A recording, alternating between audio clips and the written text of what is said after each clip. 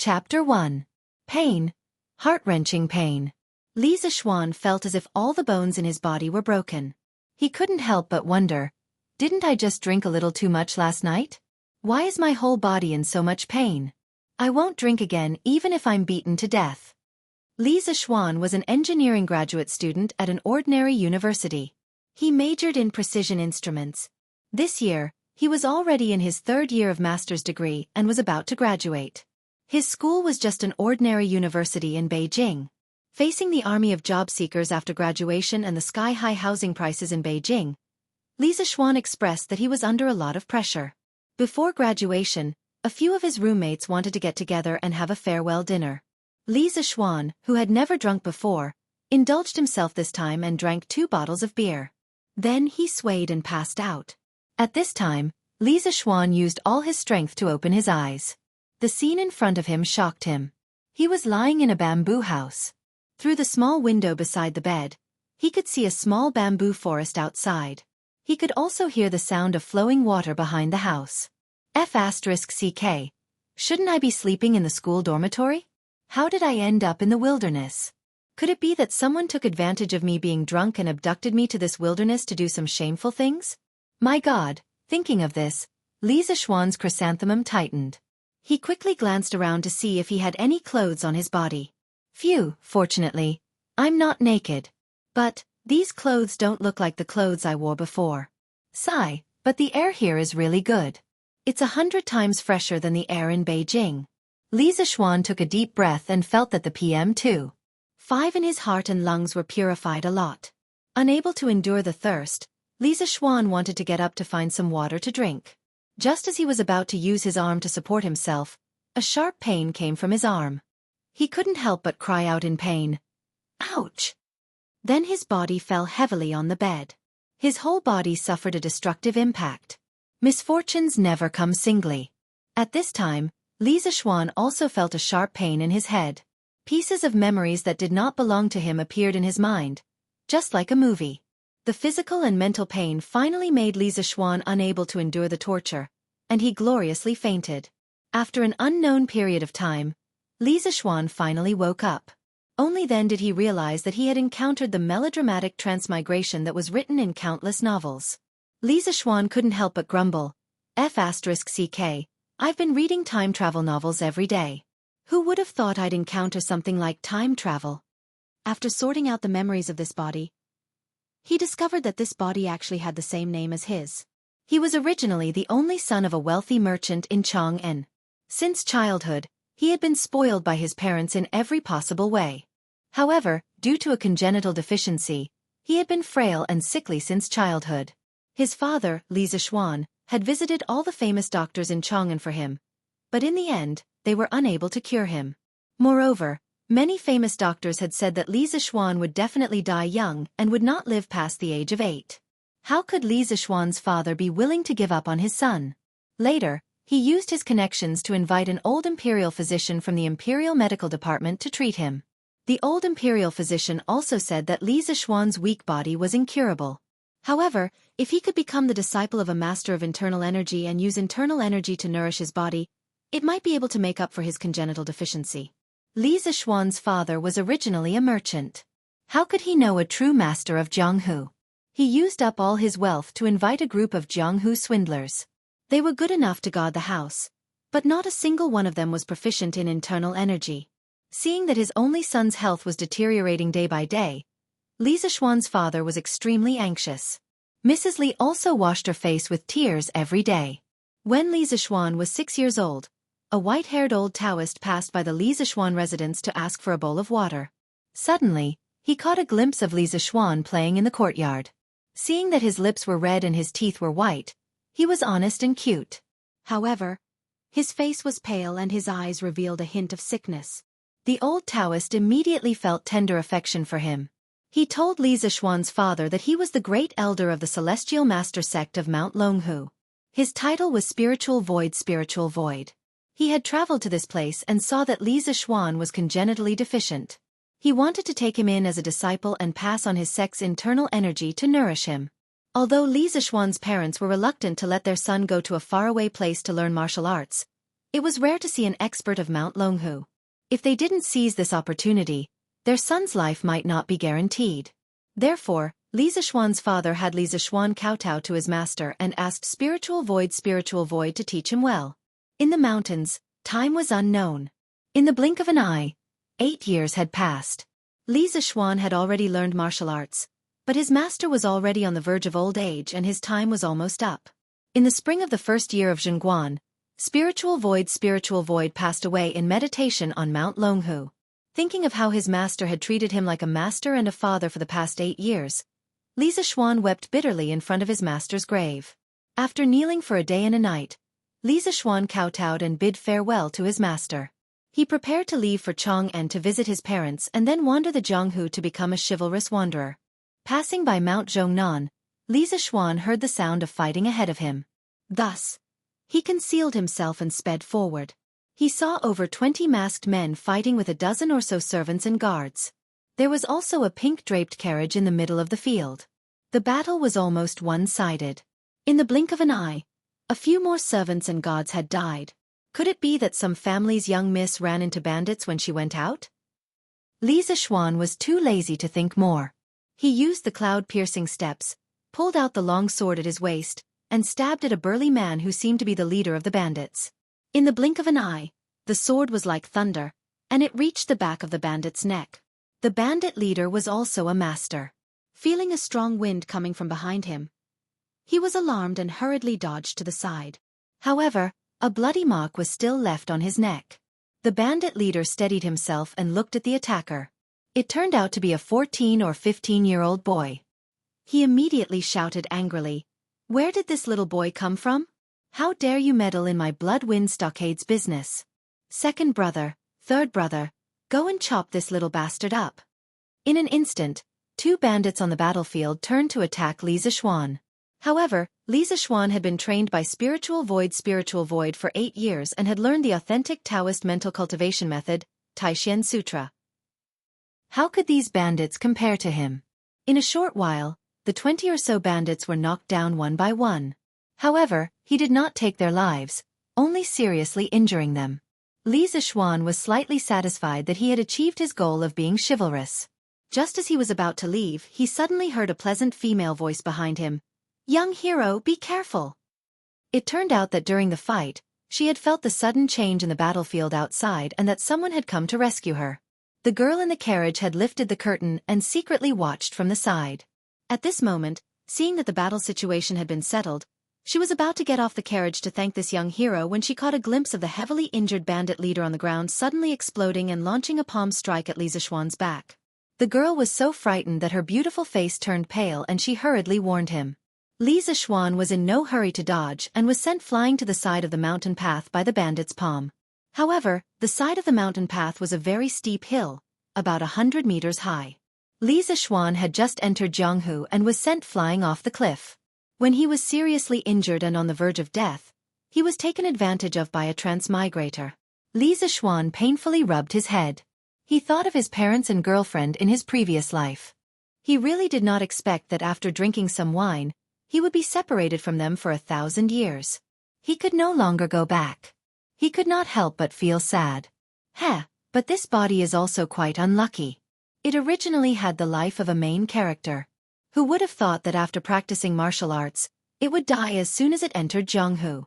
It's because it doesn't have enough Jianghu experience. This hero saving a damsel in distress ended with his own death. He didn't even see what the beauty looked like. Qu'est-ce, don't you think it's a pity? Alright, regarding the previous owner of this body, Li Zishuan felt that this child had experienced enough twists and turns. He also had the aura of a main character. Originally, he had just mastered his martial arts and might have been famous in Jianghu very soon. However, he still lacked experience. Thinking of this, Li Zishuan found some comfort in his heart. In any case, he had been reborn. This brother had lost his life in order to be a hero and save a damsel in distress. He was much more miserable than he was. At this time, there was a sound of footsteps outside the house. After a while, an old man with white hair and a white beard and wearing a Taoist robe appeared in front of Li Zishuan. "Hey, little Lang Jun. You're finally awake. Don't move first. Your injuries haven't healed yet." Let this poor Taoist take your pulse first. At first glance, Li Zixuan could not help but feel a sense of familiarity from the bottom of his heart when he saw this sage-like Taoist. Perhaps it was because the master of this body was a Taoist, but Li Zixuan also felt a sense of familiarity with Taoism. At this time, the old Taoist finished taking Li Zixuan's pulse and said to Li Zixuan, "Little Lang Jun, since you've woken up, you're fine. However, your injuries were quite serious. When this poor Taoist found you, there were many fractures on your body. You still need to rest for a month to fully recover." Li Zixuan hurriedly propped himself up and cupped his fists at the Taoist priest. "Junior Li Zixuan thanks Taoist priest for saving my life. May I ask for Taoist priest's name and where is this place?" "This is Zhongnan Mountain. This is the thatched cottage where this poor Taoist temporarily stayed when he was picking herbs. 5 days ago, this poor Taoist found you at the foot of the mountain. At that time, you were seriously injured and unconscious. This poor Taoist saw that you were still breathing and brought you back to the thatched cottage. Little Lang Jun, did you encounter some bandits? How could you be so seriously injured?" The Taoist priest leisurely went to the wooden basin in front of the door and washed his hands. He turned around and said, "This poor Taoist is Sun Simiao. Little Lang Jun, where do you live? Why did you come to this deep forest alone?" "Sun Simiao? The king of medicine Sun Simiao, who has lived for 14 emperors, saved countless people, and lived for 141 years? Damn, I've just crossed over and met such a powerful person. I'm so lucky. Do I also have a protagonist's halo?" Li Zixuan was extremely shocked. After being stunned for a while, he respectfully clasped his hands to Sun Simiao and said, "So it's Dr. Sunday. I've been saving lives and healing the wounded for a long time. Countless people have admired you for a long time. Thank you for saving my life. If you have any orders in the future, I dare not refuse." Then he told Sun Simiao about how he was weak when he was young and how he followed his master to Mount Longhu to learn martial arts to strengthen his body. When he returned home, he encountered bandits and accidentally fell off a cliff. Hearing this, Sun Simiao did not expect this little Lang Jun to have such a chivalrous heart after experiencing so many twists and turns. He looked at Li Zixuan with some admiration. "Little Lang Jun, I didn't expect your life to be so rough. When I felt your pulse before, I felt that you seemed to be congenitally deficient. Fortunately, your internal strength is quite good. Little Lang Jun, you should rest here for a few days. There is still some rice in this house. I was summoned by His Majesty yesterday and will go to Chang'an today. Little Lang Jun, you can leave on your own after you've recovered. Don't worry, Taoist priest. I've mostly recovered and can take care of myself. In the future, Zixuan will definitely repay you for saving my life." "Haha, it's nothing. Little Lang Jun, you don't have to worry about me. I'll go first." Sun Simiao laughed heartily and turned to carry the medicine basket out of the door. Chapter 2. Phew, it's so hard to learn how to speak like an ancient person. Li Zixuan sighed as he watched Sun Simiao leave. According to the memory of his predecessor, Li Zixuan was currently living in the first year of Zhengguan. Li Zixuan was still looking forward to this era. Thinking about the heavenly Khan, thinking about the tens of thousands of countries coming to court, and thinking about Chinatown in the United States 1,400 years later, Li Zixuan's heart was filled with passion. He couldn't wait to see this feudal dynasty that the Chinese people were most proud of. But why don't I have a cheat? Before transmigrating, Li Zixuan had read a lot of transmigration novels. The protagonists who transmigrated either came with an awesome system or had a photographic memory. They were familiar with many poems from the Tang dynasty and Song dynasty. When they had nothing to do, they would recite a poem and then countless beauties would throw themselves at them. Tiske. Thinking about it made Li Zixuan salivate all over the floor. But why don't I have anything when I transmigrated? Li Zixuan was an engineering nerd in his previous life. After the college entrance examination, he returned all the poems from the Tang dynasty and Song dynasty to his language teacher. He could only vaguely remember some of the famous poems. Apart from writing programs, he usually went online to chat and play games. His girlfriends were all from the internet. Sigh, without a cheat, how can I survive in the Tang dynasty? Without a cheat I have martial arts. Li Zixuan suddenly remembered that this body had been learning martial arts from a master for 8 years. Li Zixuan was energized. He forced himself to sit cross-legged on the bamboo couch and tried to meditate according to the method in his memory. Originally, he just wanted to give it a try. Who knew that the process would be so natural? He even recited the Taishan Sutra without any awkwardness. At this time, Li Zishuan felt as if countless small flames had sprung up in his lower abdomen. As he circulated the martial arts, these small flames seemed to have received instructions. They followed a specific path over and over again, swimming in his limbs and bones. Li Zishuan felt warm all over his body. The places where his arms and knees were fractured were a little itchy, making him want to scratch them. Resisting the urge to scratch the itch, Li Zishuan continued to use the method in his memory. After 36 cycles, Li Zishuan opened his eyes and spat out a mouthful of turbid air. He looked up and saw that the sky was already dark. He couldn't help but sigh at how fast time passed. Feeling his body's condition, he could not help but widen his eyes in shock. His limbs no longer hurt as much as before, and he even felt his body brimming with strength. Didn't they say that it would take 100 days to recover from a serious injury? I fell down from the mountain and suffered multiple fractures. How could I recover in a few days? Could it be that running the Taishan Sutra could speed up the recovery of the injury? Unable to find any other reason, Li Zishuan could only attribute the recovery of his injuries to the miraculous Taishan Sutra. As a young man from the 21st century, Li Zishuan really didn't think that martial arts really existed. According to the memories of his predecessor, the Taishan Sutra was the top internal cultivation method in Jianghu. It was divided into 10 levels. Li Zishuan had practiced martial arts for 8 years and had already reached the 5th level. Just like that, his strength alone had the strength of 1,000 pounds. Li Zishuan's master, spiritual master Ling Su, had already reached the 9th level. His strength was one of the top masters in Jianghu. Phew, I didn't think that there would really be martial arts masters in this world like in TV dramas. Then I can be considered a hero in the future. Haha. Li Zishuan excitedly thought. This Taishan Sutra is really a good thing. I have to practice diligently in the future and reach the 9th level as soon as possible. Then I can also go up and down. When I have nothing to do, I can go peek at some rich family's young lady. Hee. Gugu, at this time, his stomach suddenly made 2 sounds of protest. Hey, I have to get up and get something to eat. Let's see what old son has here. Li Zishuan got up and walked towards the kitchen. There's only some flour and vegetables. There's no rice, no eggs, no chicken, duck, or fish. Good Lan Ru, looks like I can only eat 2 bowls of noodle soup. In his previous life, Li Zishuan was a child from the countryside. His family's conditions were not very good. As the saying goes, the children of the poor take charge of the family early. Li Zishuan had no problem cooking. Usually during the holidays, when he was with his little girlfriend, Wuxia, he would cook because she liked to eat his cooking. In a small rented house of about 30 square meters, the two enjoyed the feeling of one person cooking and the other watching from the side. It felt like a small family. There was a touch of warmth. Forget it, I shouldn't think too much. Let's fill up my stomach first. After sighing with emotion for a while, Li Zishuan skillfully began to knead the dough. He rolled the dough, cut it into slices, boiled water, and then put it into the pot. After 5 minutes, he turned off the fire and put in some vegetables and salt. There was no oil, so he just ate it. After not eating for a day, Li Zishuan ate 3 big bowls of food before he put down his chopsticks with satisfaction. After cleaning up the dishes, Li Zishuan sat on the bamboo bed and began to think about what to do in the future.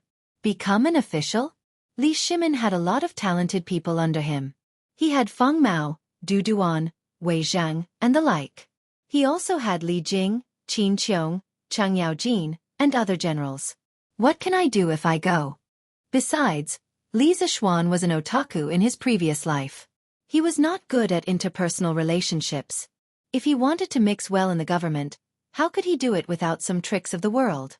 Become a wanderer? This body's wish when he was alive was to go home to visit his parents and then roam the Jianghu to help the weak. Although his martial arts were not bad, there was always someone better than him. What if he met an old monster in the Jianghu who slapped him and made him die? It was not easy to be reborn, so he had to cherish his life. Besides, there were no trains or planes in this era. Going out was bumpy and tiring. Running back and forth was tiring. After thinking about it, Li Zixuan still felt that it was better to go home and be a rich family's son. After being reborn, Li Zixuan had lost the love and affection of his previous life. He cherished everything he had now even more. What was the use of living so hard to earn so much money in one life? Life was only a few decades. Many people came and went in a hurry, but they neglected the scenery of their journey. Li Zixuan decided that he would live well in this life. He would protect the people he cared about and live happily for the rest of his life. From the memories in his mind, Li Zixuan knew that his parents in this life loved him very much. In order to treat his illness when he was young, they did not hesitate to use up all their wealth. This made Li Zixuan very touched. Parents in the world were pitiful. The most selfless love in the world came from parents. Their love for their children was really unconditional. He could not help but think of his parents in his previous life. His father faced the yellow soil with his back to heaven and earth, digging for money in the soil to support his education. For more than 10 years, his father had never complained of hardship or tiredness. However, time was like a butcher's knife, urging people to age. No matter how much his father persevered, time still made his father's hair turn white and bent his waist. Thinking of his aging father, Li Zixuan felt as if a knife was being twisted in his heart. Alas, it was not easy being a parent. Brother, go in peace. I will be filial to your parents. Dad, Mom, your son will not be able to go back. Take care of yourself over there. You don't have to support my education anymore. You don't have to work so hard. You have to live for yourself for the rest of your life. Zixuan is sorry. After making up his mind, Li Zixuan lay on the bamboo bed and fell into a deep sleep. Chapter 3. In the early spring morning, the moist morning breeze crept in through the window, gently caressing Li Zixuan's handsome cheeks. Birds chirped happily outside the window, as if they were telling the joy of waking up early. The sun stretched lazily under the urging sounds of roosters crowing in the distance. Not long after, the first ray of golden light pierced through the clouds.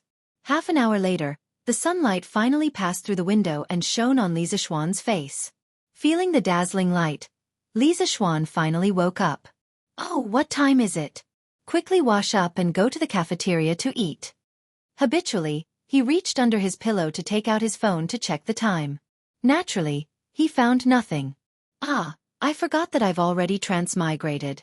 Hey, Tang Dynasty, your brother is here. Since he was already here, Li Zixuan felt that his mental state today was quite good. He could go and see this strange world. But the bedboard was really hard. Oh, my old waist.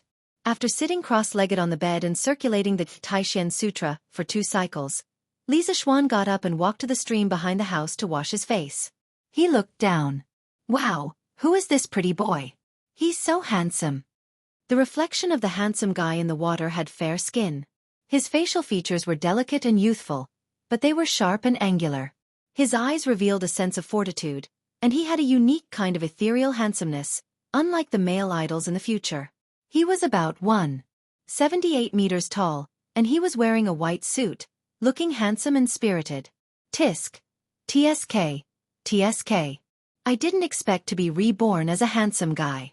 This face, this body, if placed in the future, it would completely crush those little fresh meats. Ah, life is really lonely. I can obviously rely on my face to make a living, but I have martial art skills and a belly full of talent. How can others live with this?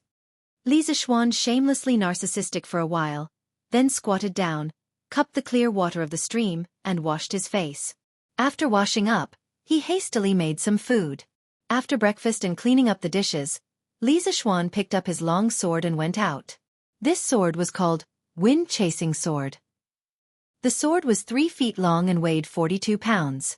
It was made of extraterrestrial iron and could really cut iron like mud. Compared to the current smelting technology of the Tang Dynasty, this sword had an absolute advantage.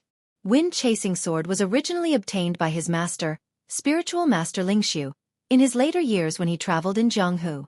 Later, when Li Zixuan reached the primary level of the Taishan Sutra, his master passed the wind-chasing sword to him. Seeing this sword, the sword. If only his master was still here. In the early spring, Zhongnan Mountain was lush with greenery and beautiful scenery. Walking on the mountain path, one could feel the vigorous vitality of the entire mountain forest after the harsh winter. Li Zishuan rushed toward Chang'an City according to the direction in his memory. Well, I don't have a horse. This Mount Zhongnan should be at least 100 miles away from Chang'an. It would take more than a day to walk. The Tang dynasty seemed to have a curfew. If I can't reach Chang'an before dark, I can only stay outside the city for a night. Thinking of the curfew in Chang'an, Li Zishuan couldn't help but feel anxious. Although this season wasn't as cold as the winter, the early spring nights were still quite cold. Yes, I'm someone who knows martial arts. How could I forget? Patting his head, Li Zishuan became excited again. His way of thinking was still stuck in the modern world. He had to adapt quickly. It was a good opportunity to try out the feeling of the martial arts masters in the TV series using Qinggong. Everyone had a martial arts dream when they were young. They hoped that one day they could easily jump 2 feet high, walk on snow without leaving a trace, and float on water with their iron palms. I digress. Li Zishuan used all his strength to use the cloud-piercing steps. The trees on both sides quickly retreated. This speed is too fast. This should be equivalent to the speed of a motorcycle. I think I'll reach Chang'an by noon. Feeling the speed of the wind, Li Zishuan was overjoyed. He secretly used the Taishan Sutra to recover his inner breath. At noon, Li Zishuan finally saw the majestic Chang'an city in front of him. He saw the towering city walls. On the city walls stood a row of soldiers. Outside the city gates, there was an endless stream of people and merchants. From afar, he could see the towering buildings in the city. Rows upon rows of pavilions. What a prosperous scene. Following the flow of people, he successfully entered Chang'an City. Chang'an City was divided into more than 100 residential areas by 38 streets, which were called squares. Each residential area was surrounded by a wall. According to his memory, the Li family lived in Yongla Lane. Entering the city through the illustrious Virtue Gate, Li Zishuan headed north. Looking at the endless stream of people wearing ancient costumes on the streets, Li Zishuan felt as if he was in a costume drama. Wow, the girl in front of me has such a beautiful figure. The girl in front of him had long hair that reached her waist. Her waist was slender and her hips were full. She wore an orange open-collar dress that reached her ankles. As the dress was low, he could vaguely see the deep cleavage of the girl's breasts. Beauties in ancient costumes are still the best. Li Zishuan loved beauties in ancient costumes in his previous life. He even bought a similar open-collar dress for his girlfriend. His girlfriend looked even prettier in it. Looking at the beauties along the way, he rushed to Yongla Lane. Half an hour later, Li Zishuan entered the gate of Yongla Lane and walked towards his home. At the same time, in the backyard of the Li family. Miss, slow down. A 13 or 14-year-old maid was chasing a little girl who was pulling a kite. The little girl was about 5 or 6 years old. She had bright eyes and white teeth. She looked like she was carved from jade. Her hair was tied in 2 pigtails. She was pulling a butterfly kite and running happily. Not far away, a couple was looking at the little girl lovingly. Master, look, Lana is always like a crazy girl. She can't stay idle. The older man patted the woman's shoulder and smiled. Madam, Lana is still young. It's fine as long as she's happy. This old man's biggest wish in life is for Madam and the children to be happy. Children? The purple-clothed woman's beautiful eyes trembled. Master, I wonder how Xian'er is. It's been 8 years and Xian'er hasn't sent a letter home. I wonder if this child's body has recovered. That's right. This couple was Li Zishuan's parents. Li Zishuan's father was Li Jingma and his mother was Yi Yuzhu. Li Jingma's heart trembled when he heard his wife's words. A trace of sadness appeared on his face but was immediately concealed. Yuzhu, you don't have to worry. I've asked around these years. Spiritual Master Ling Su is a true expert. I heard that he's one of the top internal experts in Jianghu. It's a rare opportunity for Xian'er to be his disciple. If he can't save Xian'er, I don't think anyone else in this world can. At this moment, a young servant hurriedly ran over and bowed. Master, madam, there's a young man outside the manor. He says he's Li Zishuan and wants to see you. Who? What did you say that young man was called? Madam Li asked the young servant with a face full of excitement. Her voice trembled. He said he was called Li Zishuan. The servant was also frightened by his wife's excitement and replied reflexively. My Xianxia. Madame Li ran excitedly to the manor door. At this moment, she didn't care about anything else. She just wanted to see her child as soon as possible. Even Li Jingma couldn't keep up with her speed. Sometimes, a mother's love could make a mother burst forth with immeasurable strength. The little girl called Lan also noticed the commotion. Seeing her mother leave in a hurry, she hurriedly followed behind. Chapter 4. A quarter of an hour ago, Li Zishuan had been standing in front of the Li mansion for a long time. His emotions were complicated. He was excited to return home, but he was also worried about meeting his parents in this life. Although his soul didn't belong to this era, he couldn't give up the family bond of blood. In this life, Li Zishuan had been away from home for 8 years. Now that the soul of another era was in his body, Li Zishuan was worried that his parents in this life might notice something. Li Zishuan paced back and forth in front of the Li mansion for a long time. The servants in front of the gate looked at him strangely. If it weren't for the fact that Li Zishuan was handsome and didn't look like a vicious person, they would have taken him to the authorities long ago. Li Zishuan finally calmed down and walked toward the gatehouse, as if there was another force in his body pushing him into the Li mansion. Is your master and madam home? Li Zishuan didn't remember seeing this gatehouse before. He probably entered the Li mansion after he left home when he was young. Even if this gatehouse was an old member of the family, he probably wouldn't recognize Li Zishuan after so many years. Seeing Li Zishuan's stately appearance, the gatekeeper was afraid that he was a young master of some family, so he didn't dare to be rude. He said, "My master and madam are here. What business does young master have with my master and madam? This humble one will go and inform them. My name is Li Zishuan. I have something to discuss with your master and madam. You can go and inform them."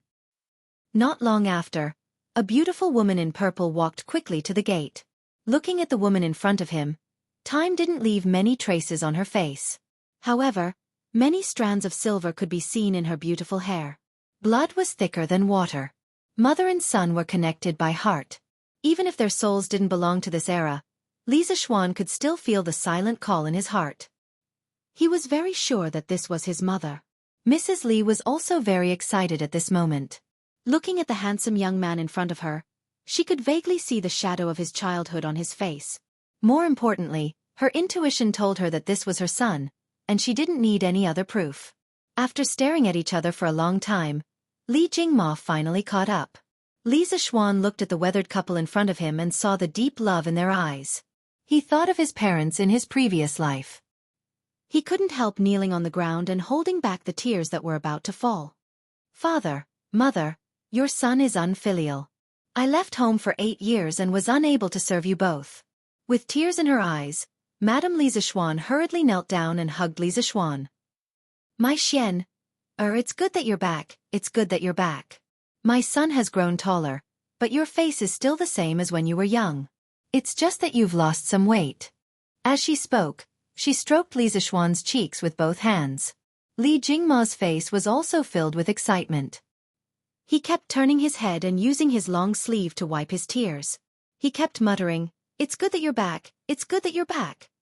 The family of 3 played out a heartwarming scene of mother and son reuniting in front of the door. The servant who went in to report just now was dumbfounded. He didn't expect this young man to be his young master. He thought to himself, "I've never heard that master and madam have a son. But fortunately, I didn't treat the young master rudely. Otherwise, I'm afraid I won't be able to stay in the Li family anymore." The little servant couldn't help but feel proud of his quick-wittedness. "Father, mother, who is this uncle? Uncle is already so old and still crying.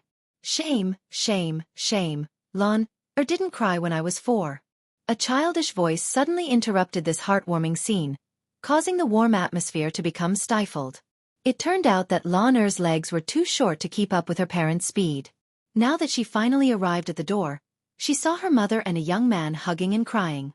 This man was obviously much older than Lan and was also much taller than Lan. But why was he crying at such a big age? Lan was puzzled. But she remembered that her parents had taught her to be polite when meeting outsiders. Thus she said that sentence. Cough, cough. Li Jingma's face was full of black lines. His son had suddenly become his daughter's uncle for no reason. What the hell was going on? Li Zishuan also had an awkward expression on his face, But it wasn't because the little girl had called him uncle. After all, the soul in this body was 25 years old, and this little girl looked like she was only 5 or 6 years old. In his previous life, Li Mingzi was often called uncle by children of this age. What made Li Zixuan feel awkward was that he was being looked down upon by a little girl. He raised his head and looked at the little girl who was at the door. The little girl was leaning on the doorframe and looking at him curiously with wide eyes. She looked very cute. Li Zixuan was also a little puzzled. Whose family did this little girl belong to? Why was she at his house? Lan, don't talk nonsense. This is your brother. Mrs. Li didn't know whether to laugh or cry as she scolded the little girl. She turned around and smiled at Li Zixuan. Xian, this is your little sister. She was born the 2nd year after you went to Mount Longhu. She's almost 6 years old. Your father and I named her Li Zilan. Lan, hurry up and greet your brother. Li Zilan. It seems that my parents have been thinking about me all these years. Li Zixuan sighed in his heart when he heard his little sister's name. Li Zilan's little face was full of smiles. She ran over and grabbed her mother's hand. She pointed at Li Zixuan and said, "Mother, is this Lan's brother? Why didn't you play with Lan before? Why is brother so much taller than Lan?" Li Zixuan's 1.78-meter height didn't look like a 14 or 15-year-old boy. Looking at this cute little sister in front of him, Li Zixuan's heart also melted. He also secretly blamed the previous owner of this body. After leaving home for 8 years, he actually didn't come home to visit and only knew how to cultivate. He completely didn't fulfill his responsibility as a son and as a brother. He went forward and hugged Li Zilan. He smiled and rubbed his little sister's bun head. Lan be good.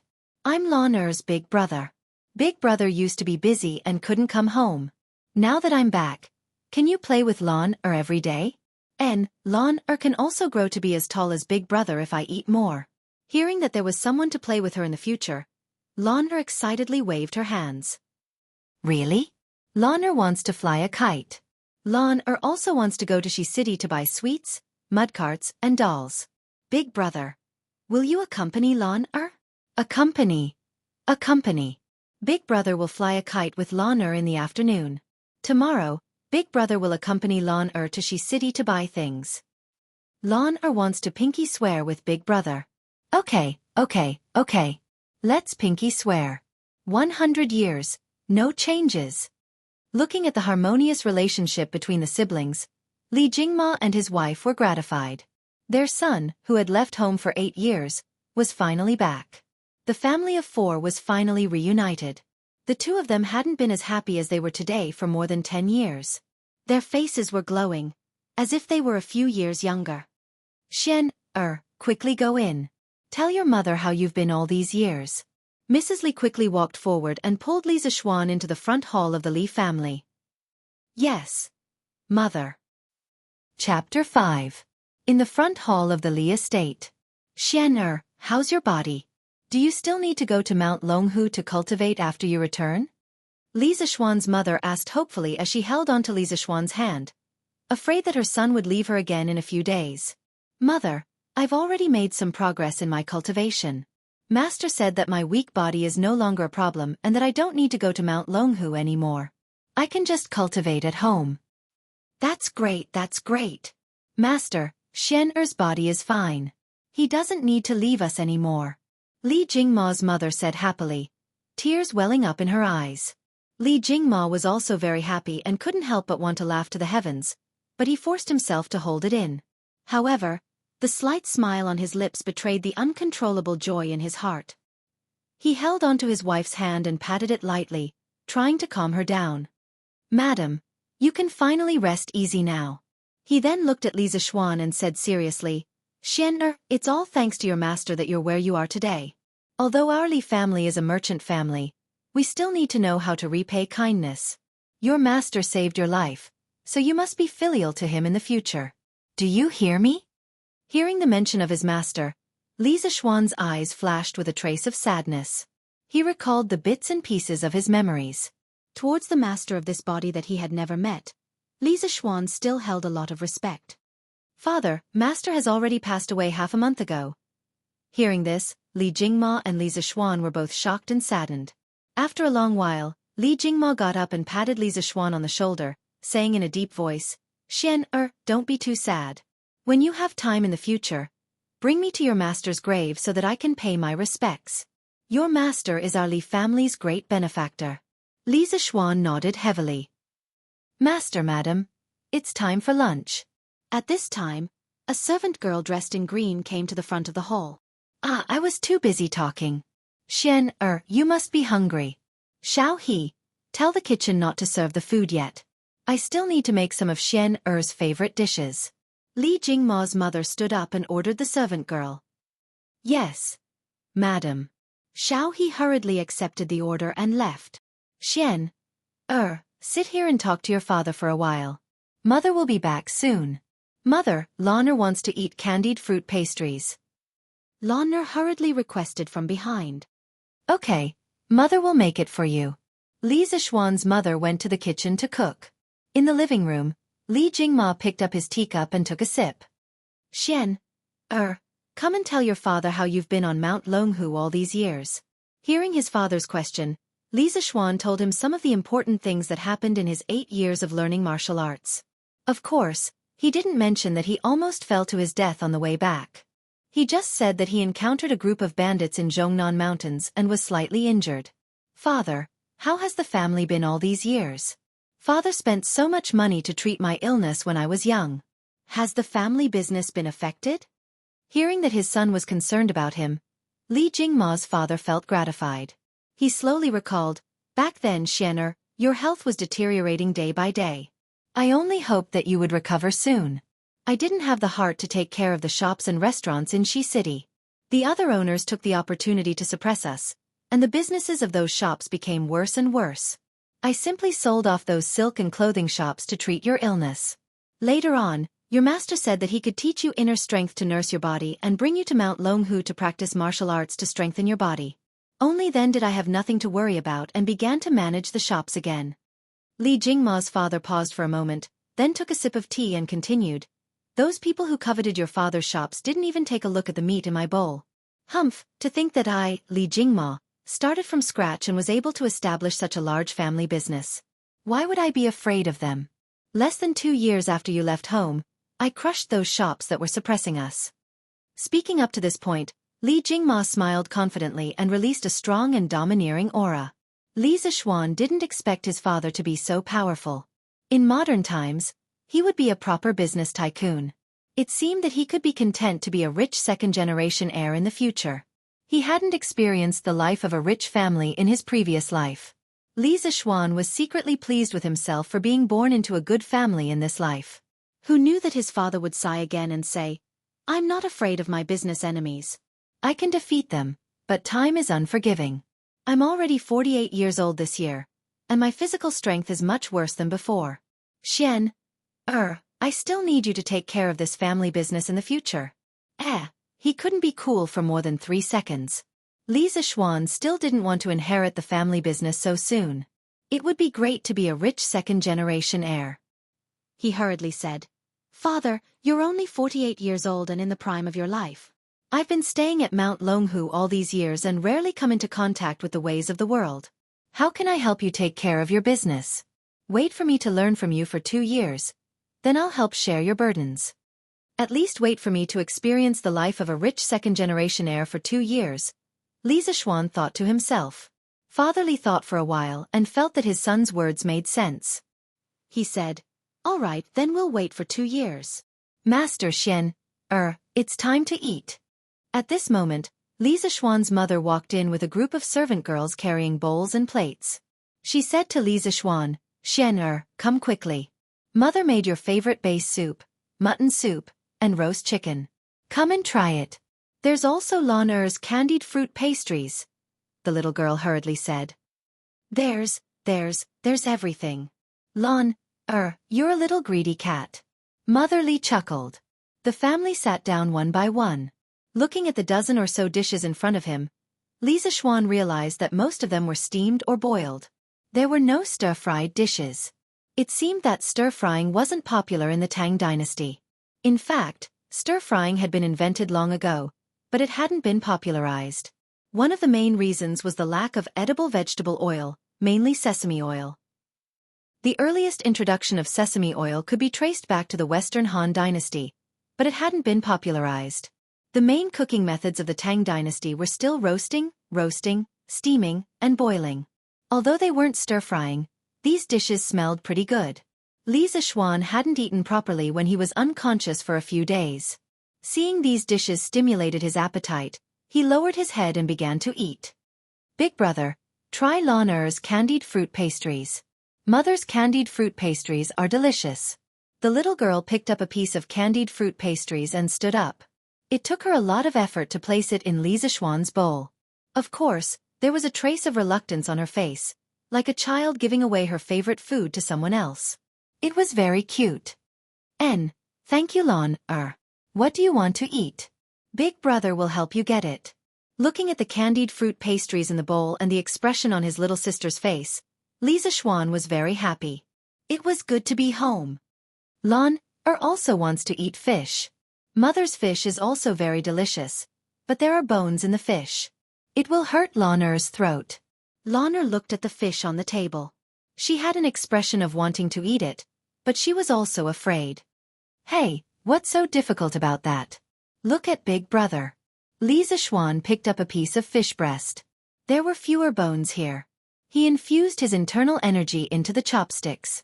With a light shake, a few fish bones flew onto the table. Then, he dipped the fish into the fish soup and placed it in his little sister's bowl. Here, Lan Er, eat quickly. This piece of fish has no bones. The maids and servants at the side opened their mouths in shock. Lan Er looked at her brother with eyes full of admiration. She clapped her hands excitedly. Wow, Big Brother is so awesome. Father Li and Mother Li were also dumbfounded. Using internal energy to eat a meal. This. The two elders really didn't know what to say. Since ancient times, there had probably been no one who ate fish like this. If spiritual master Ling Su saw Li Zishuan using his martial arts here, he would probably climb out of his grave in anger and beat him up. However, Li Zishuan didn't care about this. As long as he could make his little sister happy, this was nothing. This young master had martial arts, so he was willful. Chapter 6. After the meal. Mother, I'm going to take a bath and take a nap. Last night, old son's bed was too hard, and Li Zishuan did not sleep well. He started to feel sleepy after eating and drinking to his heart's content. Li Zishuan tried to convince himself. Isn't there a saying that spring fatigue leads to autumn fatigue and hibernation? Yes, Xianxia. Mother has been getting people to tidy up your courtyard every day for the past few years. You can go there directly. Mother will assign 2 of my maids to your side and let them serve you. Xiaoxi, did you hear that? In the future, the 2 of you must serve Xianxia with all your heart. Mother Li said to the 2 pretty maids beside her. Yes, madam. The 2 maids hurriedly bowed and agreed. Their eyes were filled with joy. Their young master's martial arts was strong and he was handsome. All the maids in the residence were lining up to serve their young master. They didn't expect madam to send them. Li Zishuan wanted to refuse, but after thinking about it, he didn't say it. He was used to living a poor life. In the past, it was always him serving his girlfriend. Now that he suddenly had 2 pretty maids serve him, he was really not used to it. However, this was a feudal society. He didn't want to be too different. Besides, he didn't want to reject his mother's good intentions over such a small matter. Of course, there was another reason. These 2 maids were really beautiful. Li Zishuan also didn't want to reject them. Although they couldn't be eaten, the 2 maids were only 13 or 14 years old. Li Zishuan wasn't that beastly. They were still pleasing to the eye. Of course, the cold and inwardly passionate Li Zishuan would never admit that the last reason was the main reason. Yes, mother. I'll go back to my room. Li Zishuan turned around and said to his little sister, Lan Er, I'll go back to my room. When I wake up, I'll fly a kite with Lan Er. Yes, brother, you have to keep your promise. Although Lan Er didn't want her brother to go, she still let him go to sleep when she saw his tired face. The Li residence occupied a large area. It was a courtyard with 4 entrances. Li Zishuan lived in a small courtyard on the west side. He looked at the artificial mountains and ponds in the courtyard, the pavilions and terraces, and the corridors. Li Zixuan was deeply moved. In his previous life, he couldn't even afford to buy a place the size of a toilet in Beijing. He didn't expect that he would be able to live in such an antique super mansion. Even the small courtyard that he lived in was more than 10 times larger than those luxurious villas in his previous life. Sigh, having a rich father sure is great. Xiao, go get the kitchen to boil some water and bring it to my room. I want to take a bath. Li Zixuan began his depraved life of having everything served to him. Yes, young master. Xiao, who was behind him, quickly responded. Then she lifted her green dress and lightly trotted toward the kitchen. After a while, the kitchen staff brought the hot water over. Li Zixuan walked back to his room. What are you two doing here? Get out. Seeing the two girls following him in, Li Zixuan was speechless and hurriedly chased them away. Young master, this servant will help you bathe. Xiao blushed and hurriedly argued. Li Zixuan looked at the two pretty girls. Xiao was wearing a light green dress. Her two big eyes were very cute. Her chest was rather low, but he couldn't see her cleavage. He could only see the outline of two little buns. They hadn't started to develop yet. Xiao was wearing a light yellow dress. There was already a faint cleavage on her chest. At this moment, her face was blushing. This is a shy girl. Facing these two cute little girls, Li Zixuan, who had always liked to look at beauties in ancient costumes in his previous life, really wanted to let them in at this moment. Forcefully suppressing the desire in his heart, Li Zixuan still drove the two little girls out. Go, go, go. I'll bathe myself. He was really afraid that if he let them in, he wouldn't be able to resist eating them up. Although he wasn't a lullican, he couldn't resist such temptation. The two girls who were chased out looked at each other. They didn't understand why the young master would refuse their service. One had to know that the two of them had mustered up a lot of courage to suggest serving the young master in his bath. Inside the room, Li Zixuan quickly took off his clothes and jumped into the bathtub. Facing his little brother, Li Zixuan said with disdain, Teske, you still don't have enough self-control. It's just two little girls who haven't grown up yet and you're already so excited. Look at you. After taking a comfortable bath, he felt sleepy and fell into a deep sleep on the soft mattress. Xiao, why didn't the young master let us bathe? Outside the door, Xiao was still thinking about the matter of being rejected as she whispered to Xiao. How would I know? Is it because the young master doesn't like us to serve him? Xiao was a little worried. In this era, the maids didn't have any human rights. If they made the master unhappy, it was common for them to be sold to the brothel. Master and Madame Li were very kind to the maids. If the young master didn't like them, they wouldn't have a good life in the residence in the future. That's not it. Xiao, you're so pretty and have such big breasts. Why wouldn't the young master like you? I saw the young master sneaking glances at your breasts just now. Xiao smiled mischievously at Xiao. Li Zixuan didn't expect that Xiao could still see through his deeply hidden eyes. Xiao instantly blushed from her neck to her ears. She went up and scratched Xiao. Xiao, you're talking nonsense again. Xiao giggled and quickly pinched Xiao's arm to stop her from scratching herself. Xiao, stop scratching. I won't say any more. Let's be quiet and not wake the young master up. Don't worry. I think it's not that the young master doesn't like us. He's just shy. I saw the young master blushing just now. Li Zixuan had a dream. In the dream, his girlfriend was crying. No matter how he coaxed her, she wouldn't stop crying. He was so anxious that he was sweating. His heart ached. In his previous life, Li Zixuan was neither tall nor handsome. He was also poor.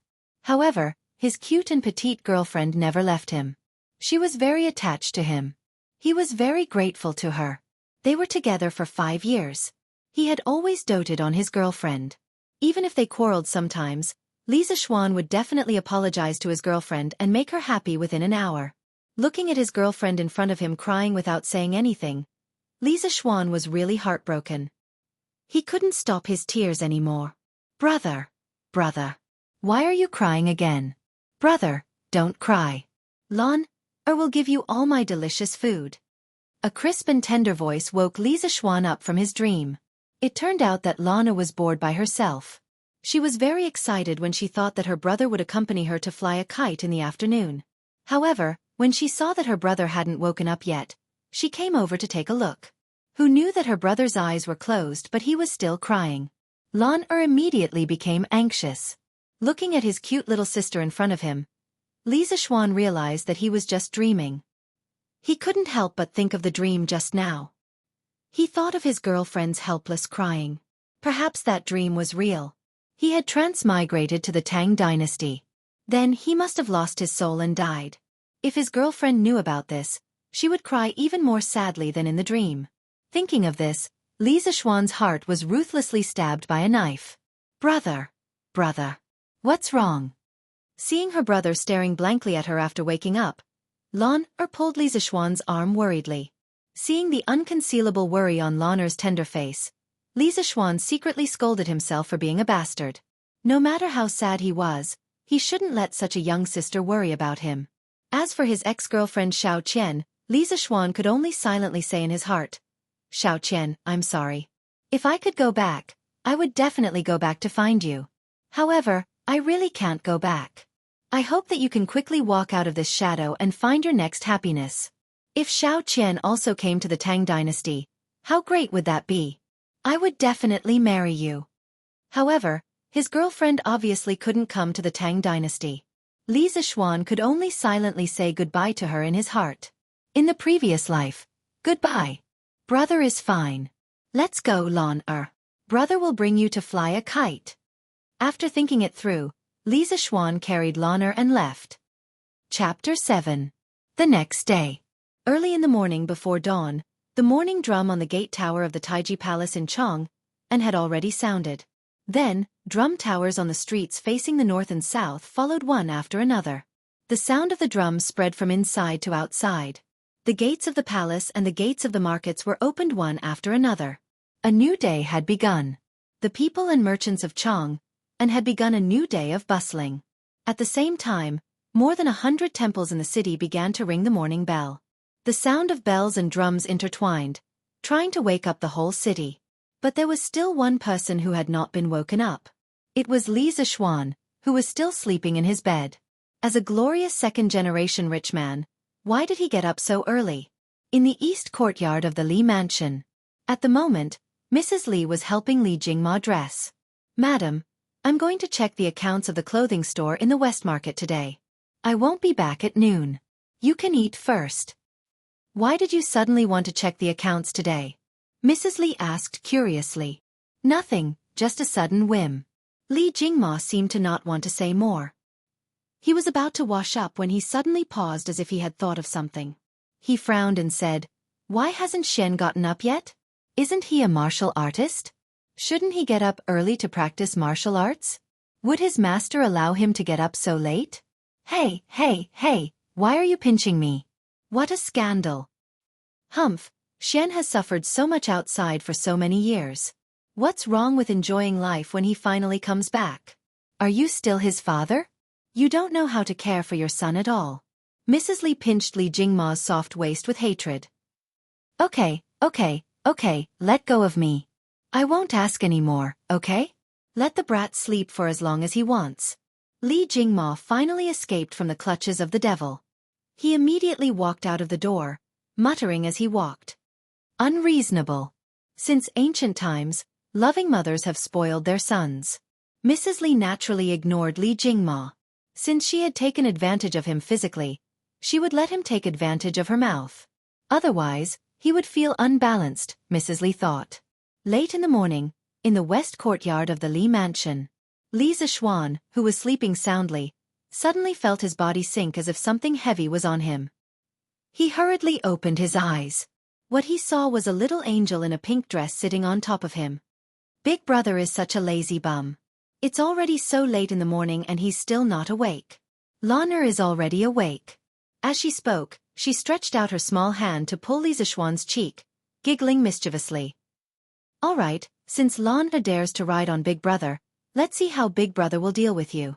After saying that, he straightened his body and put his hands under Lan'er's armpits, throwing her high into the air. Then, when she was about to fall onto the bed, he used his hands to cushion her fall. Lan'er immediately screamed in fright. She used her hands and feet to move around. After landing on the bed, Lan immediately got off the bed. She pouted and frowned. She shouted at Li Zishuan, "Smelly brother, Lana will never talk to you again." After saying that, she was afraid that Li Zishuan would throw her again, so she quickly ran away. "Ha, this little girl." Amused by Lan's cute expression, Li Zishuan began to get up and put on his clothes. At this moment, Xiao He and Xiao Shi hurriedly walked in from the outer room. There was a trace of a smile in their eyes. It was obvious that they had heard the sound of the siblings fooling around outside. "Young master, let us servants help you put on your clothes." Not allowing Li Zishuan to reject, the two little girls came up and got busy. Xiao He supported Li Zishuan's arms from behind while Xiao Shi helped him put on his clothes. As he was much taller than the two little girls, Xiao Shi had to stand on her tiptoes to be able to stand on his shoulders. Li Zishuan could even see the beads of sweat on Xiao Shi's nose. This little girl must be very nervous at this moment. After putting on his outer clothes, Xiao Shi bent down to help Li Zishuan fasten his belt. As she was bending over, Xiao Shi's well-developed body revealed a deep ravine. Li Zishuan's eyes inadvertently glanced down and saw this bloody scene. Seeing such an erotic scene early in the morning, this little brother naturally had to show his respect. Seeing the little tent below, Xiao Shi's tender face was so red that it was about to bleed. Before a servant was sold to a rich family by a broker, they would naturally be exposed to some kind of education. Li Zishuan was also extremely embarrassed at this moment. Cough cough, it's a natural reaction. A natural reaction. Xiao Shi, don't think too much. You have to keep your thoughts pure like this, young master. With this, Xiao Shi became even more flustered. When Xiao He heard her young master's strange words, she curiously looked at Xiao Shi. Xiao Shi immediately hurriedly helped Li Zishuan fasten his belt and hurriedly ran away. "Young master, why did Xiao Shi run away?" Seeing her good sister running away in a sorry state, Xiao He curiously asked. Cough cough, nothing much. She was probably captivated by this young master's handsome appearance. Of course, Li Zishuan could not tell the truth. How beastly would he be if he had a reaction towards a 13-year-old girl? He could only shamelessly explain to Xiao He. Pfft. Xiao He could not help but laugh out loud. Although her young master was indeed very handsome, who would praise himself like this? Her young master's skin was really thick. Xiao He silently cursed. If Li Zishuan could hear her, he would definitely spit out a mouthful of blood. "I am still a pure and innocent little virgin. How am I thick-skinned? Is it really okay for you to secretly talk about your young master like this?" After breakfast, he greeted his mother and went to find Lan. He had promised to bring her to Shi City yesterday, so he could not go back on his words. When he arrived at the backyard, he saw Lan playing on the swing. When Lan saw her brother walking over, she pouted and lightly snorted. She turned her head and did not look at him anymore. This little girl was still angry about what happened in the morning. What a proud little lowly.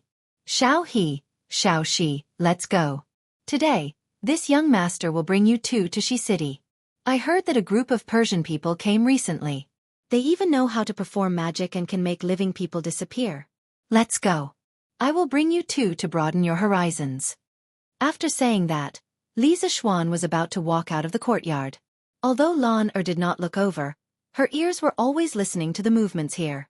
Originally, she was still waiting for her brother to come over and apologize to her. When she heard her brother's words, she immediately could not sit still. I want to go too. Stinky brother, you promised to bring Lan to Shi City to buy things yesterday. You didn't keep your word. Lan immediately chased after Li Zishuan and angrily said, didn't Lan say this morning that she would not talk to me anymore? As long as brother brings Lan to Shi City, Lan will forget about the past and forgive brother for now. Lan's expression was saying that she was giving him face, so he should not fail to appreciate her kindness. Li Zishuan was defeated by this little girl's expression. All right, let's go. Let's go to Shi City. San Bao Fu. The two of you follow us to Shi City. Look after the young miss and don't get lost. When they reached the entrance of the residence, Li Zishuan saw the two young servants who were guarding the door yesterday. As for their names, it was Xiao He who told him their names yesterday. Yes, young master. The two young servants had a happy expression. Going shopping with a young master was more interesting than guarding the door. Just like that, the group of people went out. Chapter 8. Shops were not allowed on the streets of Chang'an. The imperial court had specially designated 2 areas for trading. These were the eastern and western markets. The eastern market was considered a domestic market. There were more than 220 types of goods sold there, including rare treasures from all over the world. The western market was an international market, also known as the Golden Market. There were close to 1,000 shops that traded goods. It was the largest and most prosperous international market at that time. Yongle Lane, where the Li family lived, was closer to the eastern market than the western market. They had to pass through 5 lanes. Fortunately, they had nothing to do. Li Zishuan led a group of people to the western market. At the same time, they could admire the authentic ancient architecture of the Tang dynasty. Brother Lan is tired. After walking for a short distance, Lan grabbed Li Zishuan's hand and refused to move forward. Li Zishuan, who was admiring the ancient architecture on both sides of the road, was speechless. They had only walked for a short distance, less than 2 miles, and this little girl was already complaining about being tired. However, he could not ignore her now. After all, she was his little sister. He should have hired a carriage in the morning. Lan, hang on a little longer. We'll be there soon. No, Lana really can't walk anymore, Lana said with a bitter face. How about this? Let's walk slower. As we walk, I'll tell Lana a story, okay? Li Zishuan slowly tempted her. He had no choice. There was no way to hire a carriage here. He could not possibly carry Lana to the western market. When Lana heard that her brother was going to tell her a story, she immediately perked up. Her legs were no longer tired. She quickly stood up and held her brother's hand. Okay. Brother, tell me quickly. Li Zishuan smiled faintly. He held his little sister's hand and slowly walked forward. As he walked, he recalled, legend has it that a long time ago, the world was divided into the Dongshang Divine Continent, the Aparagodania Continent, the Nanbu Continent, and the Uttarakuru Continent. In the Dongshang Divine Continent, there was a mountain of flowers and fruits. There was a celestial stone on the mountain. One day, the celestial stone cracked and an egg rolled out of the stone. The egg turned into a stone monkey when it was exposed to the wind. The monkey's eyes shot out rays of golden light and worshipped in all directions. The monkey could walk and run. When it was thirsty, it would drink some spring water from the mountain stream. When it was hungry, it would eat some fruits from the mountain. He had a great time playing with the animals in the mountains all day long. One day, the weather was particularly hot. In order to avoid the hot weather, the monkeys ran to the mountain stream to take a bath.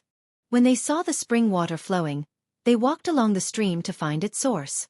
Li Zishuan planned to tell his little sister, Journey to the West. He had watched it countless times when he was a child, and he could still remember many of the plots very clearly. Moreover, the story was very long, and he could make it a long-term serial for his little sister. This way, he wouldn't have to worry about how to coax his little sister for a long time. Of course, he couldn't tell Lan and the others everything according to the original novel. After all, it was the Tang dynasty now, and Tang Xuanzong still existed. Li Zishuan decided to give Tang Xuanzong a new alias. He would call him Tang Yin for the time being. He also changed the name of the place. Haha, I wonder what Tang Bohu would think of Journey to the West in the Great Ming Dynasty hundreds of years later. Li Zishuan thought so mischievously. Just as he was talking about how the great sage equaling heaven wreaked havoc in the heavenly palace and was imprisoned in the 8 trigrams furnace by Taishang Lao Jun, they had arrived at the West Market.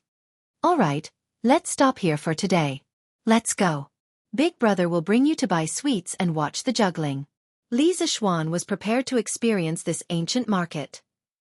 Ah, we're here already? The little girl obviously hadn't heard enough and looked reluctant.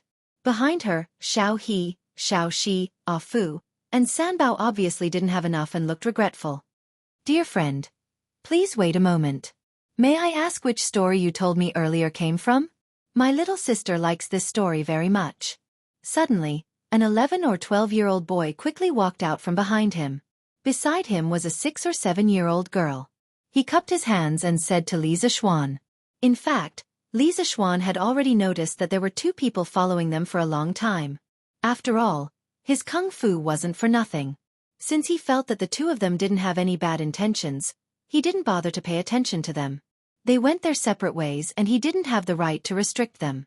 He just thought that they were going to the West Market like him. He didn't expect that they were following behind to eavesdrop on the story. Li Zishuan glanced behind the boy and found that there seemed to be more than 10 people disguised as pedestrians in the crowd. They seemed to be faintly protecting the boy. He's probably the son of an official going out to experience life. Li Zishuan muttered in his heart. However, seeing that the boy was dressed luxuriously and had a polite attitude, and the little girl was looking at him with anticipation, Li Zishuan didn't want to be arrogant and offend them for no reason. Thus, he cupped his hands and returned the greeting. I'm afraid I'll disappoint you. This isn't a story sold in the market. It's just a story that I made up to coax my little sister. Oh. The boy in luxurious clothes looked disappointed. In fact, he also liked this story. He was just about to ask for the name and send someone to buy a copy to read. He cupped his hands again and said, Brother, you're a genius. This story can't be made up without a wild imagination. I'm Li Gaoming. This is my little sister Li Lizzie. I want to make friends with you. How should I address you? Li Zishuan didn't expect to meet two brainless fans of Journey to the West when he went out for a trip. He was helpless. Seeing that the boy didn't look like an arrogant and domineering person, he thought that he could make friends with him. Thus he smiled and said, Little brother, you flatter me. It's just a story that I made up. It's not elegant. My name is Li Zishuan. I live in Changelfong. I'll make friends with you. This boy was the current crown prince, Li Zishuan. His courtesy name was Gaoming. As a result, he wasn't lying when he called himself Li Gaoming. However, in his previous life, Li Zishuan was an engineering student. How could he have studied the history of the Tang dynasty so deeply? Naturally, he didn't know what Li Chengqian's courtesy name was. The little girl was Princess Changle, Li Lizzie. She was 7 years old this year. As her name suggested, she was a natural beauty. Her skin carried a sickly white color. Although she was only 1 year older than Lan she was much taller. Li Lizzie had suffered from qi since she was young. This could be considered a hereditary illness in the Li family. Li Chengqian had seen his little sister sulking all day in the palace. As a result, he brought her to the Western market to relax. He didn't expect to meet a boy who told such an interesting story. Just as he and his little sister were listening to the story with great interest, their blood boiling, the story suddenly stopped. Only then did Li Chengqian have the intention to chat. After the two introduced themselves, they chatted for a while. Li Chengqian said, Brother Zishuan, there must be more to that story. Li Zishuan didn't expect that the charm of Journey to the West would be so great during the Tang dynasty. Of course there's more. What I told you just now was only the beginning. There's still more to come. Li Chengqian's face was filled with joy. In the end, he was only a child of about 10 years old. He excitedly said, Then this little brother will pay a visit another day. Brother Zishuan, you must continue to tell me the rest of the story. Li Lizzie's face was filled with regret. Her brother, the crown prince, could frequently leave the palace, but as a princess, she could not disregard imperial etiquette. Li Zishuan naturally agreed. Afterwards, he parted ways with Li Chengqian, taking his little sister to go shopping. Seeing Li Lizzie's melancholy expression, Li Chengqian understood what was going on after thinking it over. He then said to Li Lizzie, Little sister, don't worry. In the future, after I finish listening to Li Zishuan's story, I will immediately return and tell it to you, okay? Only then did Li Lizzie's expression change from gloomy to sunny. She happily smiled at Li Chengqian. Thank you, Crown Prince. Chapter 9. Li Zishuan and his group arrived at the Shi market. There were many inns, pavilions, taverns, and food stalls on the streets. Among them, there was an endless stream of tourists and merchants. In the distance, there were also some who, from the western regions, Central Asia, and West Asia who came to Chang'an to do business through the Silk Road. Some were selling gold, silver and jewelry, while others were buying silk, porcelain, and so on. Looking at the bustling market in front of him, Li Zishuan was also a little shocked.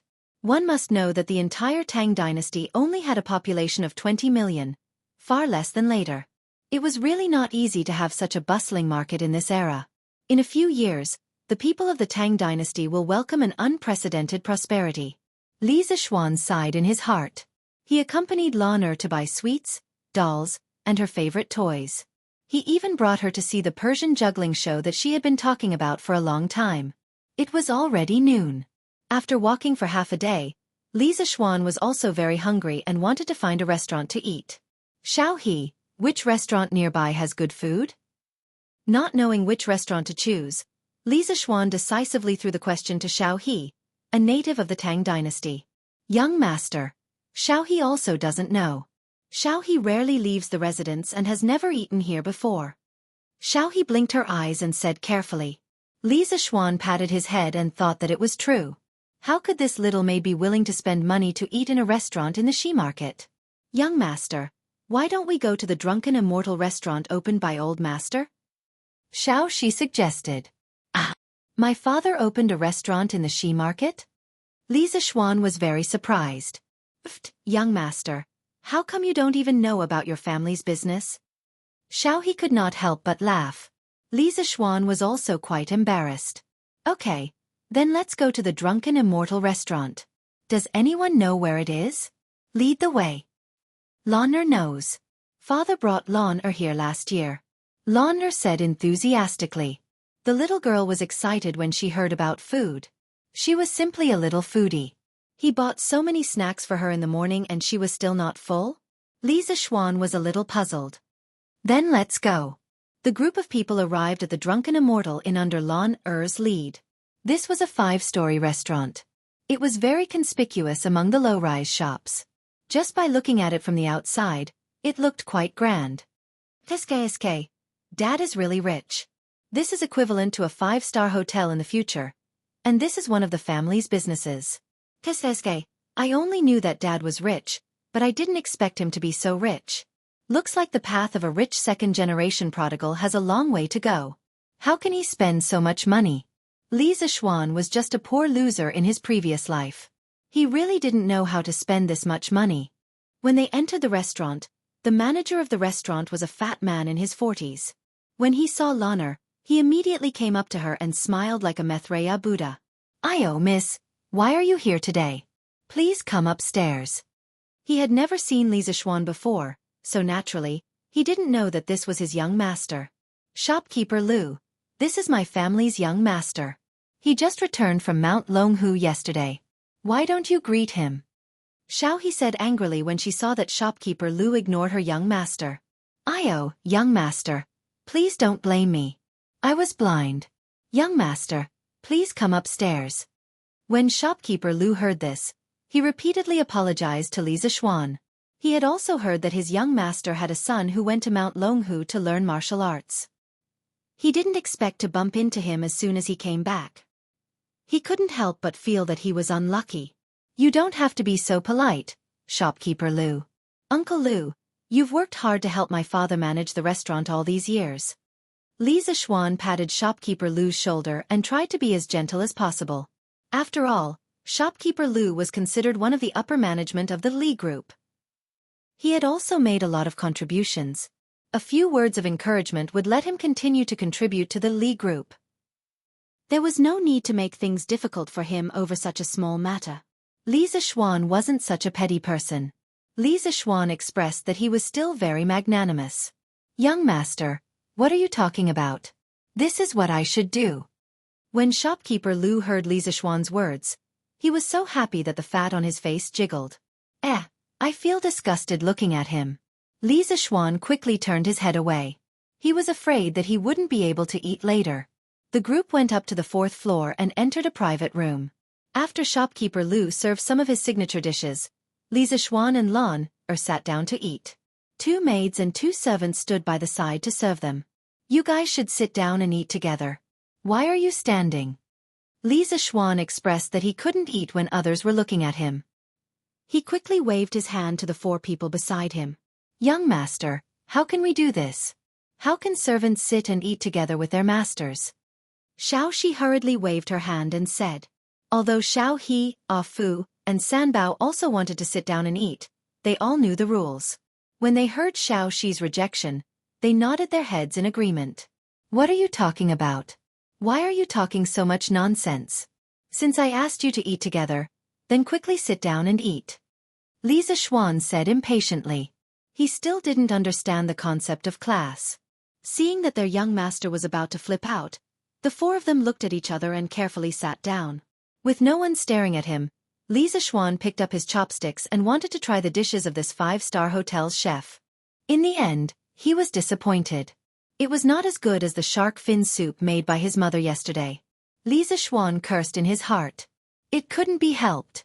The main reason was that the Tang dynasty's cooking method was too simple. Li Zishuan ate a few chopsticks and didn't want to eat anymore. After eating these dishes every day, his mouth was getting bland. He had to think of a way to improve his diet. He planned to go to the kitchen of the hotel and see if he could get the chef to make something delicious. What should he make? Let's make KFC. It was suitable for both young and old. The key was that in his previous life, in order to please his girlfriend, he learned how to make KFC online for a long time. He still remembered the process of making KFC in detail. At this time, Lan'er also put down her chopsticks. She had eaten too many snacks in the morning. At this time, Li Zishuan said to Lan'er, "Lan'er, Big Brother will go to the kitchen and ask the chef to make something delicious that you have never eaten before. Do you want to eat it?" "What is it?"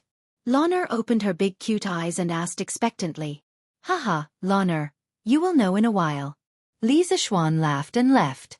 He went to find shopkeeper Lu and said that he wanted the chef to make something new. He asked shopkeeper Lu to bring him to the kitchen of the hotel. "Wang Eru, come here. Come and greet the young master. The young master wants you to make something new. Do whatever the young master asks you to do. Do you hear me?" Shopkeeper Lu waved his hand at a fat young man in his 30s. Yes, shopkeeper." Wang Eru quickly replied. Shopkeeper Lu hurriedly bent over and said to Li Zishuan with a smile, "Young master, this Wang Eru is the best chef in our hotel. If you need anything, just ask him." "Well, sorry to trouble you, shopkeeper Lu. If you have something to do, go ahead. Don't worry about me." Li Zishuan waved his hand at shopkeeper Lu. No hurry. No hurry. I also want to see what kind of new food the young master wants to make." "Whatever. You can have a look if you want. The dish I want to make is called Kentucky Fried Chicken," Li Zishuan said indifferently. Then he ordered Wang Eru, "Eru, get me 20 pairs of chicken legs." Since he had already made it, he might as well make more. After a while, Wang Eru brought back a large pile of chicken legs. Li Zishuan continued to instruct. First, cut each drumstick into 3 equal pieces. Then, add some sugar, salt, and ginger to each piece. You can estimate how much to add. If it tastes good later, your salary for this month will be doubled. If it doesn't, I'll deduct your salary. Wang Eru suddenly felt a lot of pressure. His forehead was secretly sweating. He carefully controlled the ratio of seasonings with his years of cooking skills. Seeing that Wang Eru was done, Li Zishuan continued to instruct. Pour half a pot of wine into it. Yes, that's all. Well, bring it over and steam the chicken cubes first. After half an hour, the chicken cubes were steamed. Li Zishuan ordered again. Roll the chicken cubes in the starch. Okay, go and beat 4 more eggs. Mix them well and add more eggs to the chicken cubes. After a while, Wang Eru was done. Do you have sesame oil? Li Zishuan remembered that there should be sesame oil in the Tang dynasty. Yes, how much do you want, young master? A pot. Half a pot will do. So much. Young master, sesame oil is very expensive. Wang Eru was a little distressed. It's okay. Go ahead. I don't lack money. Li Zishuan said that he was so poor that he only had money. Wang Eru had no choice but to get the sesame oil. Under Li Zishuan's instructions, he poured the sesame oil into the pot and boiled it. After that, he put the chicken cubes in and fried them until the skin was golden brown. Suddenly, a fragrant and crispy chicken smell filled the kitchen. The other cooks looked over and secretly swallowed their saliva. Wang Eru was also a little dumbfounded. Looking at the golden chicken cubes in front of him, he couldn't believe that it was made by him. Li Zishuan picked up the chopsticks and couldn't wait to pick up a piece. It was crispy on the outside and tender on the inside. The key was that it was neither salty nor bland. The taste was just right. It was not much different from KFC in the future. He happily patted Eru's shoulder and said, Eru, well done. Manager Lu, Eru's salary will be doubled in the future. Eru, work hard in the future. Miley family will not treat you unfairly. Don't think about changing jobs. I can give you what other families can give you. Li Zishuan valued a talent like Eru very much. After saying that, he ignored Eru's continuous declarations of loyalty and left with the KFC. Passing through the hall on the first floor, the fragrant smell of the fried chicken cubes immediately attracted the attention of all the diners. They all looked at the food plate in Li Zishuan's hand. They all fiercely sniffed and secretly swallowed their saliva. Seeing that Li Zishuan was about to go upstairs, a dark and thin young man stood up and said, "Wait a minute, little brother. What food are you holding in your hand? Why haven't I seen it in the Drunken Immortal restaurant?" Li Zishuan heard this and stopped. He looked at the dark and thin young man and said, "This is KFC. It's a new dish from the Drunken Immortal restaurant. It will be available tomorrow. Today is only a trial. If you want to try it, you can try it tomorrow morning. In a while, I'll ask Manager Lu to add this dish to the restaurant's menu. Perhaps it will increase the restaurant's income." Li Zishuan was inwardly pleased with himself as he thought to himself, "This can be considered as increasing my dad's income." After saying this, Li Zishuan ignored everyone's reaction and quickly went upstairs. His little sister was still waiting for him. Chapter 10. In the private room on the 4th floor, Li Zishuan pushed open the door and entered. Instantly, the gazes of the few people in the room all gathered on him. The smell was really too fragrant, and the appearance was also very good. "Wow, is this the new delicious food that brother made? It looks delicious," Lon wants to eat. Lon excitedly went forward to take the chicken with her hands. Li Zishuan quickly pushed Lon's hands away. Go, go, go, it's hot, use chopsticks. Come, Xiao He, Xiao Shi, Ah Fu, San Bao, try it too." After saying that, he placed a large plate of fried chicken on the table. Lon impatiently picked up a piece of chicken and put it into her mouth. Her small mouth bit on the fragrant and soft chicken, and her cute big eyes narrowed into a line. While eating, she exclaimed, "NN, it's really delicious. Brother, what's the name of this?" Brother named this food Kentucky Fried Chicken. Lon don't speak when you eat, be careful not to choke. After saying that, he dotingly rubbed Lon's little head and said to the other 4 people, "Don't just stand there, come and try it. There's so much, Lon can't finish it all by herself. Don't care about so many rules. Follow young master and you will have meat to eat." Xiao He, Ah Fu, and San Bao impatiently picked up a piece of chicken and began to wolf it down. Only Xiao Shi was more reserved, and she ate in small bites. This little servant girl had always been more gentle and quiet, but from her slightly raised lips, it could be seen that she was eating happily. Sob sob, young master, this is the most delicious thing that San Bao has ever eaten in her life. This chicken is really too delicious. The uncultured San Bao suddenly cried while eating. Then why are you crying? If it's delicious, eat it. No one is stopping you. Li Zishuan was rather speechless. Eating a piece of fried chicken could actually make someone cry. Young master, but San Bao can't eat anymore. Xiao He and Ah Fu at the side nodded with a bitter face. In fact, this was also difficult for the 3 of them. As servants, it was rare for someone to bring them to such a high-end restaurant for a feast, and the young master didn't dislike them and let them eat together. The food in this restaurant might not be considered delicious in the eyes of Loner and Li Zishuan, but in the eyes of these people, it was a delicacy. Therefore, when Li Zishuan and Loner put down their chopsticks and did not want to eat anymore, they opened their stomachs and ate boldly. When Li Zishuan came back from the kitchen, more than a dozen dishes on the table had basically been finished. Now, facing the even more delicious fried chicken, they really wanted to cry but had no tears. Li Zishuan looked at the dozen or so empty plates in front of him and understood what was going on. Oh, that's a pity. Such a delicious thing is unique in the Great Tang. Loner, little Shi, since they can't eat it, let's destroy it, haha. Loner's face was also filled with joy. Fortunately, she didn't eat too much just now. She didn't have time to talk and just kept eating. Xiao He and the other 2 looked at the tempting chicken and drooled. Although they were full, they still couldn't bear to part with such delicious food. The 3 of them resolutely attacked the fried chicken. With such delicious food, it was worth it even if they were stuffed to death. San Bao thought so tragically. After a while, The 6 of them really couldn't eat anymore, but there were still 5 pieces of chicken left on the plate. At this moment, a voice came from the door. "Little brother, since you can't eat anymore, why don't you give the rest to me?" Li Zishuan turned his head and saw that it was the dark and thin man he met at the Drunken Immortal restaurant. Although his clothes weren't gorgeous, he had an intimidating aura. Li Zishuan didn't dare to underestimate him and cupped his hands. "Old brother, if you really want to eat, why don't you wait until tomorrow and let old brother eat the leftovers? This little brother is truly lacking in manners." It's fine. Old Cheng doesn't care about these things." "Oh, this one is Cheng Chumo. How should I address you, little brother?" Cheng Chumo repeatedly waved his hands to show that he didn't care. In truth, he didn't want to thicken his skin and come here. He was the eldest son of the Cheng clan, so how could he be so shameless? But after smelling the fragrance of the fried chicken, he felt like his heart was being scratched by 100 claws.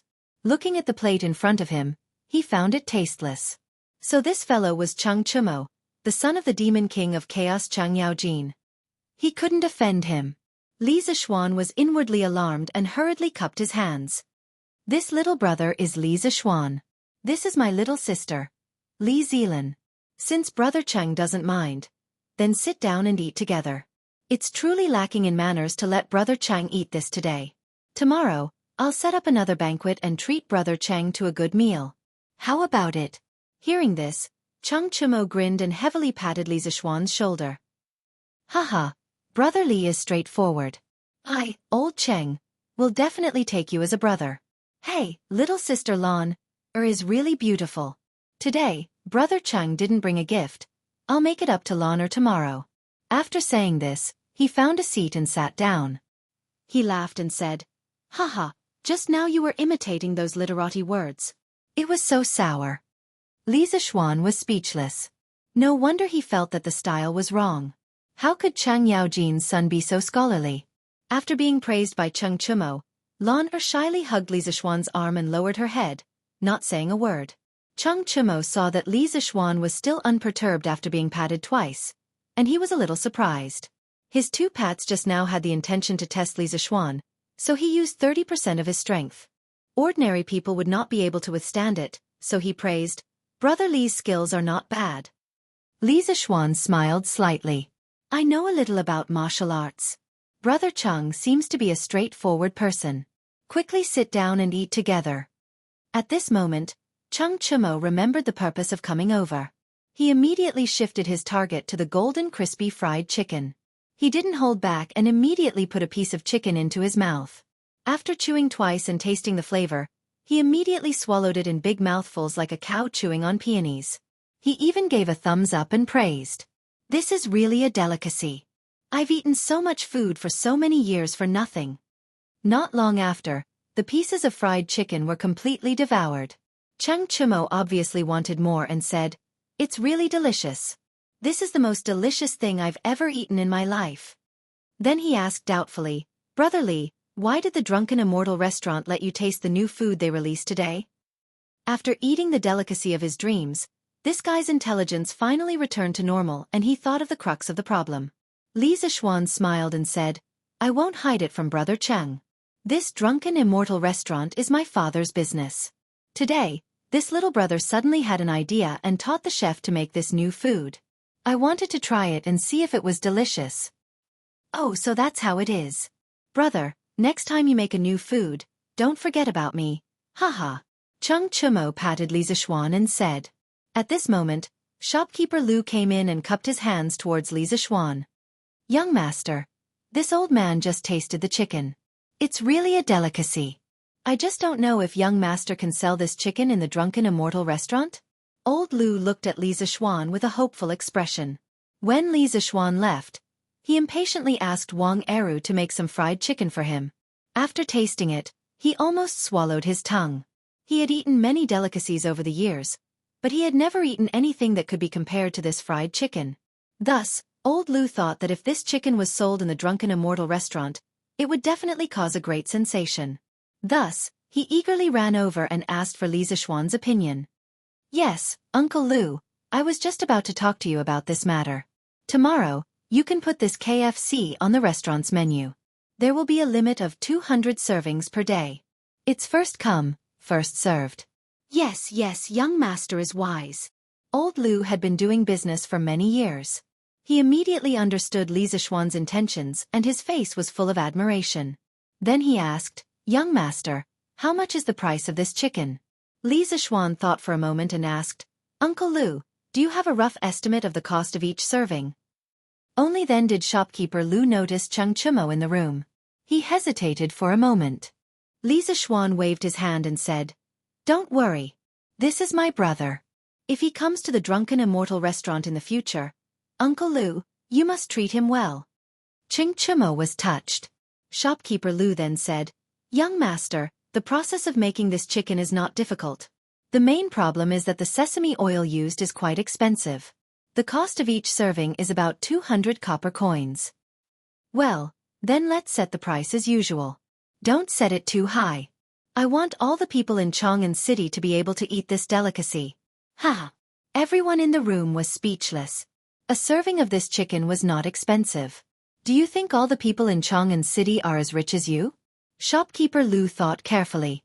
Such a delicacy could be eaten with money. It was indeed not expensive. He happily flattered, "Young master is so benevolent. But why is this dish called chicken nibbled? It's so strange." He muttered in his heart, "Why does this chicken need to be nibbled? Can't it just bite it with its mouth?" Li Zixuan also knew that the ancient people would find the name Kentucky Fried Chicken strange, but he did not expect old Lu to think so far. He said, "Kentucky Fried Chicken is quite good. Let's use this name." Well, we must respect the originality. What else could shopkeeper Lu say? He could only express his agreement and then leave. In the room, he chatted with Xianxia again. Feeling that it was time to leave, he asked Lan do you still want to go to Shi City? Lan rubbed her swollen belly and shook her head bitterly. She said, "Brother, let's wait a little longer. I'm so full that I can't walk." Hearing this, except for him and Xianxia, everyone in the room nodded in agreement. Li Zixuan felt quite funny. "Well, then let's wait a little longer." Hearing this, Lana rolled her eyes and went forward to hug Li Zixuan's hand. "Brother, you haven't finished the story you told this morning. Why don't you tell Lana now?" Li Zixuan was a little reluctant.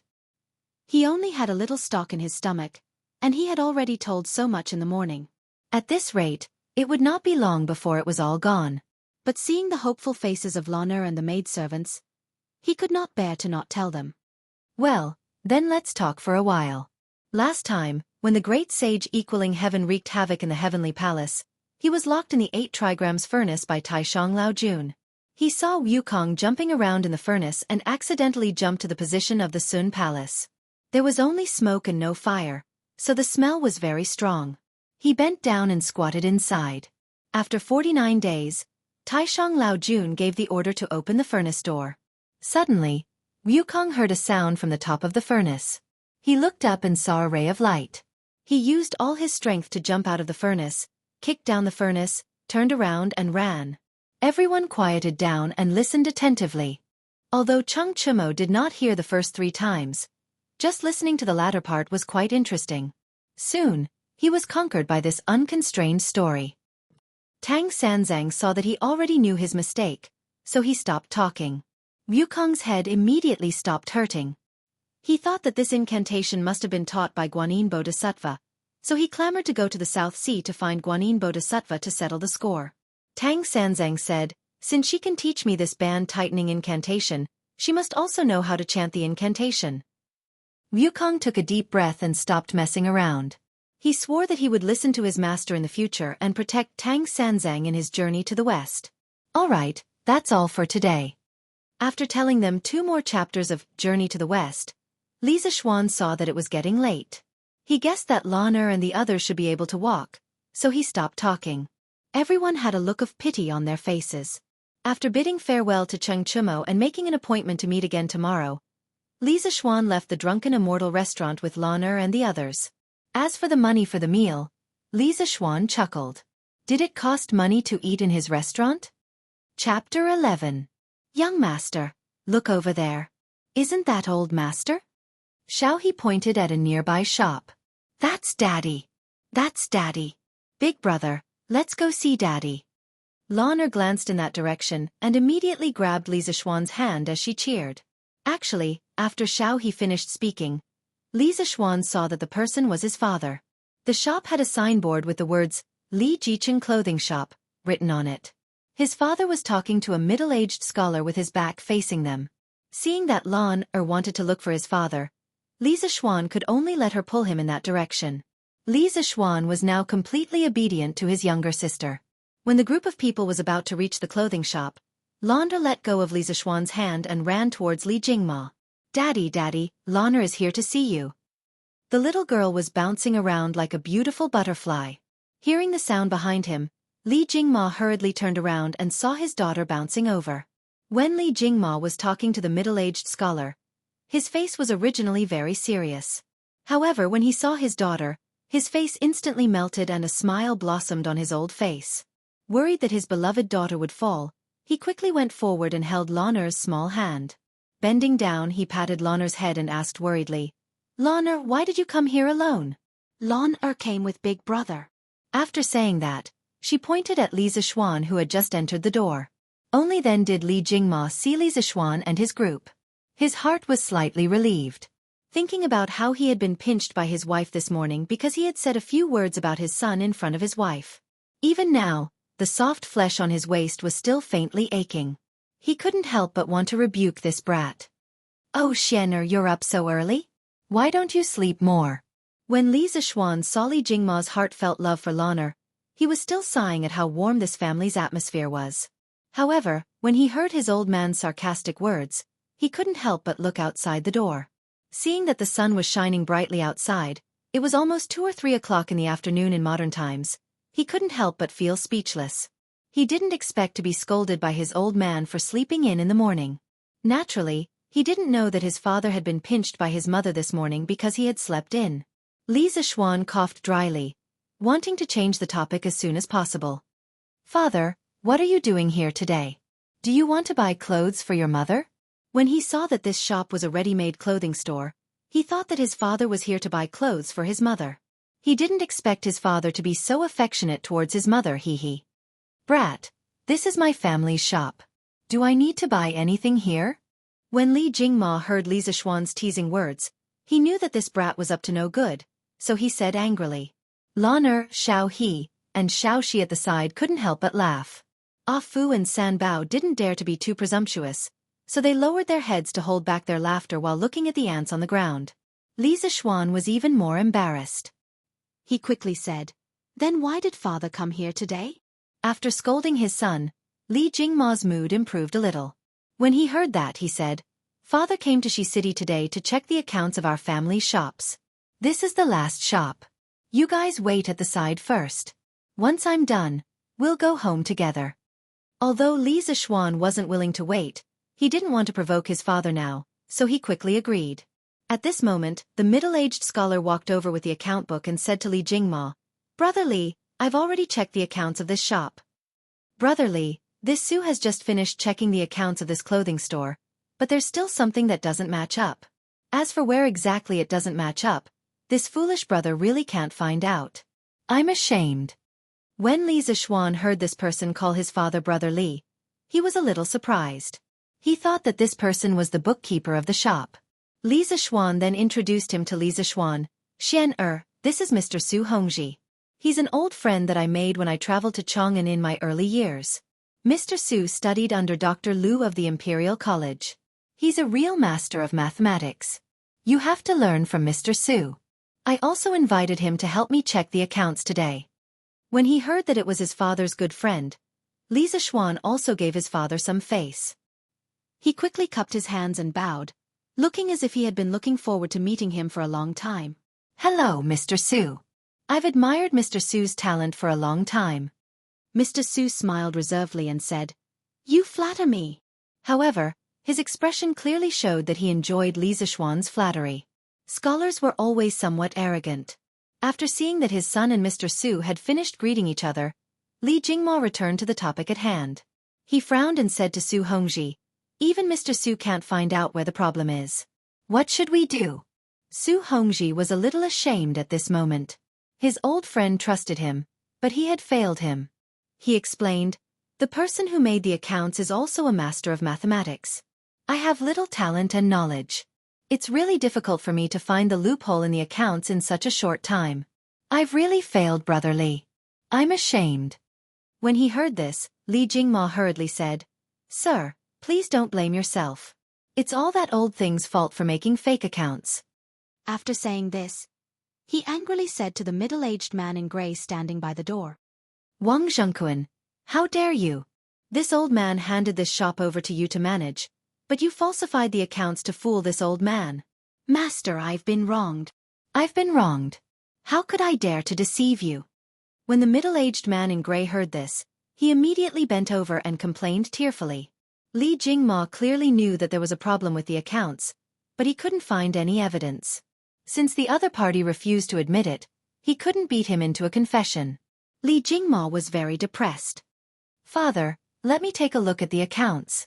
At this moment, Li Zixuan suddenly came forward and said. His father could make up a few things in private, but he couldn't stand others maliciously deceiving his father. Li Zixuan still respected and loved his father very much. Seeing that the old man next to him wanted to use this number game to fool his father, Li Zixuan couldn't help but sneer in his heart. "Humph! You dare to play math with me?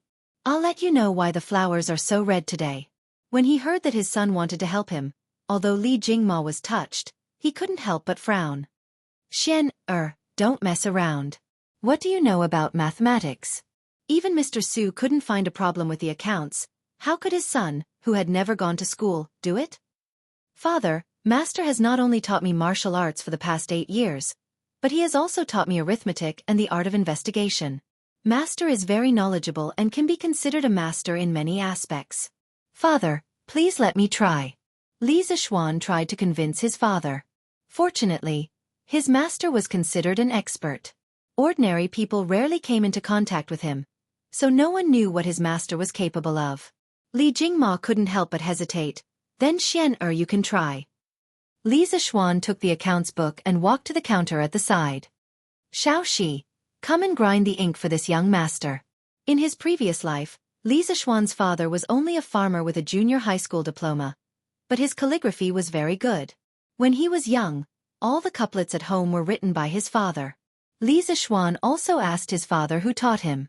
His father said that Li Zixuan's grandfather taught him when he was young. Therefore, although Li Zixuan didn't attend any calligraphy classes when he was young, under his father's urging, he still practiced calligraphy for a few years. The words he wrote were still acceptable. When Wang Zhengquan saw that Li Zixuan was going to check the accounts, he lowered his head. A trace of ridicule flashed in his eyes as he sneered in his heart. "Humph, this little brat is overestimating himself. This old man has been doing accounting for so many years. How could you possibly find out?" At this time, Su Hongji also walked over with interest. Although he didn't believe that this young man's mathematical ability was better than his, this young man was his good friend's son. He could give him some pointers and treat it as helping a younger generation. Chapter 12. The sun was setting in the west. In less than an hour, the gongs and drums would sound and the shops would be closed. The customers would have to go home. Chang'an City had a very strict curfew. The peddlers outside shouted even louder. They wanted to sell more goods in the last hour. Li Jicheng's clothing store was quiet. Su Hongji stood beside Li Zixuan and watched Li Zixuan write and draw. He drew some horizontal and vertical lines on the paper, and these horizontal and vertical lines formed a grid. The daily expenses and income were separately listed in the grid and categorized. Finally, a comprehensive calculation was done. Su Hongji praised in his heart. This accounting method was unprecedented. But what were those tadpole-like words? Su Hongji, who wanted to help the younger generation, looked at the Arabic numerals in front of him. He wanted to ask the young man, but when he saw Li Zixuan writing and drawing seriously, he resisted the urge to ask. In less than a quarter of an hour, Li Zixuan exhaled deeply. He stood up and said to Li Jingma, All right, father, I've found out what's wrong with the accounts." Su Hongji was shocked. He had calculated for more than 2 hours and still couldn't figure it out. But this young man found the problem in less than a quarter of an hour? Su Hongji suspected that the young man was fooling him. Although he had never seen this accounting method before and it looked very clever, It was impossible for him to calculate so many numbers in such a short time. Of course, he didn't know that these simple operations were a piece of cake for Li Zishuan, who was always bombarded with power series calculus and even more complicated matrix convolution operations. Wang Zhengquan panicked when he heard this, but then he sneered inwardly. In less than a quarter of an hour, he found the problem with his accounts. Who was he trying to fool? Li Jingma also couldn't believe it. He hesitated and said, "Are you serious?" Li Zishuan took the report and walked to Li Jingma. He nodded and said, "Of course." Li Zishuan then turned his head to look at Wang Zhengquan. Although Wang Zhengquan's face was filled with fear, the mockery in the corner of his eyes was still caught by Li Zishuan. Li Zishuan sneered in his heart. "Humph, old man, if you still don't believe me, I'll expose your crimes today and put you in jail." Li Zishuan didn't waste any time. He took the financial report and said to Wang Zhengquan coldly, "Wang Zhengquan, on the 20th of the first month of this year, the clothing store was short of 16 strings of cash, 8.3 fun. On the 25th of the first month, it was short of 9 strings of cash, 6.9 fun. On the 5th of the second month, it was short of 8 strings of cash, 4.5 fun. On the 20th of the third month, which was yesterday, it was short of 13 strings of cash, 7.4 fun. In less than 3 months, Wang Zhengquan, you secretly embezzled money 26 times, totaling 280 strings of cash, 9.6 fun. Do you admit to your crimes?" Li Zishuan's voice was like thunder. Every sentence was shocking. Lon'er looked at her brother with admiration. Although she didn't understand the twists and turns between adults, she felt that her brother was just right. He was so powerful. Xiao He and Xiao Shi's eyes were also full of splendor. In their hearts, they were praising their young master for his handsome appearance and excellent martial arts skills. Now, he even knew arithmetic and was better than that student from the Imperial College. He was simply a master of both the pen and the sword. The 2 young maidservants were now a little infatuated. However, Wang Zhengquan was not in such a good mood right now. As Li Zishuan reported the accounts one by one, even though it was still spring, his sweat could not help but drip down. The ridicule in his eyes was no longer there, replaced by endless fear. When Li Zishuan finished, his back was completely wet and his legs were trembling. He couldn't help but kneel down in front of Li Jingma and cry, "Master, master, I know. Master, master, this old servant knows his mistake. It's all the fault of this old servant's unfilial son. He was swindled into the gambling house and owed a debt. If this old servant didn't help him pay his debts, those people would break his arms and legs. This old servant only has one son. Master, this old servant was blinded by greed. Master, please forgive this old servant this time for the sake of this old servant's conscientious work in the clothing store." At first, Su Hongji didn't believe that Li Zishuan found the problem with the accounts. However, seeing Wang Zhengquan like this, it was obvious that Li Zishuan was right. He was shocked and eager to try. He wanted to grab Li Zishuan and ask him about his accounting method and the strange words. However, it was obviously not the right time. His old friend still had family matters to deal with. Li Jingma saw Wang Zhengquan pleading guilty and was very surprised by his son's arithmetic ability. He was angry at Wang Zhengquan's malicious deceit. If it wasn't for his son's help today, he would have been deceived by this old servant. He was very angry and was about to send this old servant to the officials. However, after hearing Wang Zhengquan's words, he was a little soft-hearted. He also had a son. As a father, he sympathized with Wang Zhengquan's experience. However, since he embezzled so much money, it would be unreasonable to not send him to the officials. Seeing that Li Jingma was a little soft-hearted, Li Zishuan hurriedly said, "Father, don't be soft-hearted. Father, please don't be soft-hearted. Even if he wants to repay his son's debt, he can't harm the interests of the boutique. He can borrow money from you.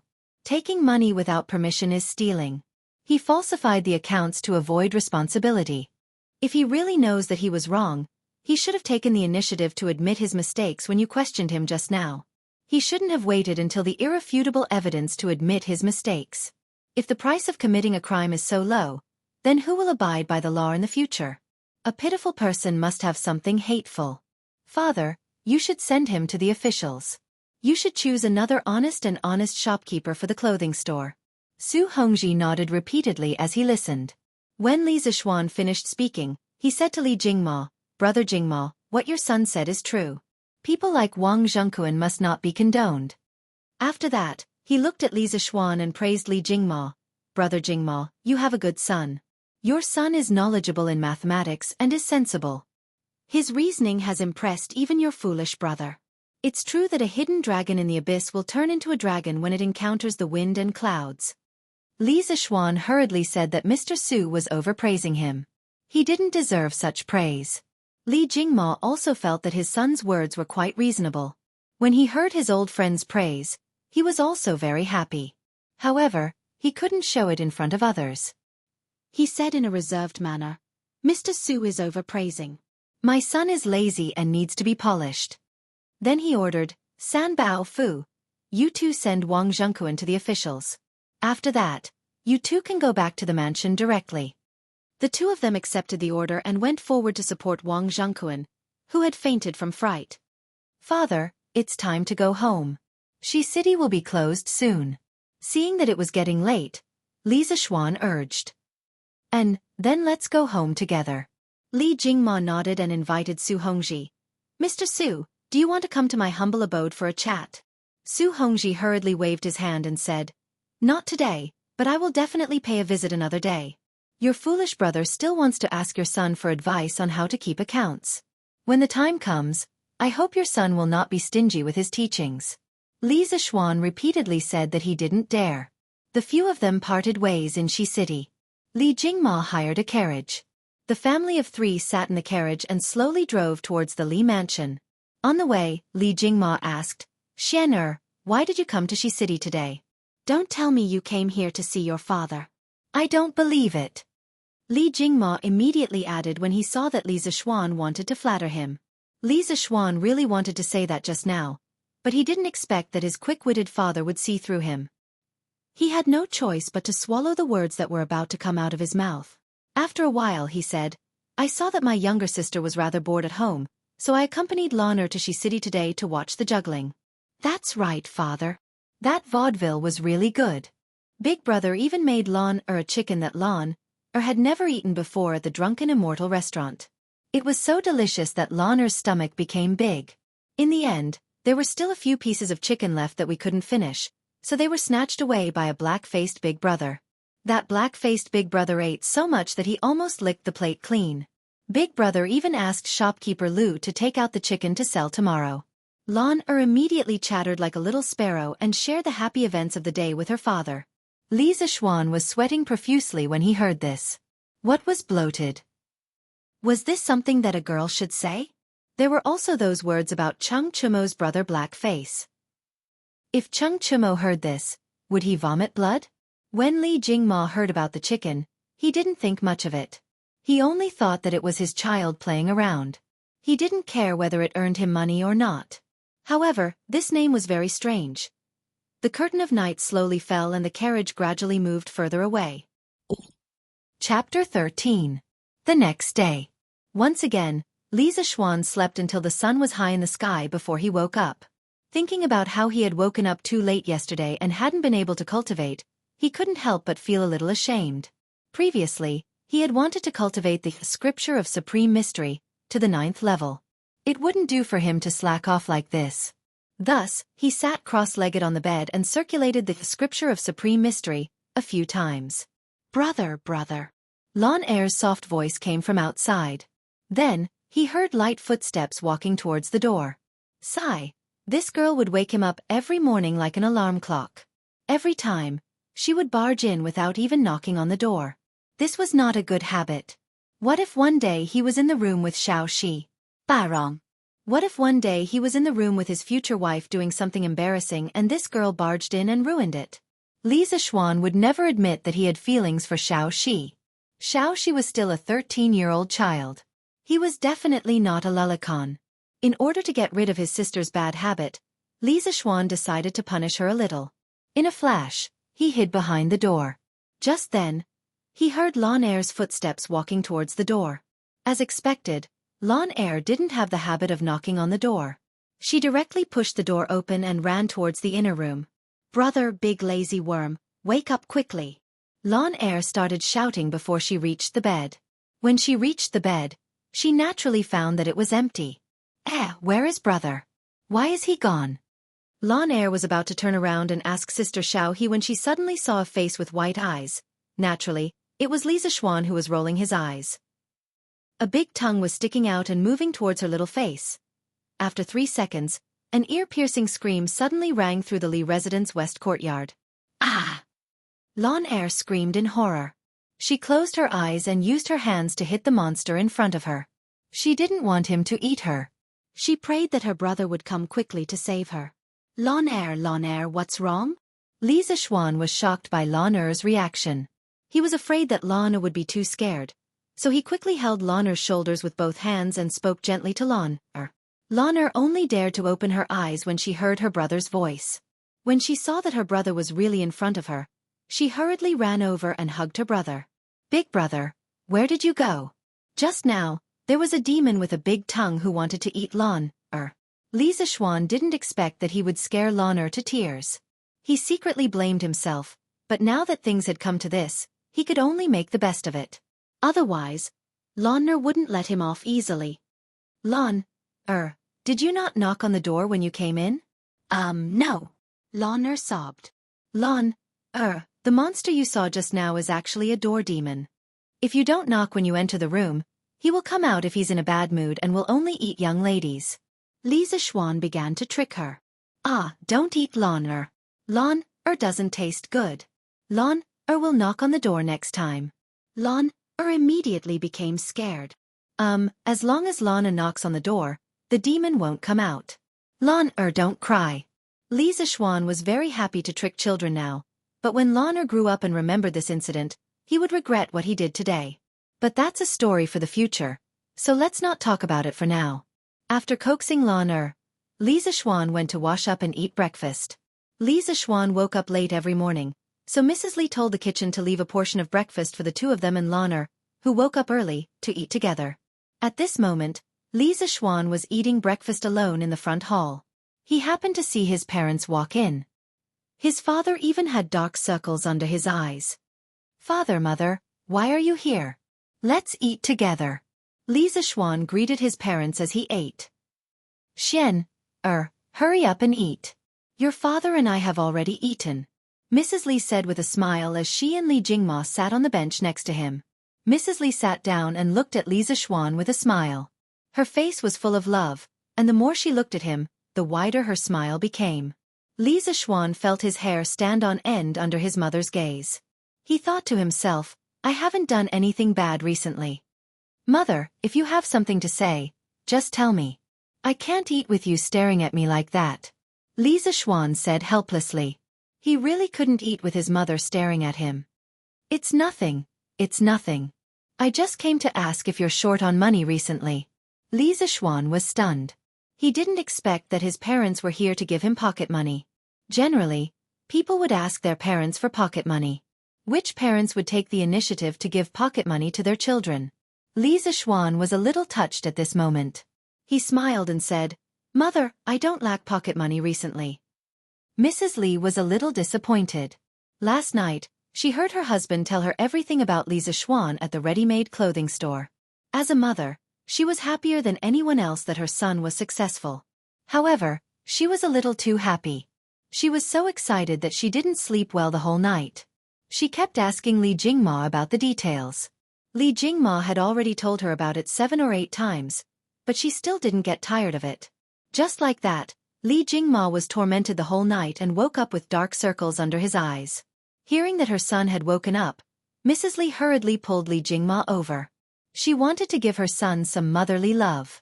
After all, her son had been away from home for so many years. As a mother, she was trying her best to treat her son better. If you're short on money, just tell me. You have to spend money to eat and drink with your friends. Don't embarrass yourself. Don't worry about money. Your father has plenty of money. He earns so much money for you to spend. Don't be afraid of spending money. Mrs. Li got up and patted Li Zixuan's back. Her face was full of love as she encouraged him to be a prodigal son. Hearing this, Li Jingma almost spat out a mouthful of blood. Just as he was about to object, he was glared at by Mrs. Li. Of course, Li Jingma didn't dare to glare back. He could only glare fiercely at his son. He thought angrily in his heart. Ever since this brat came back, his status in the family had plummeted. Yesterday, he told Mrs. Li that this brat knew how to do mathematics. After that, this brat's status rose again. Now, he was the ancestor of the family. In the future, he definitely couldn't tell Mrs. Li about this kind of thing. Li Zishuan was also dumbfounded after hearing his mother's words. What does this mean? Is she telling me to quickly become a prodigal son? Li Zishuan felt that the world was changing too quickly. He couldn't understand it. He muttered to his mother. Thank you, mother. If I'm short on money, I'll ask mother for it.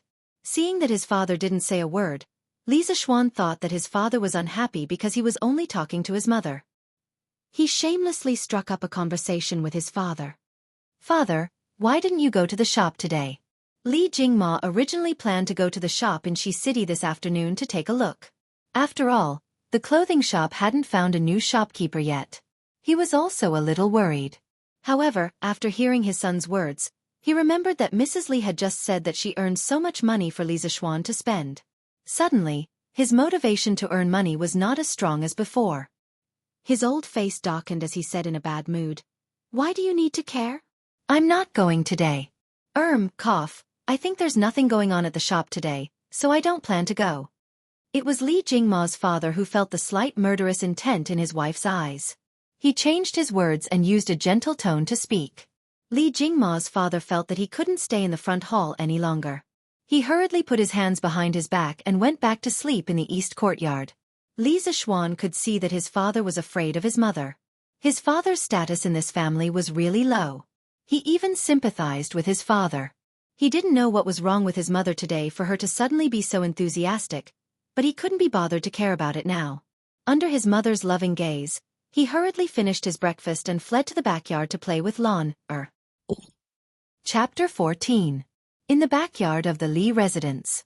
Li Zishuan was pushing Lana on the swing when Xiaohe suddenly ran over and said to Li Zishuan, "Young master, Cheng Chumo, who ate with us yesterday, is here. He is waiting for you in the front hall. He said that you owe him a meal and is waiting for you to treat him." Speaking of this, Xiaohe couldn't help but laugh. Li Zishuan was stunned. He almost forgot about this. However, Cheng Chumo was really interesting. Who would run to someone's house and ask them to treat him? However, Li Zishuan also quite liked this guy's straightforward temperament. At least he was better than those who appeared to be amiable with you on the surface but stabbed you in the back. This kind of brother was worth having. Li Zishuan brought Lana to the front hall and saw Cheng Chumo sitting there casually drinking tea. Hey, this guy really didn't treat himself as an outsider. "Oh, brother Cho Nyo, why are you here today?" Li Zishuan pretended to be confused and said. Cheng Chumo heard this and stared at Li Zishuan. This guy clearly owed him a meal and yet he pretended to be confused. He didn't believe that the servant girl didn't say why he came today when she went in to report. He really didn't expect him to be so thick-skinned. Li Zishuan's skin was even thicker than his. He could say in private that Li Zishuan owed him a meal. After all, everyone in Chang'an knew that he, Cheng Chumo, was a straightforward guy. However, he couldn't say in front of others that he was here to ask them to treat him to a meal, right? Cheng Chumo huffed and puffed there for a long time. He didn't know what to say and his face turned red. Li Zishuan didn't want to tease him anymore and hurriedly said, "Oh, I was just about to invite Brother Ugly Bull to eat KFC at the Drunken Immortal restaurant yesterday. I almost forgot. My bad, my bad. Let's go to the Drunken Immortal restaurant now. Today's KFC is limited for others, but for Brother Ugly Bull, you can eat as much as you want." Cheng Chumo also knew that Li Zishuan was deliberately teasing him. It was normal for brothers to joke around, so he didn't take it to heart. However, when he heard the last sentence, his eyes suddenly lit up. He instantly felt that this joke was worth it. If possible, he didn't mind Li Zishuan joking with him a few more times. He stepped forward and patted Li Zishuan's shoulder with all his might. He laughed and said, "Brother, you're very kind. Haha, if you ask me, you're good in every way, but you're too polite. However, I old Chung like it. Haha." Li Zishuan was speechless. In his previous life, when he watched the TV series The Legend of the Sui and Tang Heroes, he often heard Cheng Chumo call this person Old Cheng. He didn't expect that his son also liked to call himself Old Cheng. Li Zishuan wondered if Cheng Chimo would still dare to call himself Old Cheng if Cheng Chimo was here. Putting aside these messy thoughts, Li Zishuan brought Lan'er and Cheng Chimo out of the house. They saw a strong black horse at the door. "Brother Ugly Bull, you came here on a horse." Li Zishuan originally wanted to walk over with everyone, but when he saw that Cheng Chimo came here on a horse, he suddenly felt awkward. "Aren't you talking nonsense? My house is so far away from yours. If I didn't ride a horse here, how long would I have to walk?" Cheng Chimo said unhappily. The Lu public house was in Huaride Lane, which was west of Shi City. It was quite close to Shi City, but it was quite far from the Li public house. It must have been hard for him to come all the way here so early in the morning to have a meal with Li Zishuan. "San Bao, do we have a horse in our house?" Li Zishuan had no choice but to ride a horse.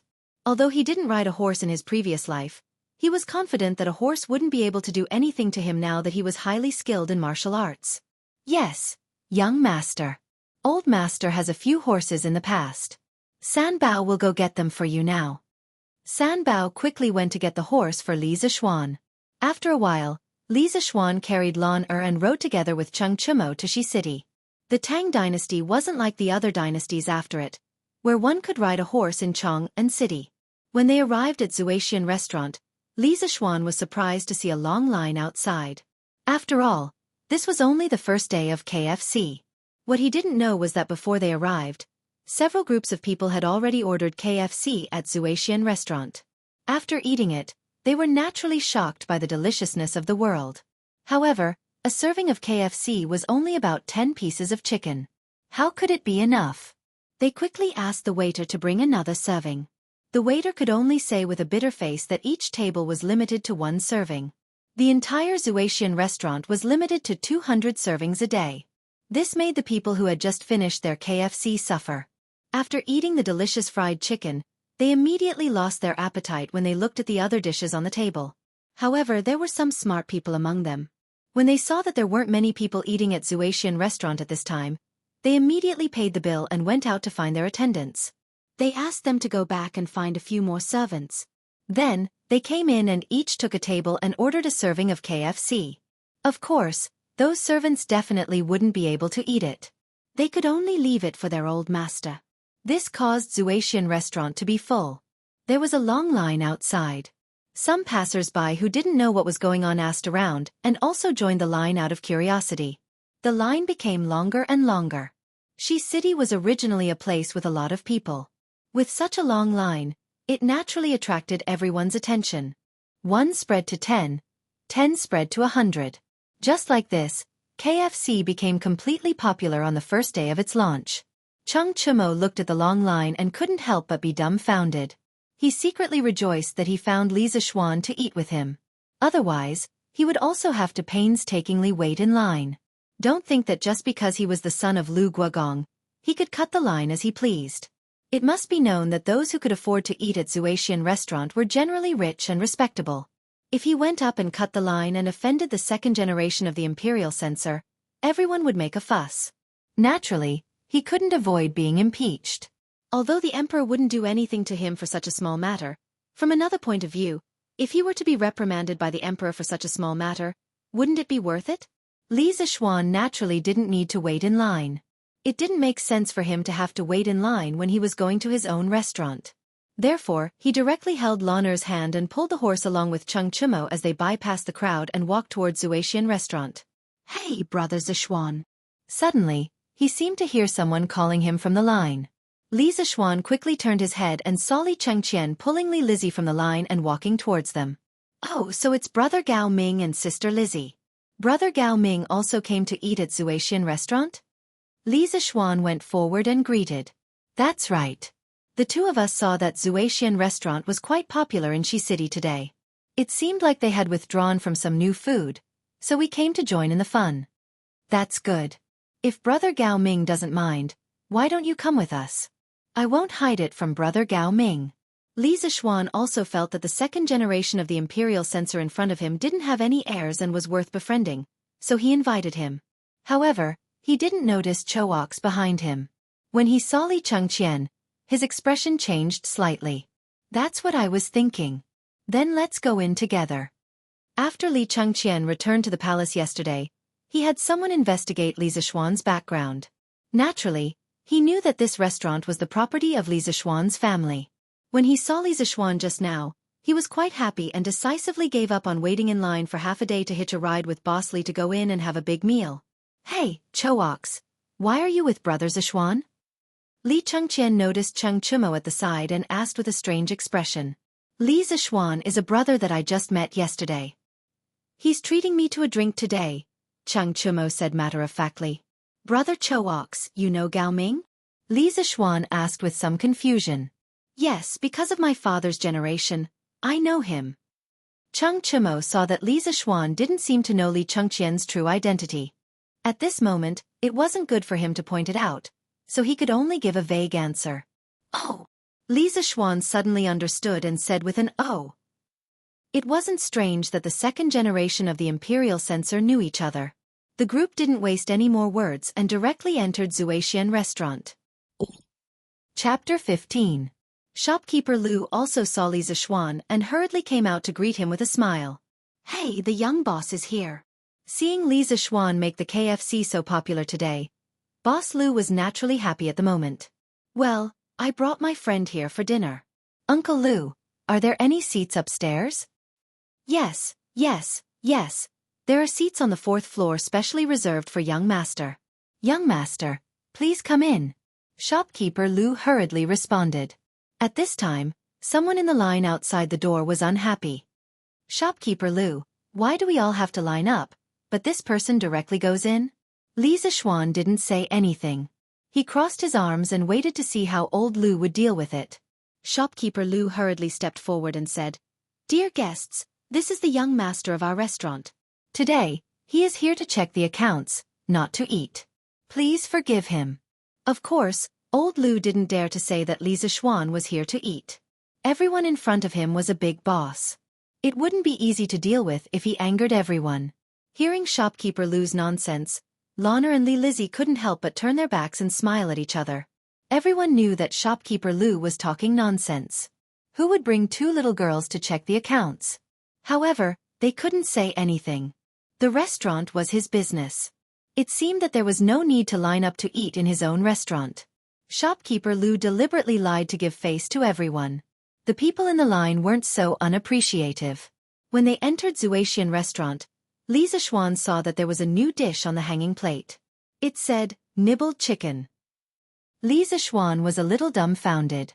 Only then did he realize that old Lu had misheard. Forget it. Nibbled chicken is nibbled chicken. It's troublesome to change it again and again. Li Zishuan was too lazy to correct him. After entering a private room on the 4th floor, they all sat down. Li Zishuan waved at Shopkeeper Lu and said, Uncle Lu, give us 10 servings of gnawed chicken, 8 light side dishes, and a pot of good wine. Put the gnawed chicken in a food box, pick a clever servant, and let him secretly bring it up.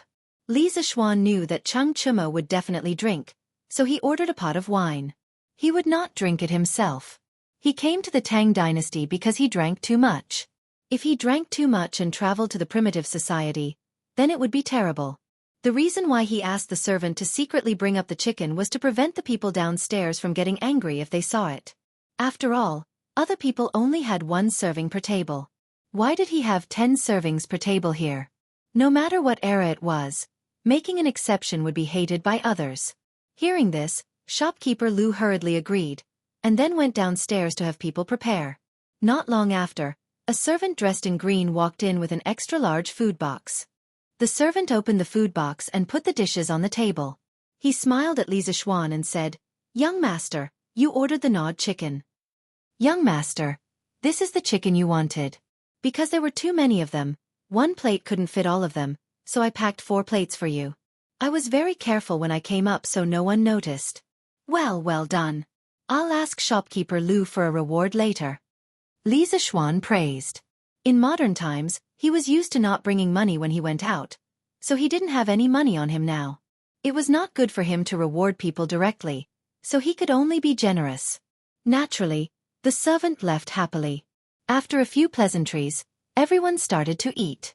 It was the first time Li Chengqian and Li Lizzie had eaten the gnawed chicken. Just looking at the appearance made them drool. The two siblings couldn't help but pick up a piece and taste it. After tasting it, Li Chengqian couldn't stop and said that it was delicious.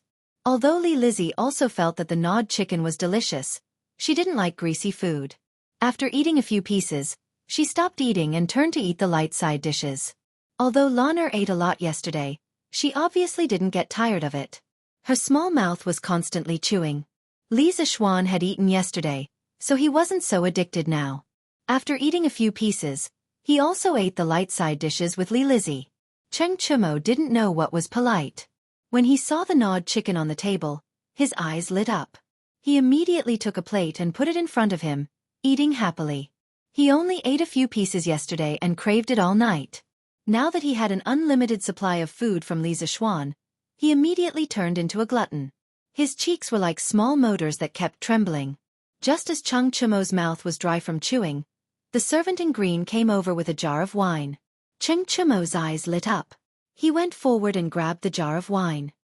He broke the seal and poured a bowl for himself. He couldn't wait to drink 2 mouthfuls. Then he looked at Li Zishuan and said, "Little Xian, you haven't drunk with me yet. You must drink 2 bowls with me today." This idiot didn't drink with people by cup, but by bowl. He wouldn't drink with this guy even if he was beaten to death. Li Zishuan secretly frowned and quickly refused. "I really can't drink. The martial arts I practice can't touch alcohol. Brother Chonyo, don't force me. You should drink with Gao Ming." Cheng Chumo naturally didn't believe this strange reason. He still insisted on drinking. Lan'er was unhappy. "Brother Blackface, you can't let brother drink. If brother gets drunk, who will tell Lan'er stories?" Hearing the story, Li Lizzie's eyes lit up. She quickly agreed. "Brother Chonyo, since brother Xian doesn't drink, don't force brother Xian." Seeing the two girls like this, Cheng Chumo couldn't persuade them anymore. He could only say to Li Chengqian, "Gao Ming, drink with me." He didn't dare to call himself brother in front of Li Chengqian like Li Zishuan. Li Chengqian was also quite thirsty from eating fried chicken. Cheng Chumo's words were to his liking, so he agreed. While the two of them were drinking, Lan'er and Li Lizzie were rather bored. Lan'er said, "Brother, the two of them are drinking. Why don't you tell me and sister Lizzie a story?" The little girl had recently become addicted to listening to stories. However, Lan'er's listening speed was faster than Li Lizzie's, so it wasn't easy to tell her. "Lan'er, you've already heard this story for the 5th time. Your big sister Lizzie has only heard it for the 3rd time.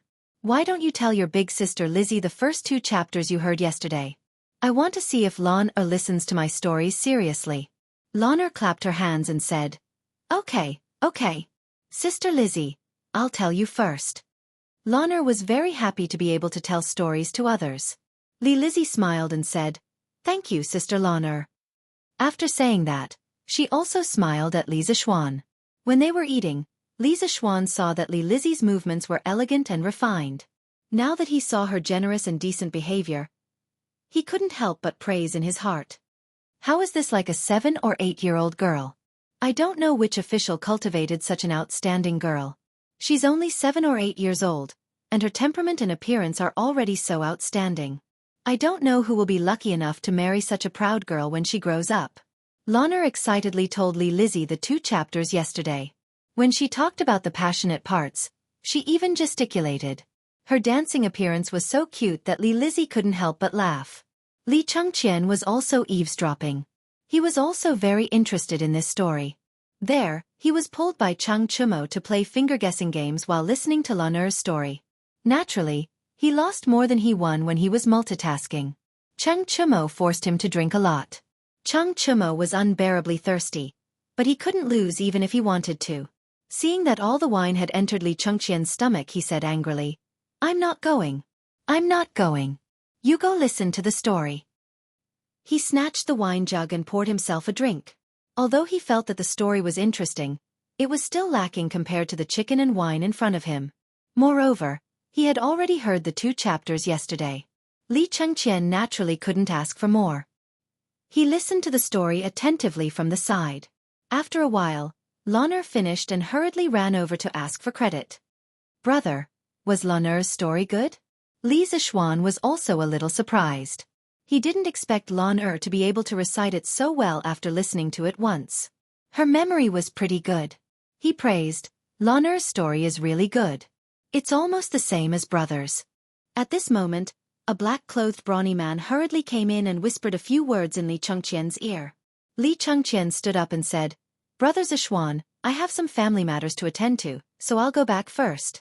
In the future, I'll drink and chat with Brothers Zhishuan. Thank you for your hospitality today. It's fine.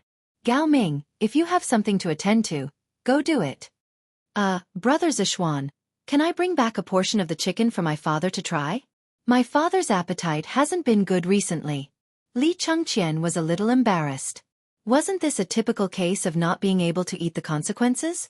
Li Lizzie also felt that her brother was a little embarrassing. Her tender face was slightly red. Li Zhishuan smiled and said, Of course.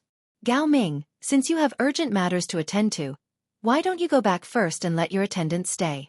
I'll have shopkeeper Lu prepare 2 portions of the chicken for your guard to bring back. How about it? Li Chengqian hurriedly said gratefully, Brother Zhishuan is still the most considerate. Thank you very much. Wusan, did you hear that? Go to shopkeeper Lu and get the chicken. Go back later. The black-clothed brawny man bowed and said, Yes. Li Lizzie stood up and smiled at Li Zhishuan. She politely said, Brother Xian, goodbye. Lizzie will listen to Brother Xian's story again next time. Li Zhishuan was also very happy to have such a cute lowly fan. He hurriedly replied, Okay, goodbye Lizzie sister. Li Chengqian then pulled his sister out of the private room. Chapter 16. In a private room on the 4th floor of the Drunken Immortal restaurant. Seeing the Li siblings leave, Cheng Chimo hesitated for a moment before nudging Li Zhishuan's arm. Little Xian, do you really not know the identity of this Li Gaoming? Li Zhishuan shook his head, somewhat hesitantly replying, I don't know. If they don't say, it wouldn't be good for me to take the initiative to ask. However, judging from the temperament of the siblings, they should be from an official's family. Cheng Chimo somewhat admired his observation skills. Leaning over, he whispered, Heh, not only are they from an official's family. Heh, it's not just the families of officials. That Li Gaoming is the current crown prince, and that Li Lizzie is the emperor's most beloved princess Chengel. Li Zhishuan was stunned. Isn't the current crown prince Li Chengqian? Are you stupid? Crown Prince Li Chengqian's calligraphy is brilliant. Don't tell me you don't even know this? Cheng Chimo was speechless. He was actually being looked down upon by this uncultured fool. If he wanted to blame someone, he could only blame himself for choosing engineering. He only knew that the crown prince was called Li Chengqian. Who knew what his calligraphy was? At this moment, Cheng Chimo said somewhat worriedly, Little Xian, you have to think carefully. The matters of the imperial family are not as simple as you think. The waters are deep. It's best if you don't get too close to the crown prince. My father has told me to stay away from the crown prince and the Prince of Wei. His attitude towards them is to not offend them, nor to cling to them. Moreover, His Imperial Majesty is still in the prime of his life. If you get too close to the crown prince, the Prince of Wei, and the others, it will not be beneficial to your future. Li Zhishuan was somewhat moved. For Cheng Chimo to say these words to him, it proved that he truly regarded him as a friend, a brother. Smiling, he patted Li Zhishuan's shoulder and said, Brother Chimo, don't worry. Don't worry, Brother Cho Nyo. I've been cultivating in the mountains with Master for 8 years, and I've long since become indifferent to these fights for fame and fortune. Leaving the mountain this time, I have no intention of pursuing an official career. I only want to stay at home and be a rich man, accompany father and mother, tease Loner, or drink with Brother Cho Nyo. If I'm tired of staying at home, then I'll go to the pugilistic world and find a confidant. Isn't life like this wonderful? Cheng Chimo also admired his open-mindedness, but he couldn't live such a life. He was the kind of person who couldn't stay idle. Letting him stay at home was worse than killing him. Little Xian, since you already know how powerful it is, then I won't say any more. Li Zhishuan nodded. Thank you for your reminder, Brother Cho Nyo. If the Crown Prince continues to treat me as a friend like this, I'll naturally still treat him as a brother. If he feigns civility and wants to use me to achieve his own goals, then there's no point in having such a friend. Although Li Zhishuan knew that in history, Li Chengqian had a violent temperament and was excessively extravagant, resulting in his rebellion being defeated. At the very least, the current Li Chengqian was still a humble and courteous youth. Although he didn't know why he became like this, perhaps he could be saved. Hearing the conversation between the two, Lanner opened her mouth in surprise. Wow, so big sister Li Ji is a princess. Brother, isn't the position of princess very important? Li Zishuan patted Lanner's head in amusement. The position of princess is indeed very important. In the entire Great Tang, only His Majesty the Emperor has such a position. Does Lanner also want to be a princess? Lanner frowned and thought for a moment before answering. Lanner doesn't want to be a princess. Lanner only wants to be brother's little sister. Li Zishuan laughed heartily. He didn't dote on this girl for nothing. Inside Taiji Palace, Li Shimin was currently flipping through a memorial. After reading the memorial, the corners of his mouth revealed a trace of a smile. At this moment, a beautiful woman dressed in palace attire, carrying a bowl of lotus seed porridge, gracefully walked over to Li Shimin's side. Seeing that Li Shimin was in a good mood, she smiled and asked, "Why is your Imperial Majesty so happy?" Li Er put his arm around the beautiful woman in palace attire and handed the memorial in his hand to her. He smiled and said, "This is a report of victory sent by Jingda from Yuzhou. Maid Guanyin, take a look. In the first month of this year, Luo Yi rebelled in Yuzhou. Your brother and Jingda suppressed the rebellion in less than 2 months. With these capable ministers and generals, why should we worry about Great Tang's prosperity?" Haha.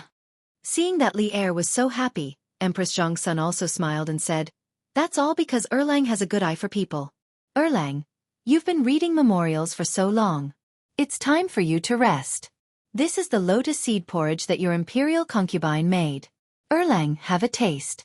At this moment, an eunuch hastily entered and bowed to Li Er and the Empress. "Your Imperial Majesty, Imperial Concubine, His Imperial Highness the Crown Prince and Princess Changel are waiting outside." Li Er curiously said to the Empress, "These 2 children have been hard to find in the palace recently. Today they have finally come to see us." He then said to the eunuch, "Quickly let them in." Not long after, Li Chengqian and his sister entered the palace.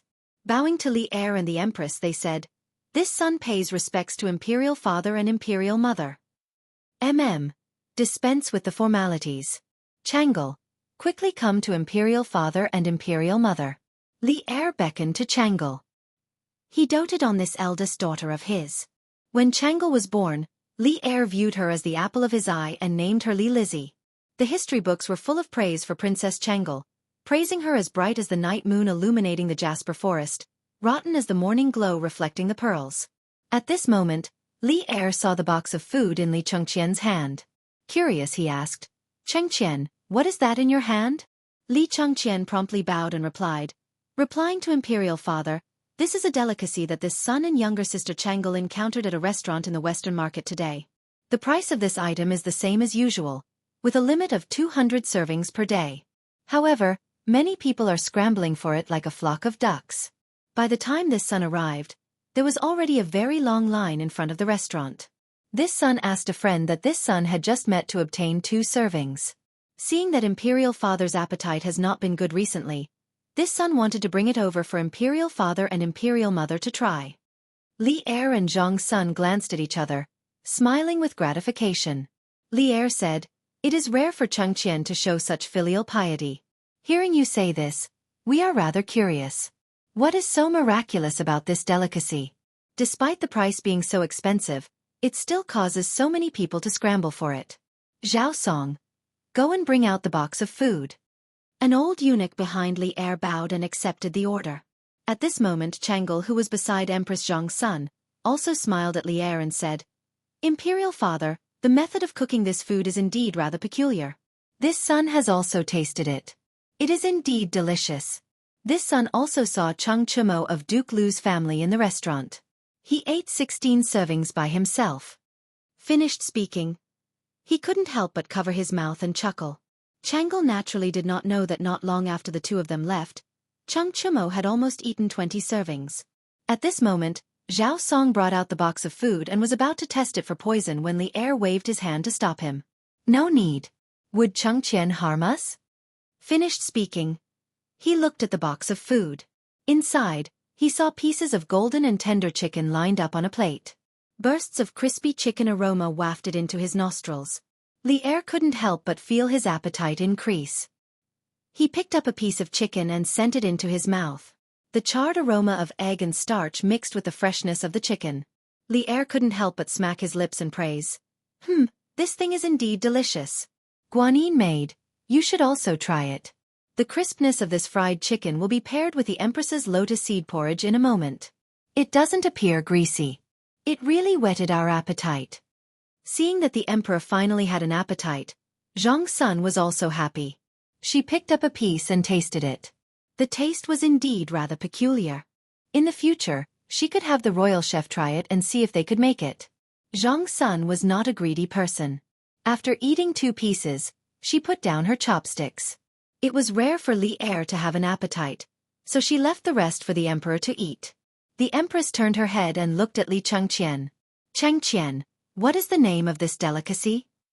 Imperial Mother, this food is called nibbled chicken. Li Er interjected as he ate. Nibbled chicken? This name is very strange and rather inelegant. After eating the piece of chicken in his hand, Li Er asked again, Chengqian, where have you and Chang'e been these 2 days? Li Chengqian hurriedly replied, Imperial Father, I saw Sister Chang'e in the palace a few days ago. Furthermore, Chang'e's health has always been poor. I was worried that she would fall ill from boredom, so I took Chang'e out of the palace to relax in Chang'an. Hearing this, a rare trace of warmth appeared on Li Er's face. After the Xuanwu Gate incident last year, although he had taken the throne, he had also lost a lot at the same time. There was no familial love in the royal family, but he really needed it. He was most worried that his children would live under the shadow of the Xuanwu Gate incident. Now that he saw his eldest son's heartfelt care for his eldest daughter, he was very gratified. Li Er said to Li Chengqian, Yes, Chengqian, as the elder brother, you should indeed be more concerned about your younger siblings. However, you must not neglect your studies. You are the future crown prince, so you should prioritize your studies. You can leave first. Chang'e will stay with Imperial Father. Li Chengqian hurriedly excused himself from Li Er and the Empress. Xianxia smiled and nodded. She had seen the warmth in Li Er's eyes just now. She and Li Er were husband and wife and had helped each other in difficult times for 15 years. They had long known each other deeply. She was also quite satisfied with what her son had done this time. Chang'e, has your qi flared up recently? Why did Chengqian say that you were depressed a few days ago? Li Er asked with some worry. Chang'e and Xianxia had always had qi. The imperial physicians in the palace were all helpless. A few days ago, they had asked Sun Simiao to enter the palace to treat the two. Sun Simiao had also said that he could only help the Empress and Princess recuperate, but could not cure them completely. The two's qi had now become Li Er's mental illness. Imperial Father, my qi has not flared up recently. However, a few days ago, I did feel that my chest was stuffy. These 2 days, Brother Crown Prince has taken me out of the palace. I have seen many interesting things, and my mood has improved a lot. Imperial Father, don't worry. Thinking of the story she had heard outside the palace these 2 days, the delicious food she had eaten, and the interesting siblings she had seen, the corners of Chang'e's mouth could not help but curl up slightly. Li Er saw that his daughter was in a good mood and was truly happy. He said, Chang'e, then tell Imperial Father what interesting things you have seen these 2 days. It just so happens that your Imperial Mother is here today. Chang'e, you haven't chatted with Imperial Father and Imperial Mother for a long time. Yes. Imperial Father. Chapter 17. Drunken Immortal Restaurant. Private room on the 4th floor. There were already a dozen plates in front of Chang Chumo. Lan'er and Li Zixuan had already put down their chopsticks and were watching Chang Chumo eat and drink to his heart's content. According to Drunken Immortal Restaurant's portions, 10 chicken pieces were counted as a portion. Li Zixuan estimated that Chang Chumo alone had eaten 18 portions. Without Li Chengqian and Li Lizzie by his side, he had even less scruples and ate as if he was flying. Lan'er asked curiously, Big Brother Blackface, you've eaten so much. Why hasn't your stomach gotten bigger? Where did you put those gnawed chickens?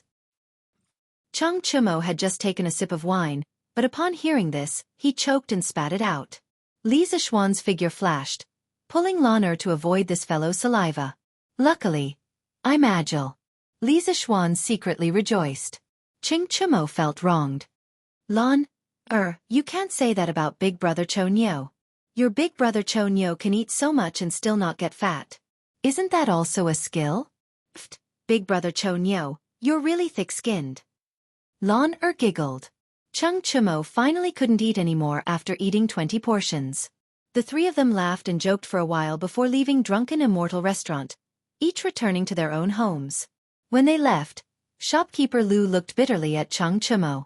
This fellow had eaten 20 portions of gnawed chicken by himself. When he left, he even took away 5 portions, saying that he was taking them back to show filial piety to his father. Drunken Immortal Restaurant only provided 200 portions a day, and this beast alone had taken 25 portions. Shopkeeper Lu wailed in his heart, hoping that the young master wouldn't bring this beast to Drunken Immortal Restaurant to eat next time. Taiji Palace. At this moment, Chong Sun and Changle were no longer present. Li Er sat alone on the dragon throne, frowning and deep in thought. The hall was silent. After a long time, Li Er's voice rang out in the hall. Zhao Song, send someone to investigate Li Zixuan's background, especially his activities in the past month. See if he deliberately approached Chengqian and Changle. As an emperor, Li Er was very careful in everything he did. Of course, if Li Zixuan were here, he would definitely say that Li Er had a persecutory delusion. He felt that there were always unruly people who wanted to harm his children. The old eunuch floated out of nowhere and bowed to Li Er, saying, "Yes." Then, in a flash, he disappeared again. Silence was restored in the hall. But today, Chang'an City was not quiet. In the afternoon, the popularity of the chicken at Zuaxian restaurant in the West Market had spread through the entire Chang, and through word of mouth. Those who had eaten it naturally praised it as a rare delicacy in the world. Those who had not eaten it naturally salivated after hearing the descriptions of those who had eaten it and looked forward to buying a serving to try it the next day. Although one serving would cost a lot, there were many rich people in Chang'an City who could afford it.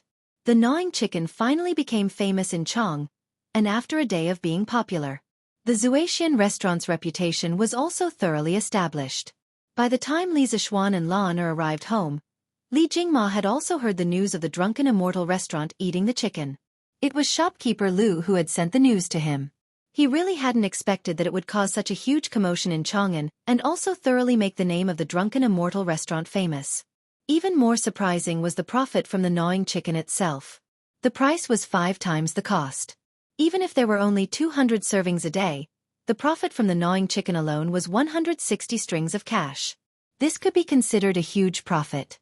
In the long run, the profit from the gnawing chicken would be an astronomical figure. During dinner, Li Jingma finally could not help but ask Li Zixuan, how did you come up with that gnawing chicken? Madame Li also knew that her son had made a new dish called gnawing chicken and that it had become popular throughout Chang'an City. She was also very happy and looked at her son curiously. Can I say that I learned it from Baidu? Of course not. Li Zixuan could only continue to bluff. Father, I've told you before that my master is not only proficient in martial arts, but also in cooking. This gnawing chicken is one of the delicacies I learned from my master. You don't have to make a fuss about it. My master is very knowledgeable and the disciples he taught are naturally outstanding. It's just that my master's nature is indifferent and does not like to interact with outsiders, so the world does not know of my master's talent. So, father, mother, if your son has any amazing performance in the future, you too don't have to make a fuss about it. Just slowly get used to it. In order to not be questioned by his parents over small matters in the future, Li Zixuan could only throw away his face.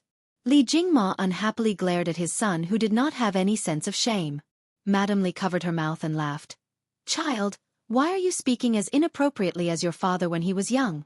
Did your master also teach you how to be thick-skinned?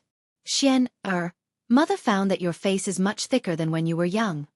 Father Li's old face darkened. He was innocently implicated again. Li Zixuan was also embarrassed by his mother's teasing. At this moment, Lan also jeered. Brother is thick-skinned, hee. Duke Lu's estate. A black-faced man with a face full of beard was eating gnawing chicken and drinking wine in the front hall. He was extremely satisfied. Chonyo, where did you buy this thing? How come I, old Cheng, have never eaten it before? Chung Chumo took credit and said, Father, this is a brother I just made. His restaurant just released a new dish called gnawing chicken. You don't know, but the line in front of the restaurant today was very long. Moreover, it was limited to 200 servings a day. If it was not for my brother, father, you would not be able to eat such delicacies today. Chang Yaojin laughed in a rough voice and said, yes, my Chonyo is filial. However, your brother is too stingy. He only gave me this little. It's not even enough to fill the gaps between my teeth. Later, you have to talk to him properly. How can he be so stingy to his own brother? Next time, ask your brother to send me a plate of gnawing chicken. Cheng Chumo was sweating profusely. The emperor only ate 2 servings, and you ate 5 servings alone. Cheng Chumo did not expect his father to be even more shameless than him. Chang Yaojin said again, Chonyo, tell your father about your brother. Old Cheng is quite interested in the person who can think of this gnawing chicken. Cheng Chumo knew that his father wanted to check him out. He was afraid that he would not be careful in making friends, so he told Cheng Yaojin about the things that happened in the past 2 days, as well as the information he had gathered in private about Li Zishuan's situation. After a long time, Cheng Yaojin nodded and said, yes, from what you said, this child is a person who values friendship and righteousness. Not bad, not bad. You said that he also knows martial arts? Yes, father. I heard that he studied martial arts at Mount Longhu for 8 years. His master is Mount Longhu's great elder, spiritual master Ling Su, who is also a great grandmaster expert in the martial arts world.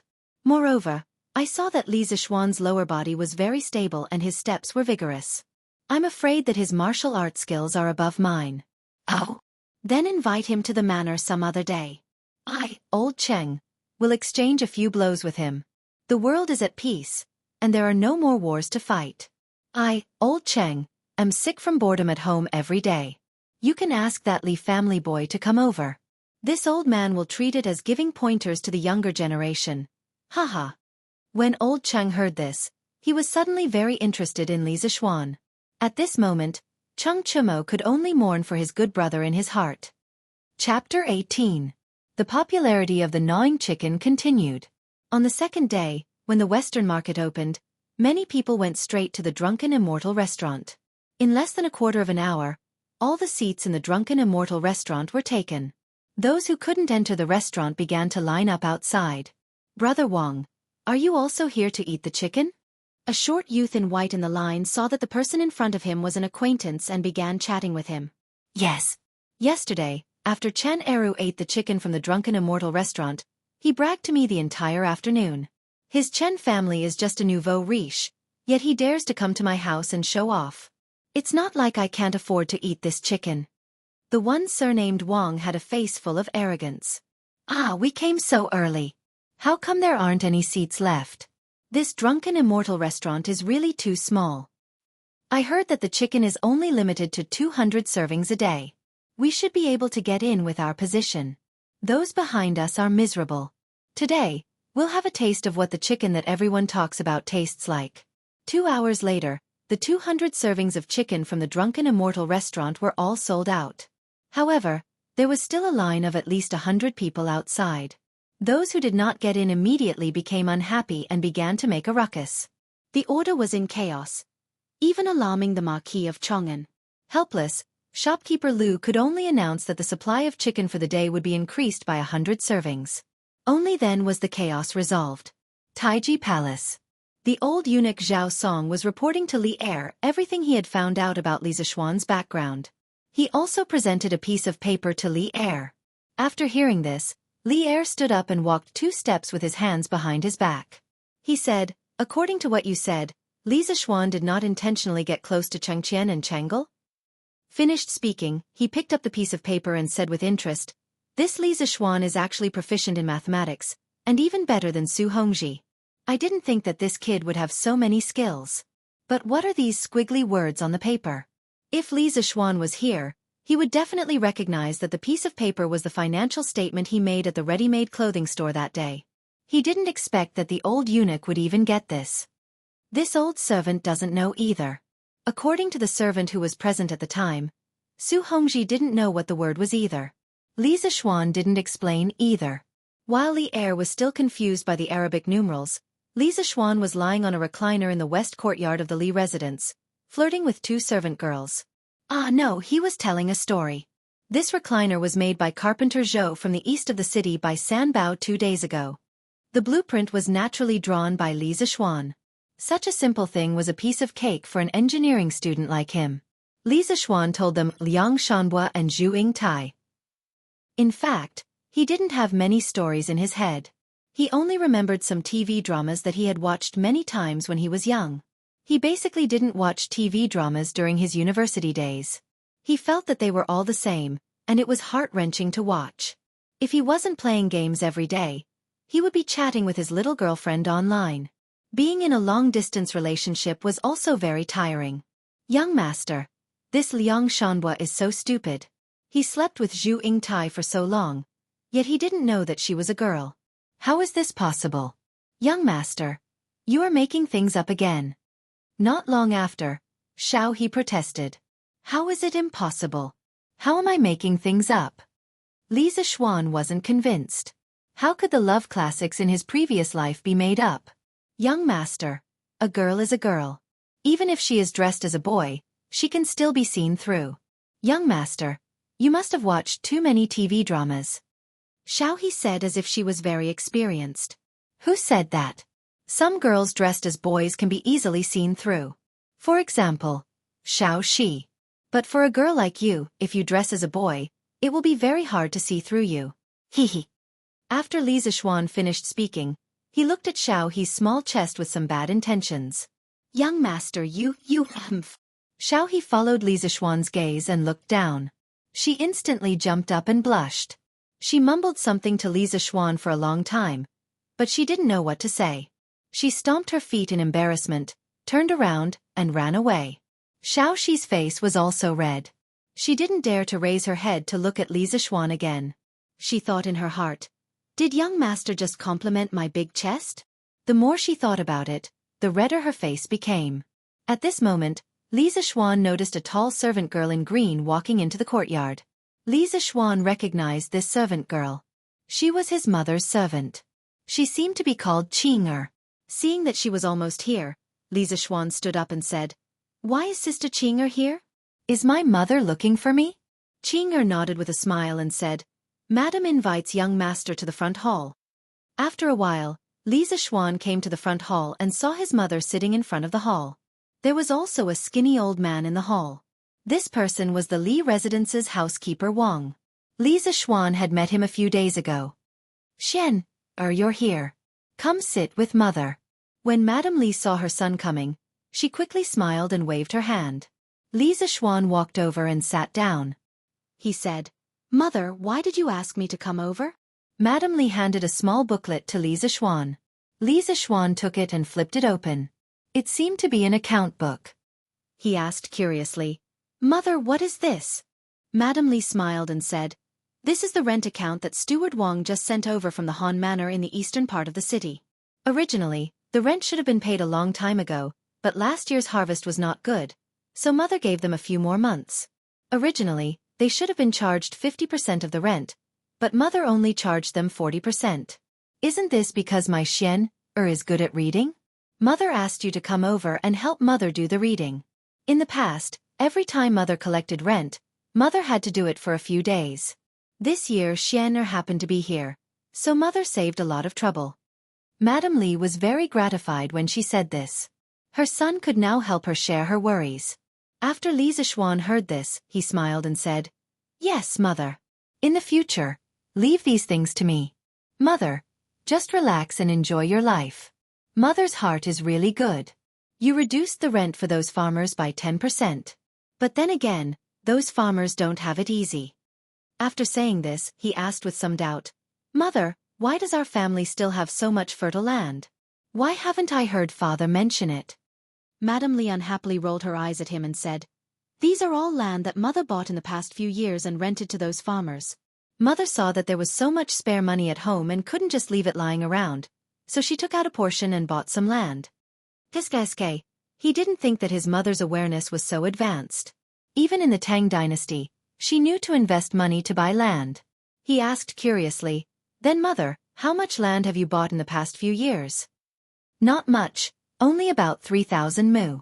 Your father's shop often needs a lot of money, so mother only bought this much. Pooh! Li Zishuan almost knelt down in front of his mother.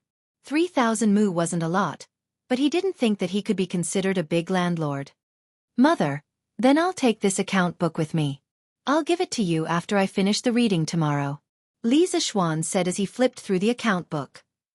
Yes, then will have to work hard. Mother will make something good for you at noon to nourish your brain. Madam Li smiled and said, Mother, it's not hard. In the future let me do these things. Actually, it's really easy for me. I don't want Mother to waste her energy on these things. Yes, Mother knows. Xianxia is so filial. Go quickly. Chapter 19. The next morning, Li Zishuan took the account book and went to the east courtyard. Mother, I have finished calculating the account book you gave me yesterday morning. Please take a look. After saying that, he handed over the account book in his hand. Mrs. Li took the account book and said happily, I heard from your father that you are very knowledgeable. I didn't expect you to finish it so quickly. You have saved me a lot of trouble. Li Zishuan smiled and said, Mother, I want to go to the Han village to take a look. Mrs. Li was curious and asked, That place is so far away from home and the road is not easy. Why do you want to go there? Li Zishuan thought for a while and said, I want to see how the villagers are doing. I have been learning martial arts at Longhu Mountain for 8 years, but I don't know the hardships of the world. Master also wants me to do something for the people of Tang Empire. So I want to go to the Han village today. Mrs. Li thought about her son's words and said happily, Since you want to go, I will go with you. Housekeeper Wang will go with you. Xian, bring some pastries. I don't think you will be able to make it back in the afternoon. Don't go hungry. Okay, thank you, Mother. I will go now. Li Zishuan went to the front courtyard and found Steward Wang Zhong. He told him that he wanted to go to the Han Manor and asked him to prepare a horse first. The Han Manor was about 30 li away from the Li residence, so they couldn't walk there. Brother, where are you going? Loner saw housekeeper Wang going to the stables to get the horse and knew that her brother was going out. I want to go to the village to take a look. Loner, can you wait for me at home? Li Zishuan said helplessly. This sister of his was too clingy. No, Loner is bored at home alone. Mother doesn't want to play with Loner. Loner wants to go to the village with brother. Loner shook her head like a rattle drum. Okay. Xiaohe and Xiaoxi, you two go too. Take care of Mississippi Sanbao. Go get a carriage. These girls definitely didn't know how to ride a horse. Li Zishuan asked Sanbao to get a carriage. Not long after, the group set off for the Han village. They left Chang'an City from Yanqing Gate and headed east. The road became more and more difficult. Li Zishuan and Wang Zhong didn't feel anything on their horses, but the carriage behind them kept shaking, which made the 3 maidservants cry out in surprise. Sanbao, slow down. Don't overturn the carriage. Li Zishuan didn't know if Sanbao was an experienced driver, but he was afraid that the carriage would overturn. He and Steward Wang slowed down the speed of the horse so that Sanbao could drive slower. Just like that, the group walked for more than 2 hours on the 30-something-mile road. At this time, he saw a village not far ahead. He could vaguely see a few people working in the fields. Young master, that's the Han village. Wang Zhong stopped his horse and pointed at the village. Well, then let's go quickly. It's almost noon. Uncle Wang, can you find a family and give them some money? We'll have lunch in the village. Li Zishuan ordered. Wang Zhong was more familiar with this place than him. His family often sent him to collect rent, so it was best for him to arrange it. Yes, young master. Why don't we go to Han Lijing's house at noon? Every time Madam sends me here to collect rent, Han Lijing is very cooperative. Wang Zhong suggested. Okay, then Uncle Wang, you lead the way. The group of people rode into the village. It was the spring plowing season. At the entrance of the village, they could see many people pulling oxen to plow the fields. There were also 2 or 3 children chasing and playing on the ridges of the fields. Occasionally, there would be a few roosters and dogs barking in the village. Li Zishuan often saw this scene in his previous life. He was born and raised in a village. Lan A was very new to this scene. She had been the little princess of the family since she was born. She had never seen such a scene in a village before. She got off the carriage and held her brother's hand, looking around as they walked. Li Zishuan left the horse and carriage at the entrance of the village and asked San Bao to take good care of them. He led the group into the village, and under Wang Zhong's lead, they went straight to Han Lijing's house. "Young master, we're here. This is Han Lijing's house." After a while, Wang Zhong pointed to a run-down farmhouse in front of them. Li Zishuan was a little surprised. In his opinion, if this place was in the future, it would be equivalent to a village chief. How could the place be so run down? Since they were in front of someone's house, it was not good to say much. He immediately walked in with Wang Zhong. "Oh, Butler Wang, you're here." A dark-skinned middle-aged man in the courtyard saw Li Zishuan and the group and quickly went up to greet them. However, Li Zishuan noticed that the man's right leg seemed to be a little disabled, and he was limping as he walked. However, from the thick muscles on his arm, it was obvious that this middle-aged man's body contained a lot of strength. "Han Lijing, this is my family's young master and young mistress. My madam has calculated the rent that your farmstead paid this year, and there's no problem. Today, my young master wants to come to the Han Manor to take a look." Wang Zhong introduced to Han Lijing. When Han Lijing heard this, he quickly bowed respectfully to Li Zishuan and Lan Er, and said, "Greetings to young master and young mistress." Li Zishuan quickly returned the greeting, and said, "Uncle Han, you don't have to be so courteous. We'll be bothering Uncle Han later. Seeing that it's almost noon, I'll bring this group of people to Uncle Han's house for lunch. Uncle Han, don't worry, we've brought our own ingredients and pastries. We only need to borrow Uncle Han's kitchen to heat them up, and we'll pay the corresponding remuneration." When Han Lijing heard this, his face instantly turned red, and he straightened his neck and said, "Young master, you're flattering me. My Han Manor's harvest last year wasn't good, and not only did Madame Li reduce our rent by 10%, she also extended the deadline of half a year. If it weren't for Madame Li's benevolence, who knows how many people in my Han Manor would have starved to death. Now that young master is coming to my house for a meal, how could I let young master bring his own ingredients? How could I dare to take young master's money? If the villagers knew, they'd poke at my spine. Young master, you must never say such things again. Although I, Han Tianhu, am a boor, I still know how to repay kindness." Well, he accidentally hurt the other party's self-esteem. Li Zishuan quickly explained, "Uncle Han, don't misunderstand. I don't have any other intentions by giving you money. This is what you deserve. There's no such thing as not paying for a meal in this world." Seeing that Han Lijing straightened his neck and wanted to decline again, Li Zishuan hurriedly said, "Since Uncle Han doesn't want to accept it, I won't force you. Thank you for your hospitality today, Uncle Han. If the Han Manor has any difficulties in the future, Uncle Han can look for Steward Wang. I'll try my best to solve it. Use our ingredients for lunch. After all, the ingredients we brought will definitely spoil if we don't eat them. It's just that we'll have to use some of Uncle Han's firewood." Only then did Han Lijing reluctantly accept. He waved his hand and said, "It's just some firewood, it's not worth much money. Young master, use it as much as you can. Once you're done, I'll go to the mountains to chop some more. Young master, young miss, please come in and have a seat." The group of people then entered the house. Chapter 20. My humble abode is too simple and crude. I'm sorry for neglecting young master and young mistress. After entering the house, Han Lijing said embarrassedly. Li Zishuan looked around. It was indeed very simple and crude. The only valuable thing was probably the Mo sword hanging on the wall. However, Li Zishuan was a little confused. This kind of sword was usually only found in the army. Why did Han Lijing have one in his house? "It's okay, Uncle Han. We don't mind. Uncle Han, where's your kitchen? I'll ask my maid to heat up the food." Li Zishuan waved his hand and said unconcernedly.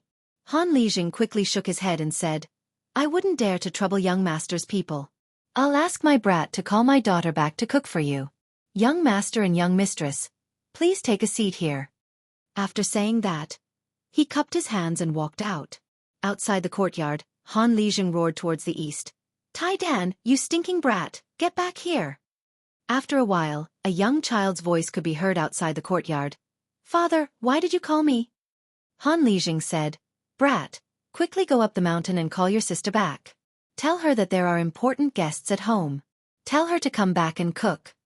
Oh father, who's here? Brat, you talk too much nonsense. Go. Then, they heard a series of hurried footsteps gradually fading away.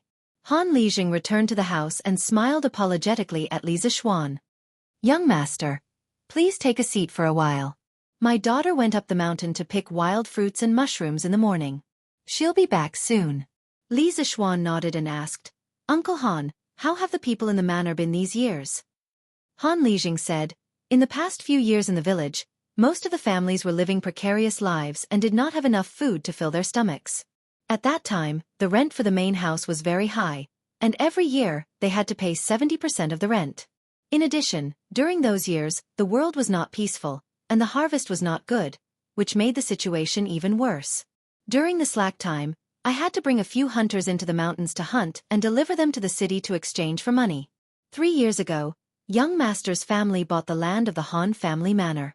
Not only did Madame Li allow us to continue farming, she even reduced the rent to 50%. In addition, in recent years, the world has gradually become peaceful, so life in the manor has become much better. At the very least, no one will starve to death now. This is all thanks to Madame Li. After saying that, Han Lijing's eyes were filled with gratitude. Li Zixuan was somewhat speechless. These villagers weathered wind and rain year after year, working themselves to death just so that they wouldn't starve to death, just so that they could survive. It was such a simple request, but it was difficult to satisfy in this era. It wasn't because of natural disasters or war, but because of the oppression from the noble class. Li Zixuan felt that it was unfair for these villagers, and his heart was very vexed. Perhaps it was because he was also the son of a farmer in his previous life. At that moment, a very clear and pleasant voice came from outside the house. Father, your daughter is back. Then, he heard a series of footsteps coming into the house. At the door, a young girl of 13 or 14 years old came in. She was wearing rough clothes that had been washed until they were white, and there were a few neat red patches on her sleeves. The patches were quite artistic, and they were arranged in the shape of a plum blossom. From afar, it looked like a plum blossom that was embroidered on. The young girl had an oval face with extremely delicate facial features. Her skin was smooth, and she had a sharp chin. Her long hair draped over her shoulders, and she had a beautiful figure. Just by looking at her face, she was as pure as a fairy from the heavens. However, her pair of lively eyes were not like those of a fairy from the heavens who did not eat the food of mortals. Her pair of eyes contained the wind and frost of the world. The simple hemp clothes matched the young girl's beautiful face, but it did not reduce the young girl's peerless elegance. It made people feel that she was a peerless fairy who had descended to the mortal world. Just her current appearance was more beautiful than any of the pure girls he had seen in his previous life. If she were to wear the fresh and beautiful clothes of those celebrities, Li Zixuan could not imagine how beautiful she would be. Li Zixuan didn't expect that he would be able to see such a stunning woman in such a remote and desolate place. The 2 little maids by his side were already very beautiful, but in front of this young girl, they were somewhat overshadowed. Xiao He's beauty was a kind of lively and cute beauty. Xiao Shi's beauty was a kind of beauty from a small family in Jiangnan. The girl in front of him was a kind of beauty that was fresh and refined, like a poem or a painting. Li Zixuan was stunned for a moment when he saw her. It was only when Lan'er tugged at him that he woke up. Father, daughter heard from Iron Egg that there are guests in the house? The young girl asked Han Lijing. Yushi, come here.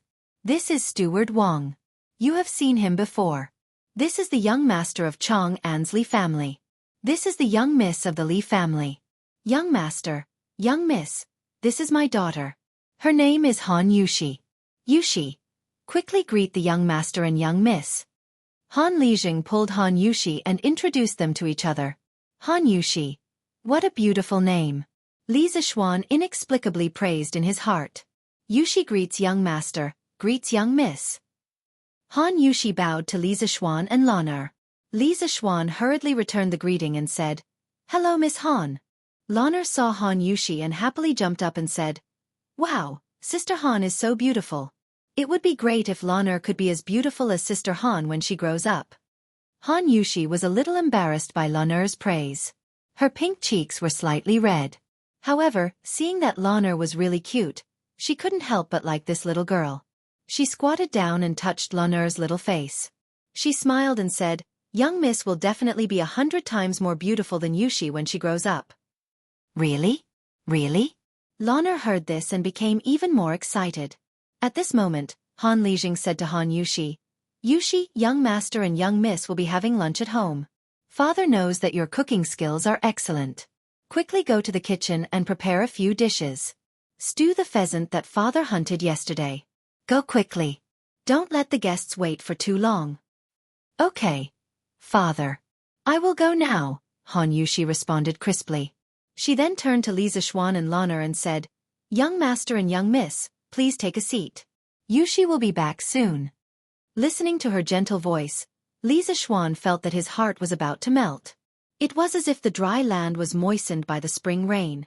Xiao He, quickly go to the carriage and get the ingredients and pastries that we brought.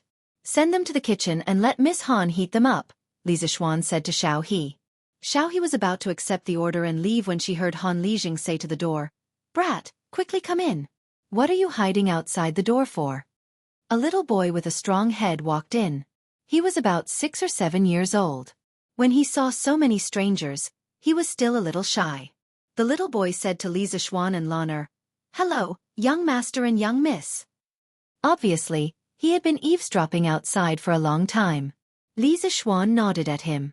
Lanner smiled mischievously at him. When the little boy saw this, he became even more shy. He then said to Han Lijing, Father, you called me. Han Lijing pointed at Xiao He and said to him, This young miss is going to the carriage at the entrance of the village to get something. Accompany her. Be careful and don't run around. Do you hear me? Yes, father. I got it. Li Zixuan smiled. This Han Lijing was quite thoughtful. Xiao He might really get lost in the village alone. He smiled kindly at Han Lijing and said, Thank you, Uncle Han. He then said to Xiao He, quickly go with Iron Egg. Be careful. Yes, young master. Xiao He will go now. Chapter 21. After Li Zixuan chatted with Han Lijing for a while, he saw Han Yushi and Iron Egg coming in with dishes. Young master, young miss, father, it's time to eat. Han Yushi placed the dishes on a square table that was very old but very clean. She smiled and called for everyone to eat. Young master, young miss, sit down and eat. Han Lijing quickly greeted. Well, Uncle Han, you don't have to be so polite. Sit down too. Miss Han, you have worked hard cooking. Come and sit with Iron Egg. Li Zixuan said. Han Yushi was a little hesitant, but Iron Egg was very happy. He had been drooling over the pheasant meat on the table and the chicken that Li Zixuan brought over. He had not eaten meat for a long time. When he saw the golden and crispy chicken, he could not control himself.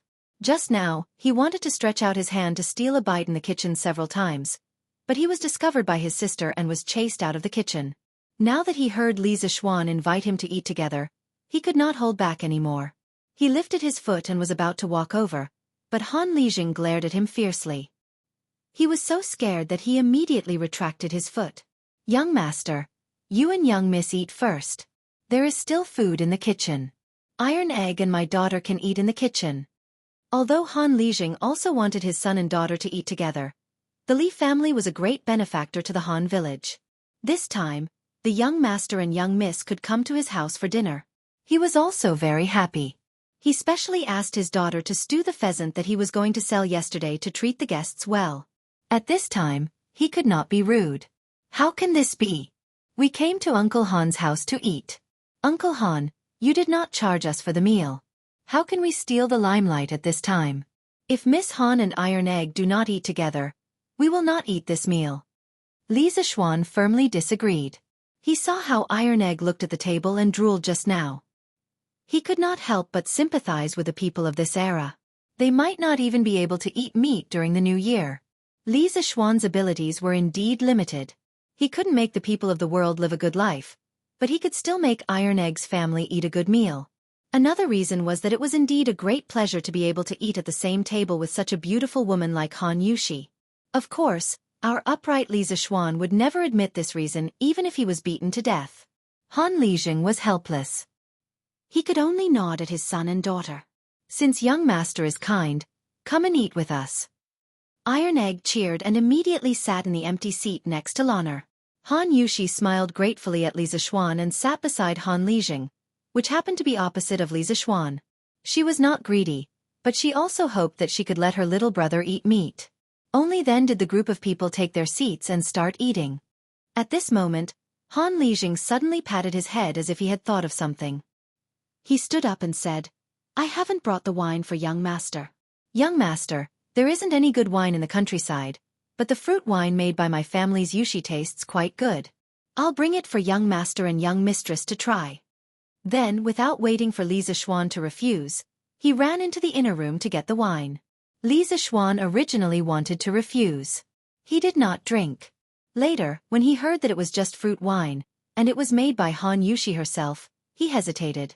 Seeing that Han Lijing went in to get the wine without waiting for him to speak, he did not say anything. Instead, he was somewhat expectant. After a while, Han Lijing came out with a wine jar. He said to Li Zixuan, "Young master, this is the fruit wine made by my family's Yushi. It is made with wild strawberries and hawthorns on the mountain. I'm not boasting, but the taste is really good. Yunchi restaurant buys this wine every year in Chang'an City at a high price of 10 copper coins per caddy." As he spoke, he poured a bowl for Li Zixuan and the others. "Father, Iron Egg also wants to drink it." Iron Egg licked his lips and looked at Han Lijing eagerly. Obviously, he must have drunk it before and still could not forget it. Han Lijing glared at his son angrily. Li Zixuan hurriedly said, "Uncle Han, since Iron Egg wants to drink it, let him drink it. We can't finish so much."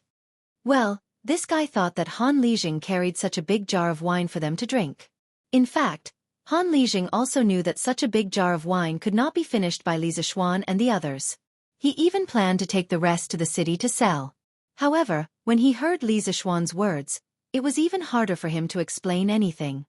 He poured a bowl for his son and daughter and said, "Since young master said so, Yushi Taidan, you guys can accompany young master for a drink at noon." Iron Egg was very happy. He did not expect this young master from the city to be so easy to talk to. He was much more modest than the son of the landlord Lu. He was very grateful to Li Zixuan. How could he know that Li Zixuan was interested in his sister? Li Zixuan looked at the fruit wine in the bowl. It was bright red and very beautiful. He sniffed it gently and found that there was no smell of alcohol. Only then did he feel relieved. He picked up the wine and took a sip. It was sweet and sour, with the sourness of hawthorns and the sweetness of strawberries. It was much better than the fruit juice of the future. After all, the ingredients of this fruit wine were all natural and pollution-free. Li Zixuan smacked his lips and exclaimed in admiration, "Miss Han's winemaking skills are really superb. The taste of this wine is really great. If you ask me, I'd say that House Yunchi has made a great bargain by selling this fruit wine for 10 copper coins per caddy." Lan Er also took a sip and could not stop. This sweet and sour taste had a fatal attraction to children. When she heard her brother's words, she quickly agreed. Yes, brother is right. Sister Yushi, you are so good. This fruit wine is so delicious. Lan Er has never drunk such delicious fruit wine in her life. Li Zixuan was a little amused. This little girl was only 6 years old and she still had the nerve to say that she had grown up. Han Yushi said shyly and modestly, "Young master and miss, you flatter me. Actually, this winemaking is very simple. These ingredients are originally some worthless things on the mountain. Yushi is already very satisfied to be able to sell it for 10 copper coins per caddy." Li Zixuan shook his head. He had an idea. If he slightly modified this mountain fruit wine, it would definitely sell well in the summer. He said to Han Lijing, "Uncle Han, do you know the Zuaitian restaurant in Chang'an West City?" Han Lijing nodded. "I know.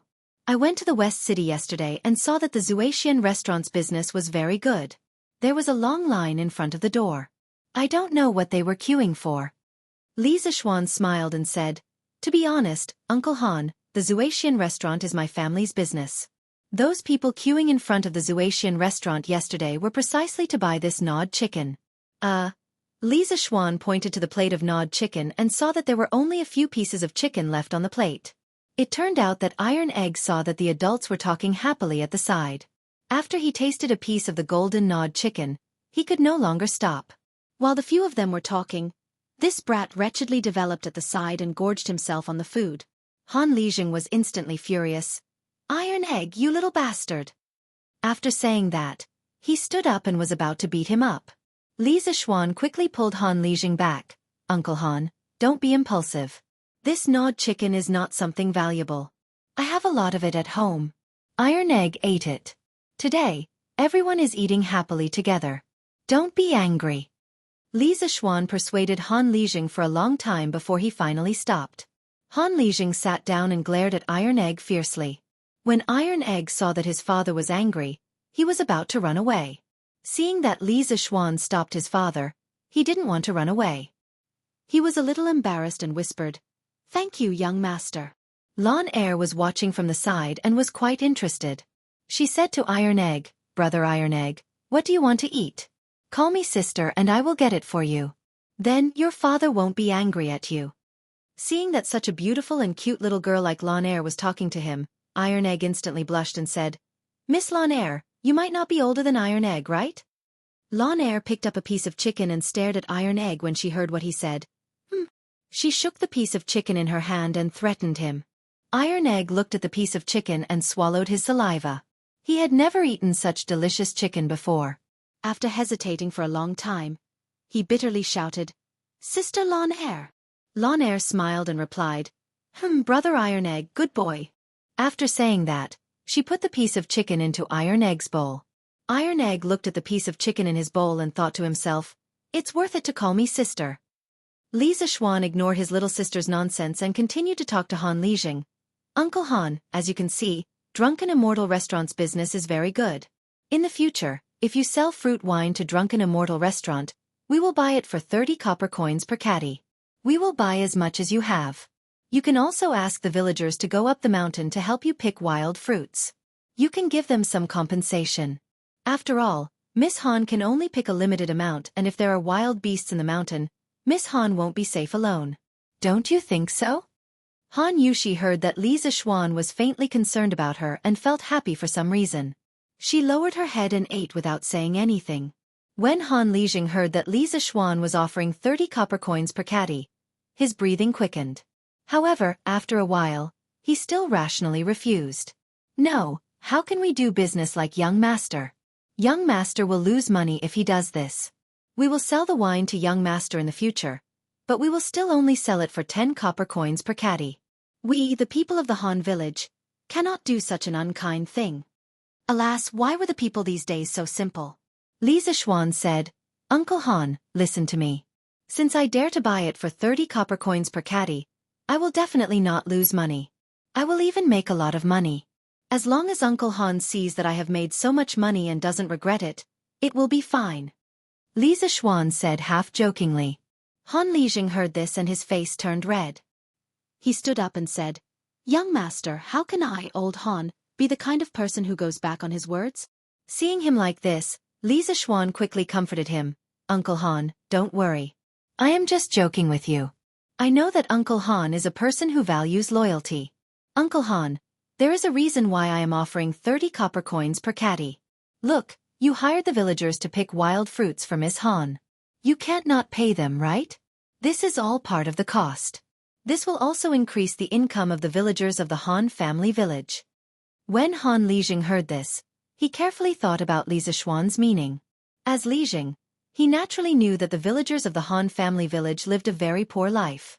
Although compared to the villagers of other villages, it was still much better. However, he also wanted the villagers to live a better life. Li Zishuan's suggestion also moved him. After thinking for a while, he said to Li Zishuan, "Since young master is kind enough to give us a way out, then I, old Han, will represent the entire village to thank young master." After saying this, he stood up and bowed to Li Zishuan with cupped fists.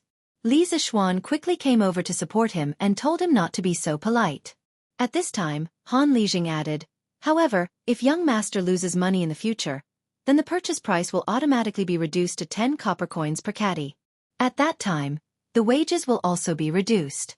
When the time comes, I, old Han, will be responsible for persuading the villagers. Young master, if you don't agree to this, then this business deal will end here. I, Han Lijing, would rather starve to death than harm young master." Li Zishuan could only helplessly agree. This Han Lijing was really too straightforward. Chapter 22. After talking about business, Li Zixuan and Han Lijing began to eat. Naturally, the two of them didn't mind that most of the dishes on the table were almost finished by the two little fellows. Han Lijing was very happy to meet such a good young master who took the initiative to bring him business. He pulled his daughter along and toasted Li Zixuan. Li Zixuan also didn't refuse anyone. This meal was very enjoyable for everyone. Of course, it had to be said that Han Yushi's cooking skills were really good. The mushroom and pheasant stew was very delicious. Li Zixuan, who didn't like to eat stew, ate a lot. Of course, it was unknown whether the pheasant was made by Han Yushi. After lunch, Han Yushi began to clean up the dishes. Li Zixuan quickly asked Xiao He to help. At this time, Iron Egg said to Han Lijing, "Father, I'm going to the threshing field at the entrance of the village to play." At this time, Lana was also eager to try. She also felt that the scenery of the countryside was very novel. She said to her brother, "Brother, Lana wants to go out and play with Brother Iron Egg." "Well, then you can go with Iron Egg. Remember to come back in 2 hours." Li Zixuan thought about it. Since Iron Egg was Iron Egg's son, there shouldn't be any accidents if Lana followed Iron Egg to the village to play. At this time, Han Lijing said to Iron Egg solemnly, "Iron Egg, listen to me. You must take good care of the young miss. If anything happens to the young miss, I will skin you." Iron Egg quickly nodded in agreement. Even if his father didn't say it, he would do it. He wasn't a completely ignorant child. He naturally knew that the young master and the young miss were so good to their family. He was very grateful to them in his heart. Just like this, the two little brats went out. Li Zixuan chatted with Han Lijing in the front room. Not long after, Han Yushi finished cleaning up the dishes in the kitchen and came to the front room with Xiao He. She sat next to Han Lijing and listened to them quietly. After chatting for a while, Li Zixuan stood up and said, "Uncle Han, please tell the farmers about the business I told you about this morning. I want to go to the farm alone. When it's time for us to go back, I'll come and say goodbye to Uncle Han." Han Lijing hurriedly said, "Young master, you are not familiar with the manner. Let Yushi accompany young master." Li Zixuan declined. "How could I trouble Miss Han? I'll just walk around and come back. I won't get lost." In fact, he also hoped that he could go out with Han Yushi, but he couldn't show it so obviously. When it was time to decline, he still had to decline. Han Lijing waved his hand and said, "It's okay, it's okay. Yushi has nothing to do at home in the afternoon. It's just nice to go out with the young master." After saying that, he said to his daughter, "Yushi, accompany the young master to walk around the manor in the afternoon." Han Yushi softly replied, "Okay, father." Li Zixuan was a little happy in his heart, but his face was calm. He cupped his hands and said to Han Yushi, "Then I'll have to trouble Miss Han." Han Yushi hurriedly bowed and said, "It's okay." Li Zixuan then said to Xiao He and the others, "Xiao He, Xiao Shi, housekeeper Wang, the journey this morning was bumpy. You must be tired. Rest at Uncle Han's house for a while. After I finish walking around the manor, we'll go back." The few of them naturally agreed. However, Xiao He looked at her young master suspiciously. The way Li Zixuan looked at Han Yushi in the morning was caught by the quick-witted Xiao He. Xiao He was wondering if her young master had deliberately shaken them off and secretly went out with Han Yushi for a rendezvous. Li Zixuan naturally didn't know what the servant girl was thinking. He brought Han Yushi out. Li Zixuan walked side by side with Han Yushi on the small road in the countryside. He breathed in the fresh air, listened to the occasional crowing of chickens and barking of dogs in the village, and watched a group of naughty children chasing each other and playing not far ahead. At this moment, his heart was incomparably peaceful. It was as if he had returned to his previous life. It was the same small road in the countryside, the same crowing of chickens and barking of dogs, and the same village urchins. He couldn't help but have a deep sense of nostalgia in his eyes. "Unfortunately, I can't go back anymore. Even if I build trains and planes in this era, I can't go back," Li Zixuan muttered in his heart. Han Yushi lowered her head and walked with Li Zixuan for a while, but Li Zixuan didn't say anything. She was a little curious and raised her head to look at Li Zixuan.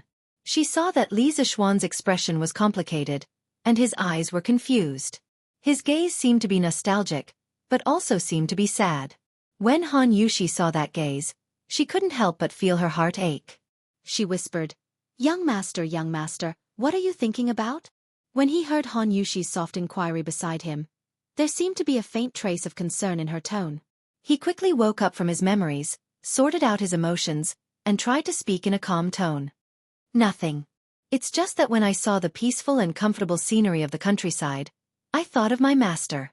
Han Yushi asked curiously, Young master, you have a master? Li Zishuan recalled and said, Yes. When I was young my body was weak. All the doctors said that I wouldn't live past the age of 8. When I was 6, my master came to my house and told my father that he could cure me.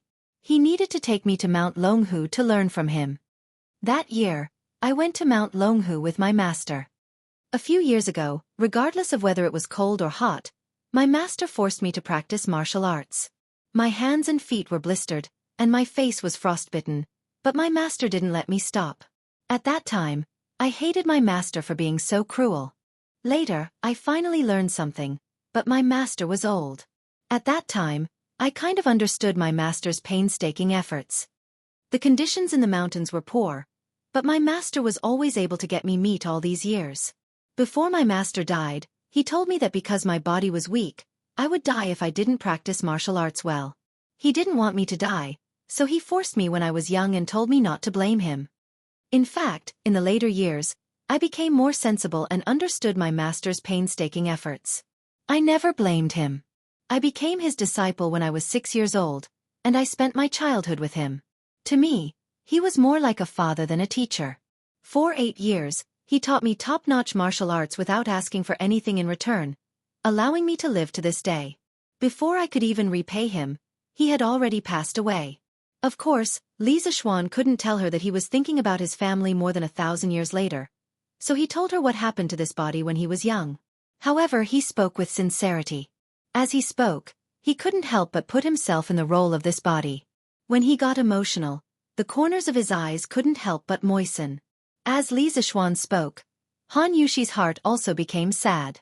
When she heard the end, she couldn't help but cry. She originally thought that Li Zishuan was a rich young master who didn't eat the hardships of the world. She didn't expect his life experience to be so rough. Looking at Li Zishuan's wet eyes, she saw Li Zishuan's bruised soul under his strong appearance. She couldn't help but feel her heart ache. Young master, your master will definitely be very happy if he sees that you're doing well from the heavens. You said it yourself, your master treats you like a father treats his own child. Parents treat their children well, and they don't want their children to repay them. Young master, don't blame yourself. You living well now is the best way to repay your master, Han Yushi comforted gently. That's right. When parents treat their children well, why would they think about their children repaying them in the future? Their love is the most selfless love in the world. They only hope that their children will live well in the future. When Li Zishuan heard this, he couldn't help but mutter in his heart, Father, mother, your son is unfilial and can't be filial in front of you. However, in this great Tang dynasty, I will live well. I will live well. You don't have to worry. Thank you, Miss Han. I'm fine. After thinking it through, Li Zishuan looked seriously into Han Yushi's eyes and thanked her. You're welcome. Han Yushi was a little flustered by Li Zishuan's serious gaze and hurriedly said. Chapter 23. The two of them chatted and soon finished touring the village. Li Zishuan was a little reluctant to part with her. Miss Han, where do you usually go to pick wild fruits? Li Zishuan, who was reluctant to part with her, began to find a topic to talk about. Han Yushi pointed to the mountain behind them and said, It's on that mountain. Li Zishuan looked in the direction of her finger and saw the dense forest on the small hill. He said, Aren't you afraid when you go alone? What if you meet a wild beast like a tiger? Han Yushi smiled and said, A few years ago, there were indeed some fierce tigers and fierce beasts in this mountain. But during those years, the world was in chaos and the harvest was not good. Many people in the village were starving. My father organized the villagers to go into the mountain to hunt. In the past few years, all the large beasts in the mountain have been hunted. Li Zishuan heard and said, Oh, then let's go up the mountain to take a look. Han Yushi nodded in agreement. The two of them walked up the mountain. At the foot of the mountain, a few peach blossoms were in full bloom. It was very beautiful. A few butterflies danced in the wild flowers by the roadside. A few birds chased each other and played in the forest on the mountain. Li Zixuan was very happy with the beauty by his side and the beautiful scenery in front of him. Miss Han, I have a question, but I don't know if it's appropriate to ask. Li Zixuan asked. Young master, if you have something to say, Yushi will tell you everything she knows. Li Zixuan hesitated and said, Why didn't I see your mother at your house? Han Yushi's face instantly turned pale. Deep sadness flashed in her eyes.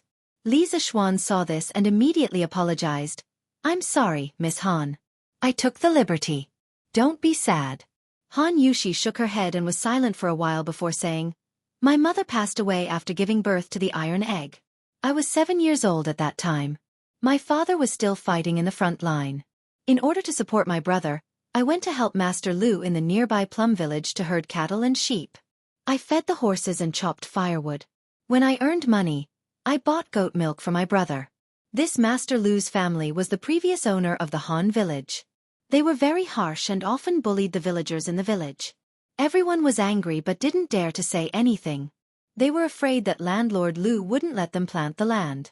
Iron Egg was very naughty when he was young. He would cry whenever I left, so I could only take him to work. Later, when I couldn't hold on any longer, my father finally came back. It was when I was 9 years old, which was the 6th year of Wuda. My father came back with a limp. My father, Wu De, joined the army in the first year of the Yuan dynasty. Later, he was transferred to old General Qin's personal guard. In the 6th year of Wuda, the Turks attacked the borders of our Great Tang, and my father accompanied General Qin to battle. Later on, I heard my father say that during a pursuit, General Qin was ambushed by the Turks. The Turks' great general Xianxia wanted to kill General Qin with a bow and arrow. At the critical moment, my father rushed over on his horse and threw himself at General Qin, but the arrow pierced through my father's thigh. At that time, he didn't have time to treat his wound.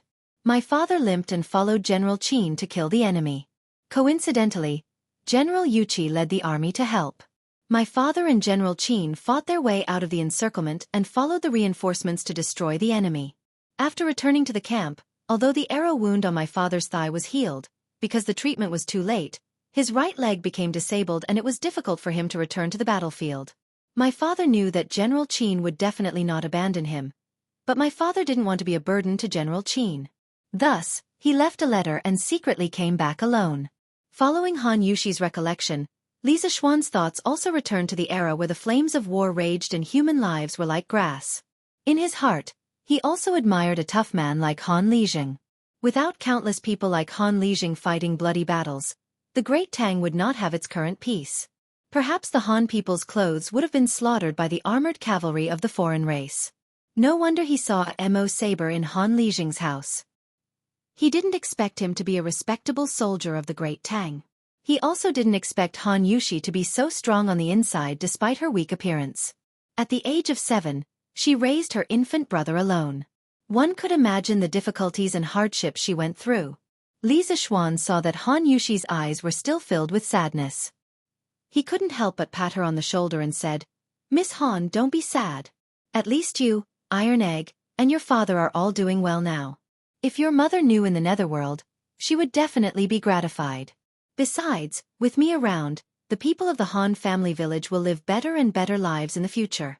As he spoke, Li Zixuan didn't know how to continue. He wasn't very good at comforting people.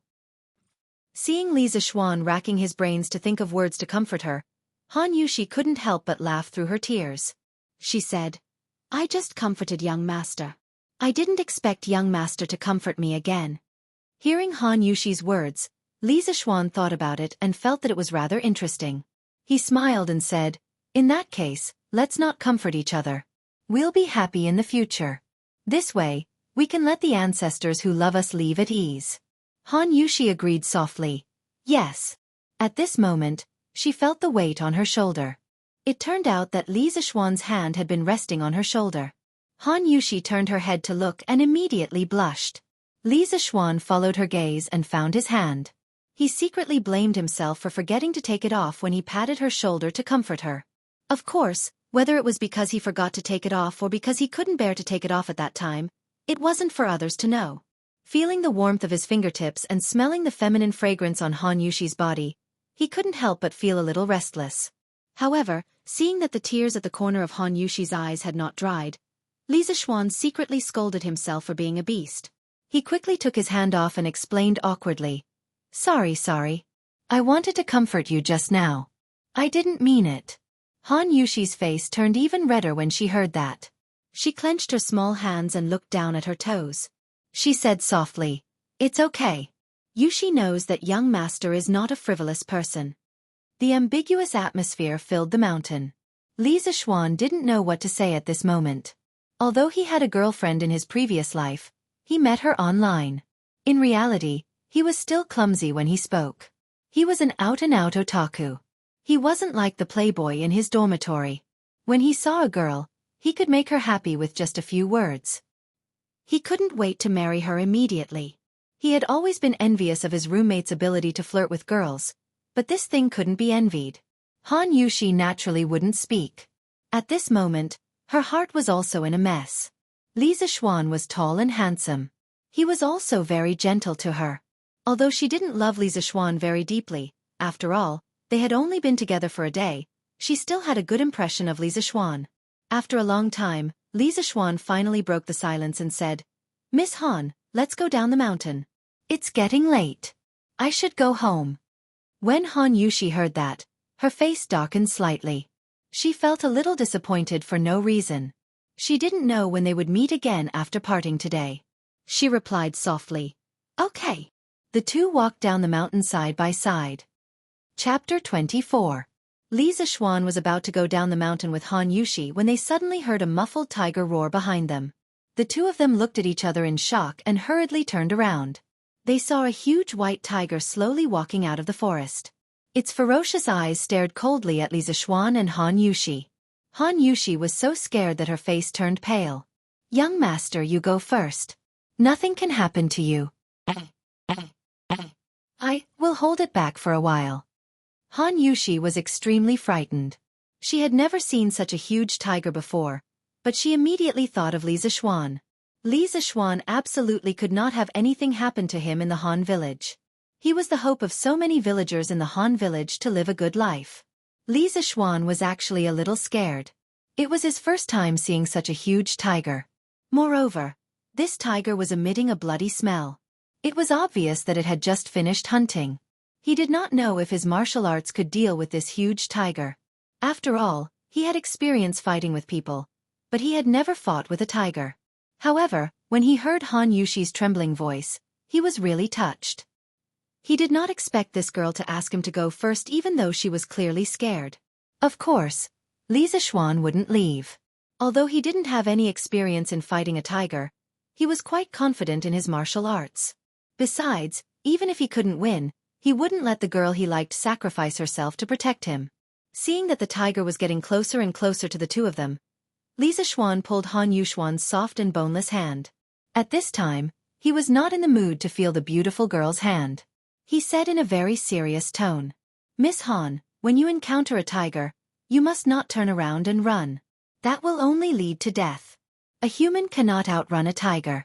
In a while, you will face the tiger and slowly retreat. I will deal with this beast. I, Li Zixuan, will not let a woman stand in front of me." Han Yushi shook her head and refused to leave. She thought that Li Zixuan was going to use his life to buy time for her to escape. At this moment, the little girl's tears flowed freely. Li Zixuan was also a little helpless, but there wasn't much time left for them. He squeezed Han Yushi's hand and said very seriously, "Miss Han, listen to me. I have the confidence to deal with this tiger, but if you stay by my side, I'm afraid that the tiger will hurt you. I can't take care of you.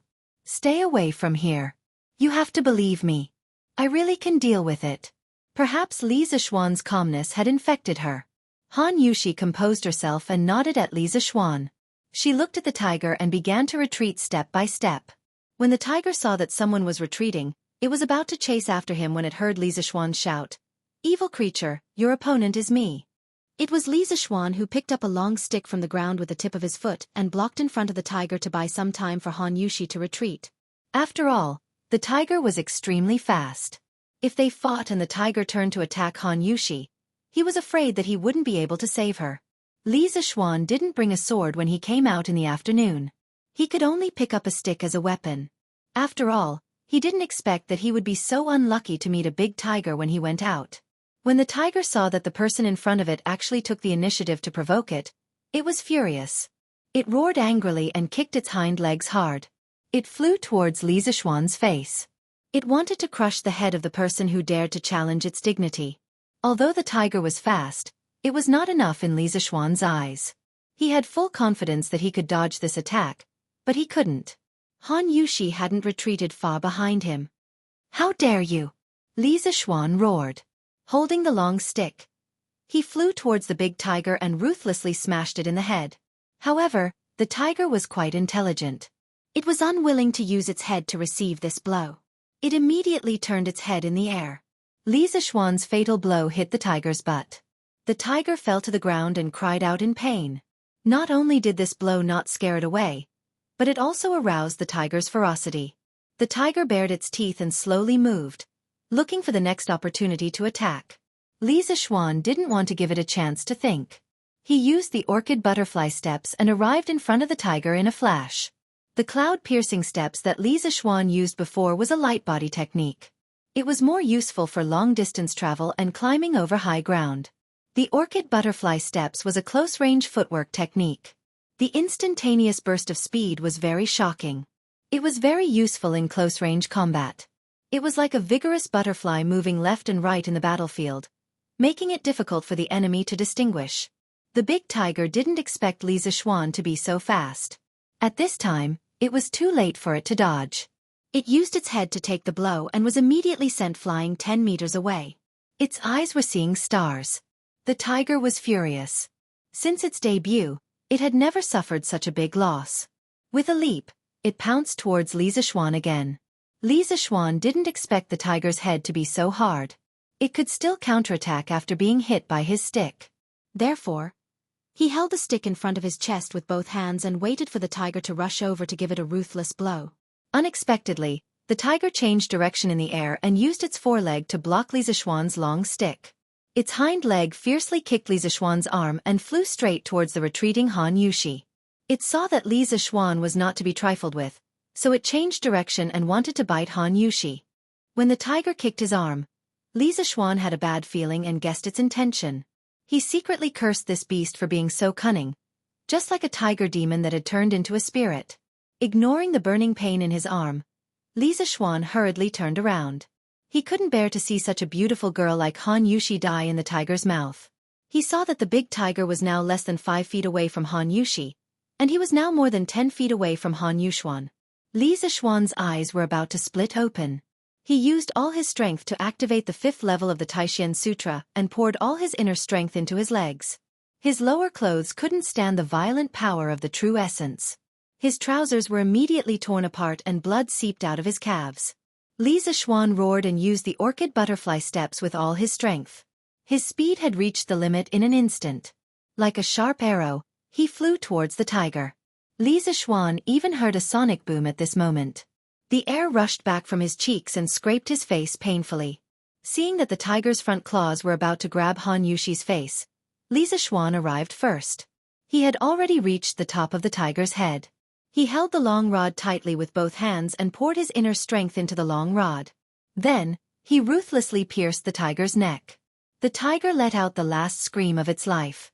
For a moment, blood splattered everywhere. Li Zishuan and the tiger fell at Han Yushi's feet. When the tiger jumped from Li Zishuan's body to her, Han Yushi was already a little scared and didn't know what to do. She couldn't move her legs. When she saw that the tiger's front claws were about to touch her face was filled with despair.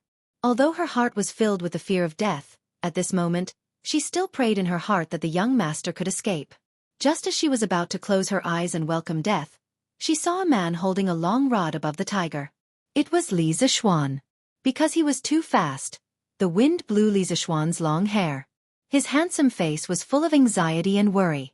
He held the rod with both hands, like a hero. When the tiger was about to grab her face, he stabbed the tiger's neck. Han Yushi, who was in despair, couldn't help but be a little dazed when she saw this scene. She would never forget this scene for the rest of her life. Bang! 2 muffled sounds came from the woods. All the dust settled, and the mountains returned to peace. When the tiger's warm blood splashed on Han Yushi's face, Han Yushi came back to her senses and realized that she was saved. She looked lovingly at Li Zishuan, who was kneeling on one knee on the tiger's stomach but still holding the long rod on the tiger's neck tightly with both hands. At this moment, Han Yushi felt that a person had entered her heart, a man that she would never forget for the rest of her life. "Young master, are you okay?" Seeing the bloody scratches on Li Zishuan's arm, Han Yushi hurriedly squatted down and cried.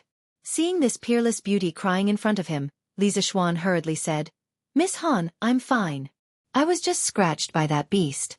It's not a big deal. Don't cry." Han Yushi grabbed Li Zishuan's hand and looked at his bloody arm and calf. She couldn't help but cry out, "What do you mean you're fine? You've lost so much blood. How can you be fine? Why are you in such a hurry to save me? I won't die if I'm scratched by that tiger." Boo-hoo. As she spoke, she couldn't help but throw herself into Li Zishuan's arms and cry bitterly. Li Zishuan didn't care about enjoying the beauty in his arms. He wanted to pat Han Yushi's back with his hand, but seeing that his hand was full of blood, he was afraid of dirtying her clothes. He could only give up and comfort her softly. "Miss Han, I'm really fine. This is all the blood on the tiger's body. I'm not seriously injured. I'll be fine after I go back and bandage it. Don't cry. You won't be beautiful if you keep crying." After comforting her for a long time, Han Yushi stopped crying. She raised her head and looked at Li Zishuan with tears in her eyes. "Young master, can you not call me Miss Han in the future?" Li Zishuan was stunned for a while before he reacted. He was a little happy and said, "Then I will call you Yushi, okay?" Han Yushi's face was slightly red as she replied in a low voice. His relationship with this beautiful girl had finally improved a little. Li Zishuan was a little excited. At this moment, seeing Han Yushi's blushing face, he wanted to tease her a little. He smiled and said, "Then Yushi, can you not call me young master in the future? As a good friend. Isn't it too distant for you to call me young master?" Han Yushi also felt that what he said seemed to make sense, so she asked, "Then, what should I call you? Why don't you call me Brother Xian, Yushi?" Li Zishuan shamelessly suggested. "No way, I'll call you young master."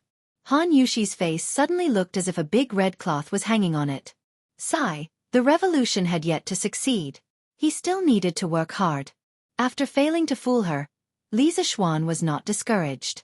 He continued, "Yushi, let's go down the mountain now. Lanner and the rest must be waiting anxiously. Are we leaving just like that?" Han Yushi felt a little sad. After all, she was not someone from the same world as him. Li Zishuan used the long rod to pick up the big tiger and brought Han Yushi down the mountain. However, he did not know that something big had happened at the foot of the mountain. Chapter 25. 2 hours ago, at the threshing field of the Han village. "Brother Iron Egg, what's so fun about the threshing field?" As soon as they arrived at the threshing field, Lanner couldn't wait to ask. "I made an appointment with Dinyo, Ernyo, and Zhu Zi this morning to fight grasshoppers in the threshing field in the afternoon," Iron Egg replied. At this time, they saw that there were already 3 children squatting on the ground waiting for them on the threshing field, so they hurried over. "Iron Egg, why are you so late?" A chubby boy with a runny nose pointed at Iron Egg and said discontentedly. "Hee, Ernyo, I have something to do at home today." Iron Egg touched his stomach and said embarrassedly. In fact, the chicken he ate at noon was too delicious, so he ate happily and forgot that there was such a thing in the afternoon. "Iron Egg, who is she?" A slightly taller chubby boy next to Ernyo pointed at Lanner and said, "Hello, my name is Lanner. I'm Iron Egg's elder sister." Lanner didn't wait for Iron Egg to speak and hurriedly introduced herself. Didn't Iron Egg have an elder sister? The children were a little confused, but seeing that Iron Egg didn't refute, they just thought that Lanner was Iron Egg's distant elder sister. The taller chubby boy said, "Oh, hello, Iron Egg's elder sister. My name is Dinyo." Another dark skinny boy also introduced himself. "My name is Zhu Zi." At this time Ernyo said, "Iron Egg, you and your elder sister came late and haven't caught grasshoppers yet. Go and catch them quickly. The 3 of us have already caught them." After saying that, he proudly showed the grasshopper in his hand. Iron Egg heard this and immediately pulled Lanner to the field to look for grasshoppers. At this time, grasshoppers haven't grown up yet. They were all small green grasshoppers, so it was difficult to find them in the green grass. Lana looked for a long time but couldn't find one. She was a little anxious. At this time, she heard Iron Egg exclaim, "I caught one." Lana hurriedly went over and saw a medium-sized green grasshopper in Iron Egg's hand. In this season, such a big grasshopper was already considered big. Lana quickly said, "Brother Iron Egg, give this to me. Go and catch another one." Before he could finish speaking, he quickly snatched the grasshopper from Iron Egg's hands. Iron Egg had a bitter expression on his face. It was not easy for him to catch this, but it was snatched away before he could even warm it up. At this moment Lana whispered, "The next time you come to the Han Manor, I'll bring you 2 plates of nibbled chicken." Hearing this, Bruiser was immediately overjoyed. He eagerly went to catch more grasshoppers. Lana looked at the little grasshopper in her hand. The more she looked at it, the more she liked it. She said to the grasshopper, "Wow, you look so mighty. You look like a general. I'll name you Wei Qing." After naming it, Lana was quite pleased with herself. After a while, Iron Egg caught another grasshopper. Although it was not as majestic as the one in Lana's hand, it was not small either. Lana looked at it and said to Iron Egg, "Brother Iron Egg, your grasshopper will be called Huatsubing. Let's go and kill them all." The 2 of them brought their grasshoppers back to the threshing field. After greeting De Nyo, Er Nyo, and Zhu Zi, the 5 of them took out their grasshoppers and started to fight. After a while, as expected, only Lanur's Wei Qing and Iron Egg's Huatsubing were left. At this moment, Lanur picked up Wei Qing and said, "There's no need to fight anymore. My Wei Qing is first. Brother Iron Egg's Huatsubing is second." Iron Egg heard this and had a bitter expression. He was about to object when Lanur raised a finger to signal him. "A plate of nibbled chicken?" Iron Egg understood Lanur's meaning and swallowed his saliva. His eyes lit up and he hurriedly nodded in agreement. "Oh, I was wondering who this was. Iron Egg, are you fighting grasshoppers?" At this moment, everyone heard a male duck's voice coming from the village entrance. Iron Egg looked at the person who had come. It was a wretched fatty around 10 years old with 3 moles on his face. He frowned and said, "Lu Haojian, why are you here?" "Why can't I be here?" Lu Haojian raised his eyebrows and said, "This young master is here to fight your grasshopper today. It just so happens that you just finished fighting those 3 brats. Quickly take out your grasshopper and fight with this young master." "I won't fight with you."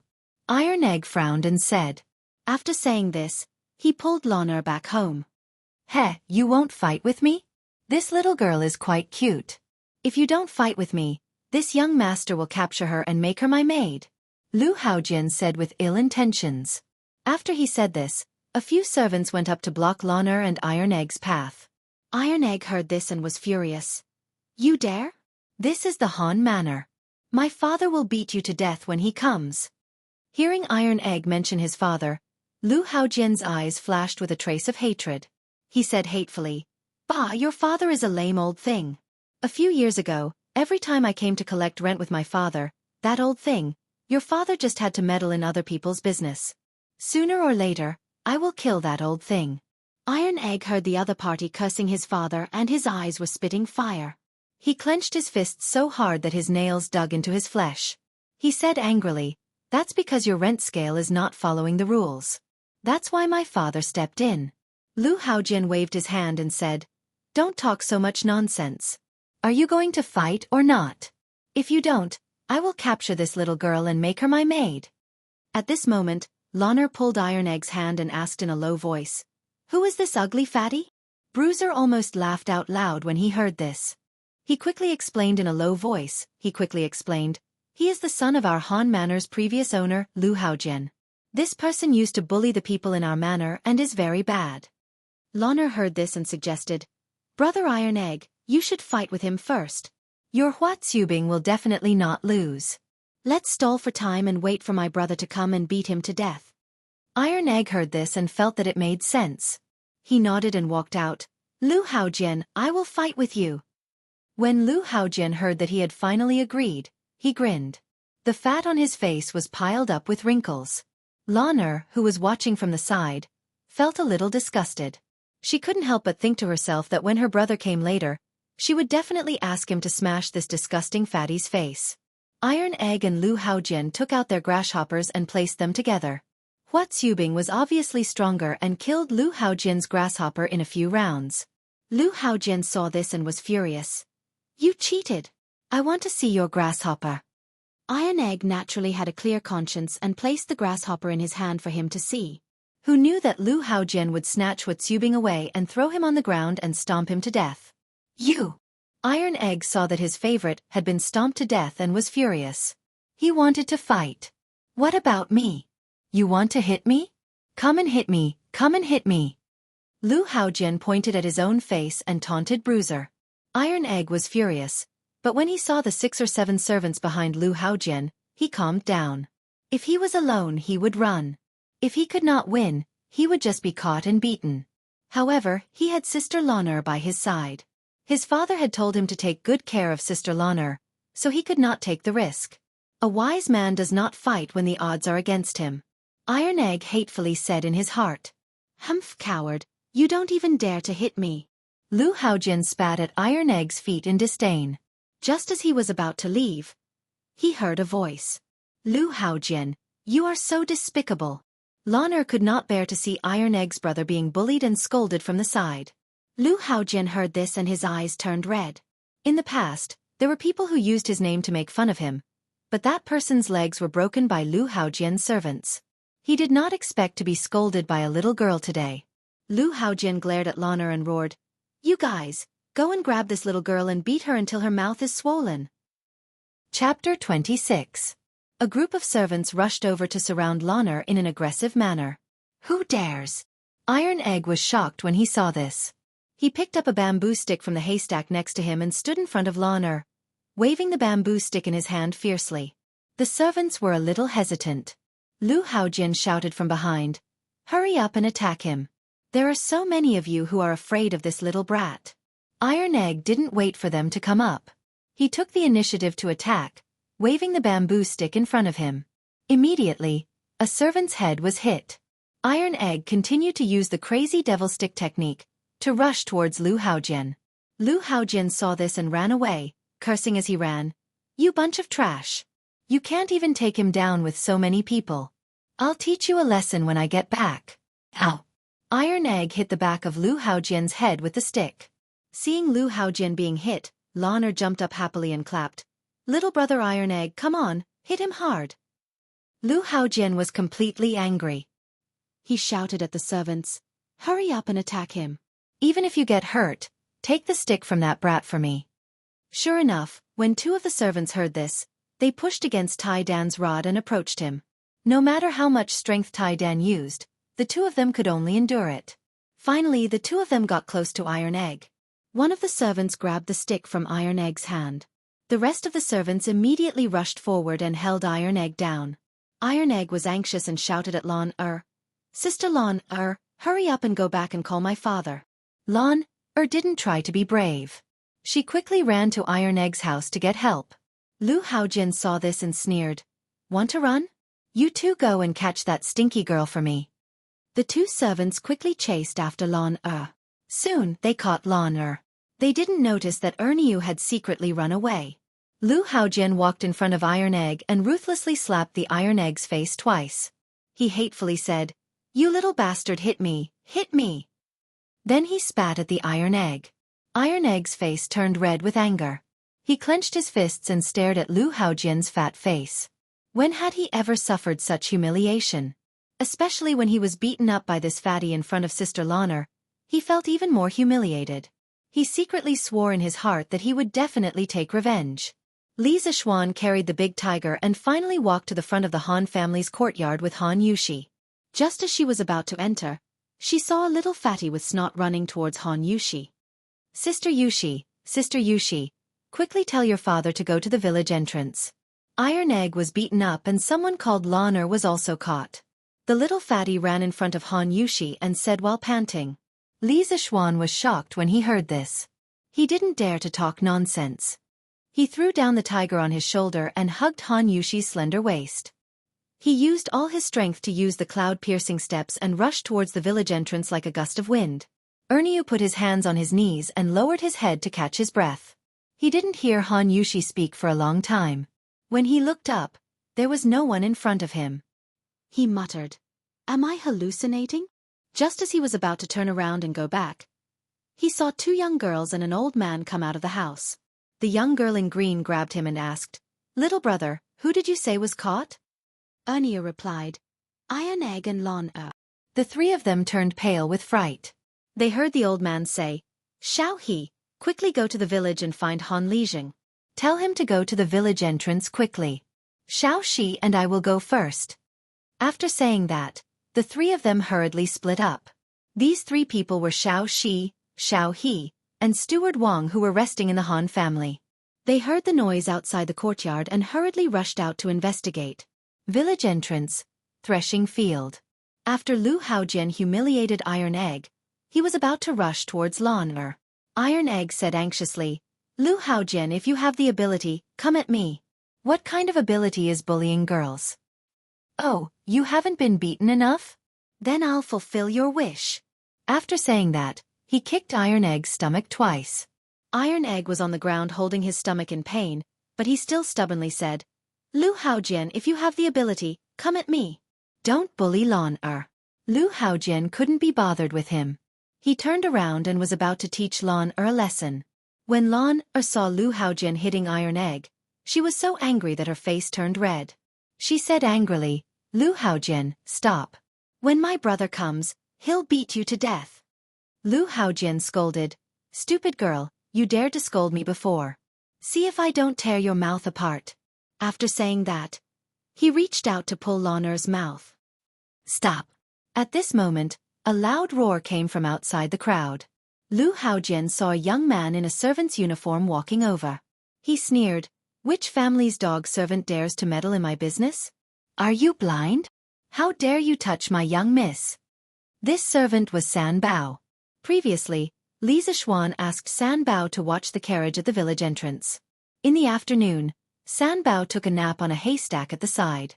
When she woke up, she saw many people gathered at the threshing field and wanted to take a look. Just as she walked over, she heard Lon Er scolding Lu Haojian. Her young miss was being bullied. San Bao quickly ran over. When she saw Lu Haojian about to pull Lon Er's mouth, she immediately stopped him. Lu Haojian was furious when he heard that. A stupid servant dared to speak rudely to him. He shouted to the two servants beside him, "The two of you, go and beat this dog servant to death. Beat him to death." After being angered one after another, Lu Haojian was losing his mind. 2 fists were no match for 4 hands. San Bao was quickly beaten down by the 2 servants. Lu Haojian came over and kicked San Bao more than 10 times. San Bao felt something sweet in her throat and finally couldn't help but vomit a few mouthfuls of blood. Lon Er saw San Bao vomiting blood on the ground. She was so anxious that she cried, "Stop beating him. Lu Haojian, stop." Lu Haojian walked towards Lon Er and sneered, "Stupid girl, no one will come to save you now, right?" Lon Er snorted, "My brother will be here in a while. When he comes, I'll smash your ugly face." Hearing this little girl call him ugly, Lu Haojian was furious. He reached out to tear Lon Er's mouth. At this moment, Lu Haojian suddenly heard the sound of something breaking through the air. Following that, he saw a foot getting bigger and bigger in front of his eyes. Lu Haojian instantly flew out like a kite with a broken string. Li Zixuan brought Han Yushi to the threshing field. He saw a fat man with 3 moles on his face. He was about to reach out to pinch Lon Er's face. Li Zixuan couldn't help but be furious. He usually couldn't even bear to speak harshly to his sister Lon Er, let alone hit her. Now that he saw this fat man wanting to hit Lon Er, Li Zixuan couldn't hold it in anymore. He put down Han Yushi and used his movement technique. He dashed to a spot not far behind Lon Er in a few steps. He leaped up and kicked the fat man's face. Then, Li Zixuan gently landed on the ground. Without stopping, he kicked the 2 servants who were holding onto Lon Er's arms and sent them flying. Li Zixuan pulled Lon Er to his side and carefully looked at her. When he found that Lon Er was not injured, he was slightly relieved. He secretly rejoiced that he had arrived in time. Otherwise, who knew how much his little sister would have suffered? Li Zixuan's series of actions happened in a flash. The other servants didn't even have time to react before their young master was kicked to the ground. The servants were shocked. They quickly helped Lu Haojian up and protected him in the middle. Lan Er saw that her brother had finally come to save her. She hugged her brother's arm excitedly and cried, "Brother, this damn fatty bullied Lan Er." Li Zishuan patted Lan Er's shoulder and wiped her tears. He couldn't help but feel his heart break. He comforted her in a low voice. "Don't be afraid, Lan Er. Brother will avenge you." Lu Haojian's face was covered in blood. He looked ferocious. Li Zishuan's kick almost knocked him out. Even if he didn't faint, Lu Haojian was seeing stars. He had never been hit like this before. He shook his head and chased the stars away. He pointed at Li Zishuan and shouted incoherently, "All of you go! Cripple him!" Chapter 27. Iron Egg. Suddenly, a sorrowful cry was heard. Han Yushi rushed to Iron Egg, who was lying on the ground and clutching his stomach. She squatted down and helped Iron Egg sit up. Looking at Iron Egg's red and swollen face, Han Yushi couldn't help but cry out, "Iron Egg, how are you? Does it hurt?" "Sister, Iron Egg is fine. Iron Egg doesn't hurt." "Iron Egg didn't hurt Sister Lan Er." Hiss. Iron Egg tried hard to squeeze out a smile to comfort his sister, but it affected the wound on his mouth. At this moment, Li Zishuan also saw Iron Egg, who was lying on the ground with red and swollen cheeks, and San Bao, who had blood on the corner of her mouth and her clothes were dyed red. When he heard Iron Egg's weak voice, he guessed that the two of them were injured while trying to buy time to protect Lan Er. His heart ached. He liked Iron Egg, this clever child, very much. He wanted to bring him to his shop to learn something in the future, but he didn't expect him to be so seriously injured today. San Bao was also loyal to him, but today, she was beaten to the point of vomiting blood to protect Lan Er. Li Zishuan's anger rose. He stared at the servants and Lu Haojian in front of him with murderous intent. If he hadn't rushed over in time today, the consequences would have been hard to say. They dared to bully Lan Er and hit the people around him. They must pay the price. The servants saw Li Zishuan's murderous gaze and the blood on Li Zishuan's body. This was the blood from the tiger on the mountain. He didn't even have time to change his clothes. At this moment, Li Zishuan made the servants feel that this person was like a demon from hell. They usually ran amok in the village and had never seen such a terrifying person. Hearing Lu Haojian's roar, the servants didn't dare to step forward. They were just paid to be servants. There was no need to put their lives on the line. At this moment, Lu Haojian's mind was slightly clearer. Looking at the murderous Li Zishuan, he felt that this person was not easy to deal with. Today's matter would not be settled peacefully. He pulled over a servant and whispered a few words into his ear. That servant immediately ran away like a wisp of smoke. Li Zishuan knew that this fatty wanted to call for reinforcements. He looked at them coldly and did not stop them. It just so happened that there were not enough people in front of him to vent the anger in his heart. However, before the fatty's reinforcements arrived, there were many things he could do. Li Zishuan looked at Iron Egg and asked, "Iron Egg, who is this fatty? Why did he hit you?" When Iron Egg saw that Li Zishuan had come to the rescue, he let out a sigh of relief. The task given to him by his father was finally completed. Now that he heard the young master's question, he stood up with the help of his sister and told Li Zishuan everything that had happened in the afternoon. After he finished, he stared at Lu Haojian with eyes full of hatred. After hearing this, Li Zishuan could no longer hold back his anger. He stared coldly at Lu Haojian as if he was looking at a dead man. "Lu Haojian, how do you want to die today?" Lu Haojian trembled under this cold stare. He had never felt that death was so close to him. He did not care about Li Zishuan's scolding and trembled in fear. You can't kill me. I only beat up these two brats. You can't kill me.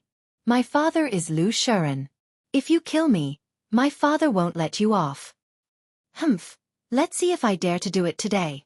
Li Zishuan dodged to the side. Lu Haojian didn't even see his movements clearly. He only heard the miserable screams of the guards protecting him. He saw those guards fly a dozen or so meters away like kites with their strings cut. They crashed heavily onto the ground, unable to crawl back up. Then, Lu Haojian's vision blurred. He only felt a sledgehammer ruthlessly hit the left side of his face. Before he could scream, he was sent flying. "Brother, hit that fatty's face." He just wanted to tear Lan'er's mouth. Brother wants to avenge Lan'er and brother Iron Egg. Lan'er jumped up and said to her brother. She was not as scared as before when she saw her brother showing off his power. Young master, you also want to avenge San Bao. San Bao was almost kicked to death by this fatty. San Bao saw that Lan'er did not mention her, so she quickly added. Li Zishuan naturally wanted to avenge his sister. He went forward and picked up Lu Haojian who was lying on the ground. Lu Haojian shouted in fear. Don't hit me, don't hit me. I'll give you money, a lot of money. Don't hit me. Li Zishuan could not be bothered with him. He used 10 dragon-subduing slaps on his fat face. Li Zishuan's palms flew left and right. It was dazzling. Lu Haojian's head was twisted rapidly. Soon, his cheeks were swollen. His already fat face became even fatter. His face was even taller than the bridge of his nose. Lan'er, Iron Egg, and San Bao were watching from the side. They were very satisfied. Lan'er waved her arms and jumped up. Good hit, brother, good hit. Li Zishuan slapped more than 10 times. He was tired and felt that it was meaningless. The main reason was that these people were too weak. They were not even as powerful as the big tiger on the mountain. If Lu Haojian heard Li Zishuan's words, he would definitely vomit blood. If he was half as powerful as the tiger, would he just stand there and let you hit him? Lu Haojian's face was so swollen that he could no longer speak. Li Zishuan picked him up with one hand and threw him in front of Iron Egg and San Bao. Iron Egg, San Bao, how did he hit you just now?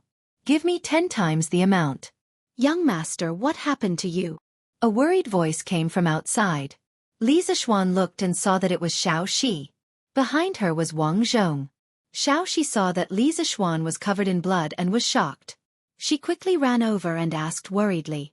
Li Zishuan waved his hand and said, I'm fine. The blood on me is not mine.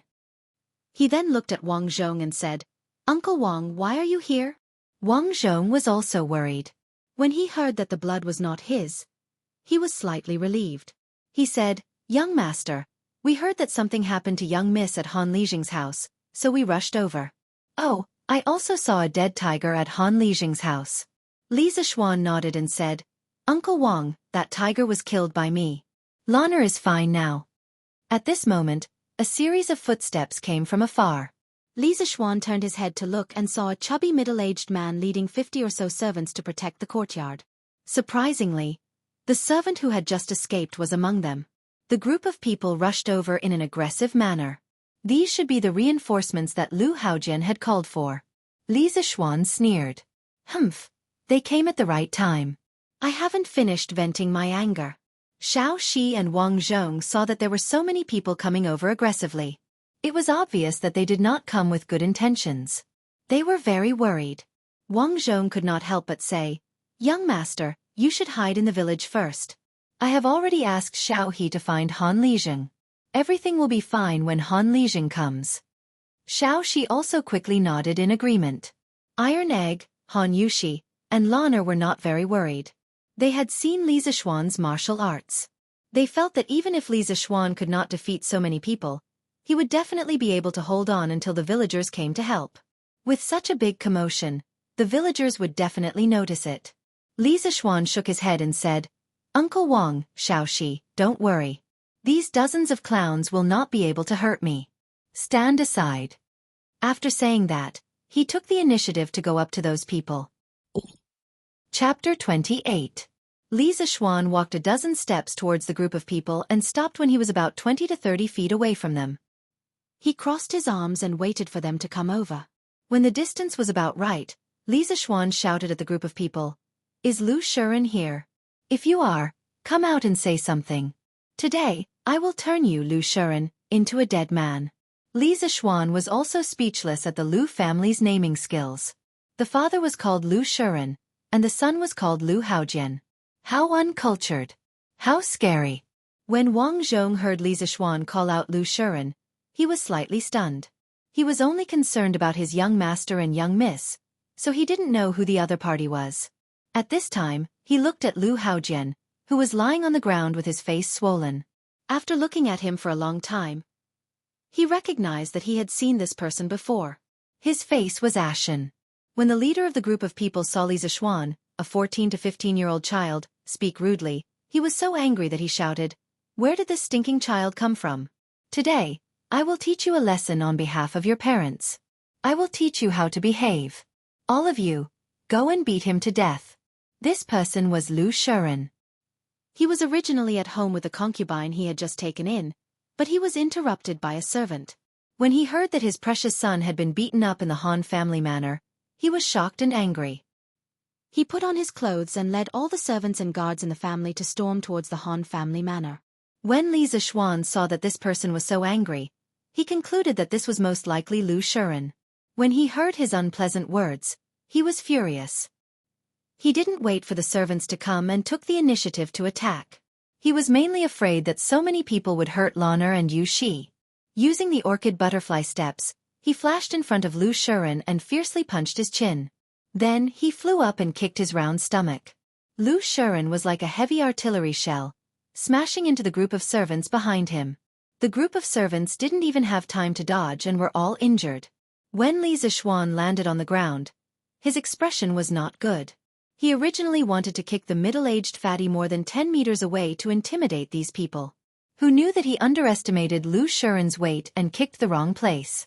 At that time, when he kicked Lu Shiren's round belly, he used too much strength.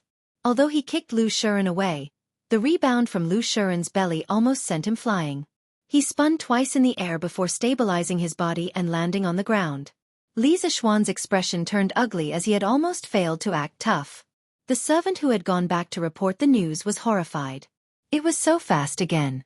He thought it was a fluke that his young master was kicked away so fast. Now, he kicked away his master who was obviously several tons heavier than his young master. Moreover, the speed was so fast that no one could react. At this moment, even if he was stupid, he knew that he had encountered a legendary martial arts master. At that moment, he didn't care about his master and those servants. He turned around and ran away, wailing in his heart, "Go back to your hometown. I'm not going to be a servant here in Chang'an anymore. Whoever falls in love with this god of killing can have him." Lu Shiren was in so much pain that his face turned the color of pig liver. There was still blood on his chin.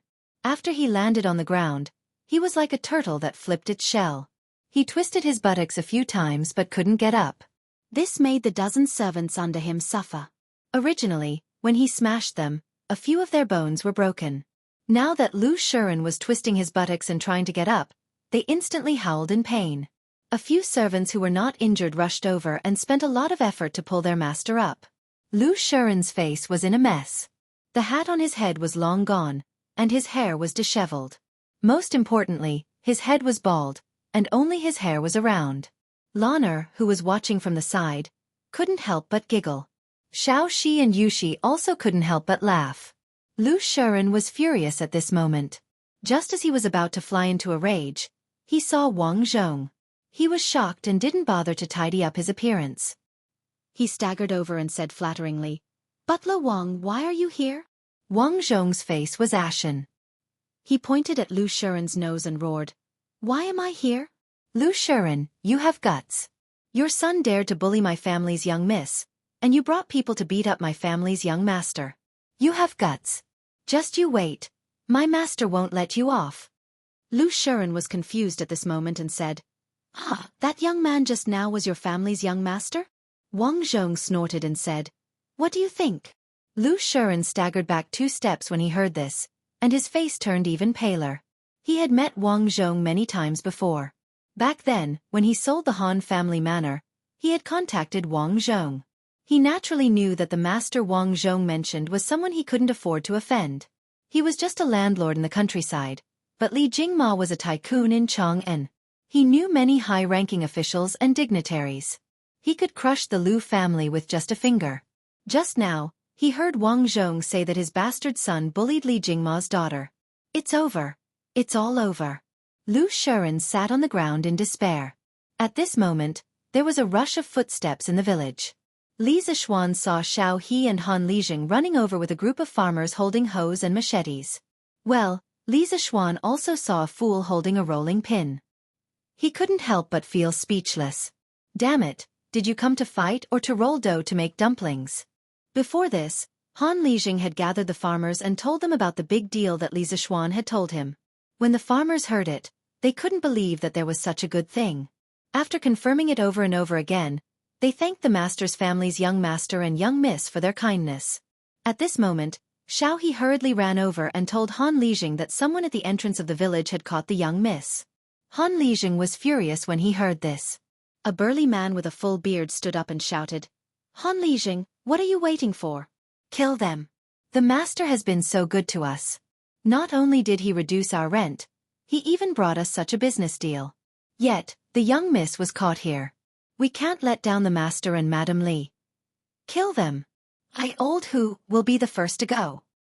"That's right, no matter who the other party is, kill them. I old Han will go too. Kill them, kill them. Count me Han heir in." Instantly, the crowd was enraged. They all shouted that they wanted to save the young miss. The master's family had always been good to the Han village. This time, they had brought them such a good business deal. They were grateful from the bottom of their hearts. Now that the young miss was in trouble at the Han village, the Han village's good days would be ruined. How could they tolerate this? All right, our Han village doesn't have any cowards. If they dare to bully us and want to ruin our good days, we will fight it out with them. At this moment, Han Lijing stood up and shouted, "Fight it out, fight it out." Han Lijing led these angry villagers, picked up the farming tools beside them, and the group of people majestically charged towards the threshing field. When Han Lijing arrived at the threshing field, he saw from afar that the young miss was still safe and sound. His heart was slightly relieved. When he saw Li Zishuan covered in blood, his heart was filled with fear. He quickly walked to Li Zishuan's side and anxiously asked, young master, are you all right?" Li Zishuan waved his hand and smiled, "Uncle Han, I'm fine. The blood on my body isn't mine. It's just that I came late and caused your family's iron egg to be injured." Han Lijing looked at Iron Egg and saw that his face was only a little swollen. He said, "It's good that young master and young miss are fine. Otherwise, this Han would have died 10,000 times. Iron Egg being beaten up is fine. That stinky brat's skin is thick." When Li Zishuan heard this, the corner of his mouth twitched. He silently mourned for Iron Egg. Was this Iron Egg's father really his own? At this moment, Han Lijing held his sickle and walked in front of Lu Shiren. Facing the dozens of servants beside Lu Shiren, he was not the least bit afraid. Thinking that if the young master had come a little later, the young miss might have been in trouble, the more he thought about it, the more scared he became. A monstrous murderous aura filled the air. This was the murderous aura that he gained from killing a mountain of corpses and a sea of blood. At this moment, he really wanted to kill Lu Shiren. The Han family manor had finally welcomed such a kind-hearted master.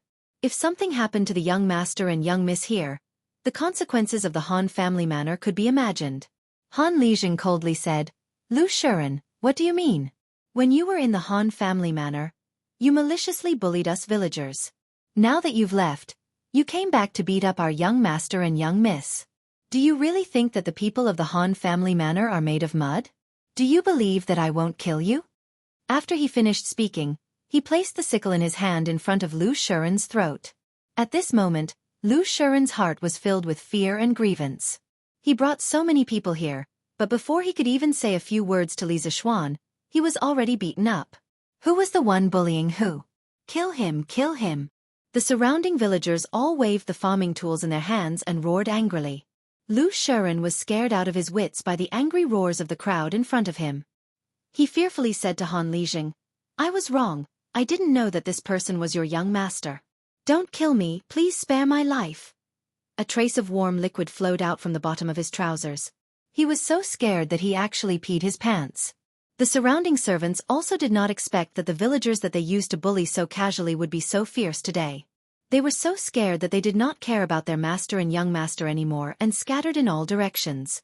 Han Lijing pressed down with his other hand, indicating for everyone to be quiet. He said to Li Zishuan, "Young master, how do you want to deal with them? If young master wants to kill them, I, old Han, will do it myself. After that, I, old Han, will go to the government to take the blame." Han Yushi was a little touched at this moment, but she was also a little worried. She was really worried that Li Zishuan would let her father take the blame after killing them. However, this was her father's decision, and she could not stop it.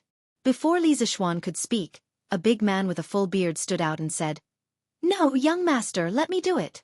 I, old Hu, will take the blame.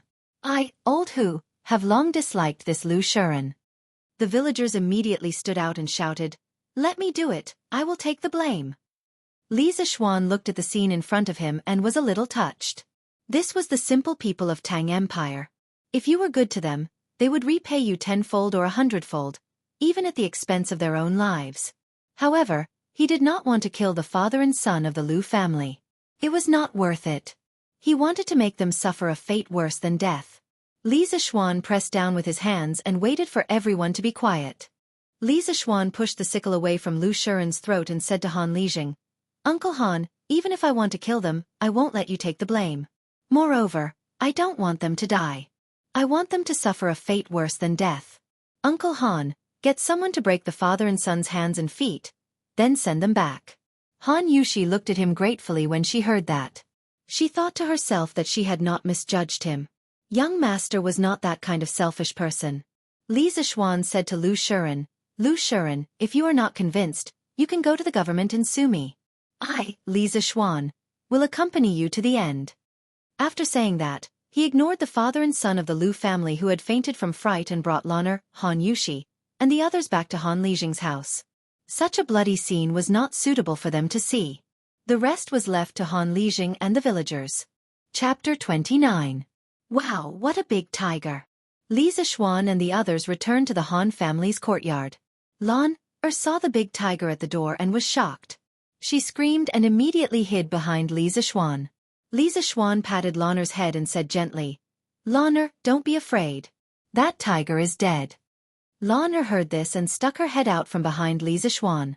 After making sure that the tiger would not move, she slowly walked forward and observed the tiger. Iron Egg was also very curious. He ran over and touched the tiger with Lan'er. Li Zixuan did not care about them and entered the house with Han Yushi, Xiao He, and Xiao Shi. "Young master, I'll go boil some water. You can take a bath later. I'll bring my father's clothes for you to change into," Han Yushi suggested when she saw Li Zixuan covered in blood. Li Zixuan looked at his dirty body. It was indeed time to take a bath. If he went home like this, his mother would faint from fright. He nodded and said, "Okay, then I'll have to trouble Yushi. Xiao He, go and help Yushi." Xiao He had already noticed that the young master had changed the way he addressed Han Yushi from Miss Han to Yushi. The little girl looked at the young master suspiciously. When she heard the young master instructing her, she quickly agreed. She did not dare to ask the young master face to face. Moreover, how could a servant casually ask about the young master's feelings? After a while, Han Yushi and Xiao He carried a bucket of hot water into the house. Then, Han Yushi handed Li Zixuan a set of clothes and said, "Young master, please take a bath in my room." "Young master, you can wash in my father's room. These are my father's clothes when he was young. They might not fit you well. Young master, please wear them first." Li Zixuan looked at her beautiful little face and smiled. "Okay, Yushi, it's been hard on you. You must have been frightened today."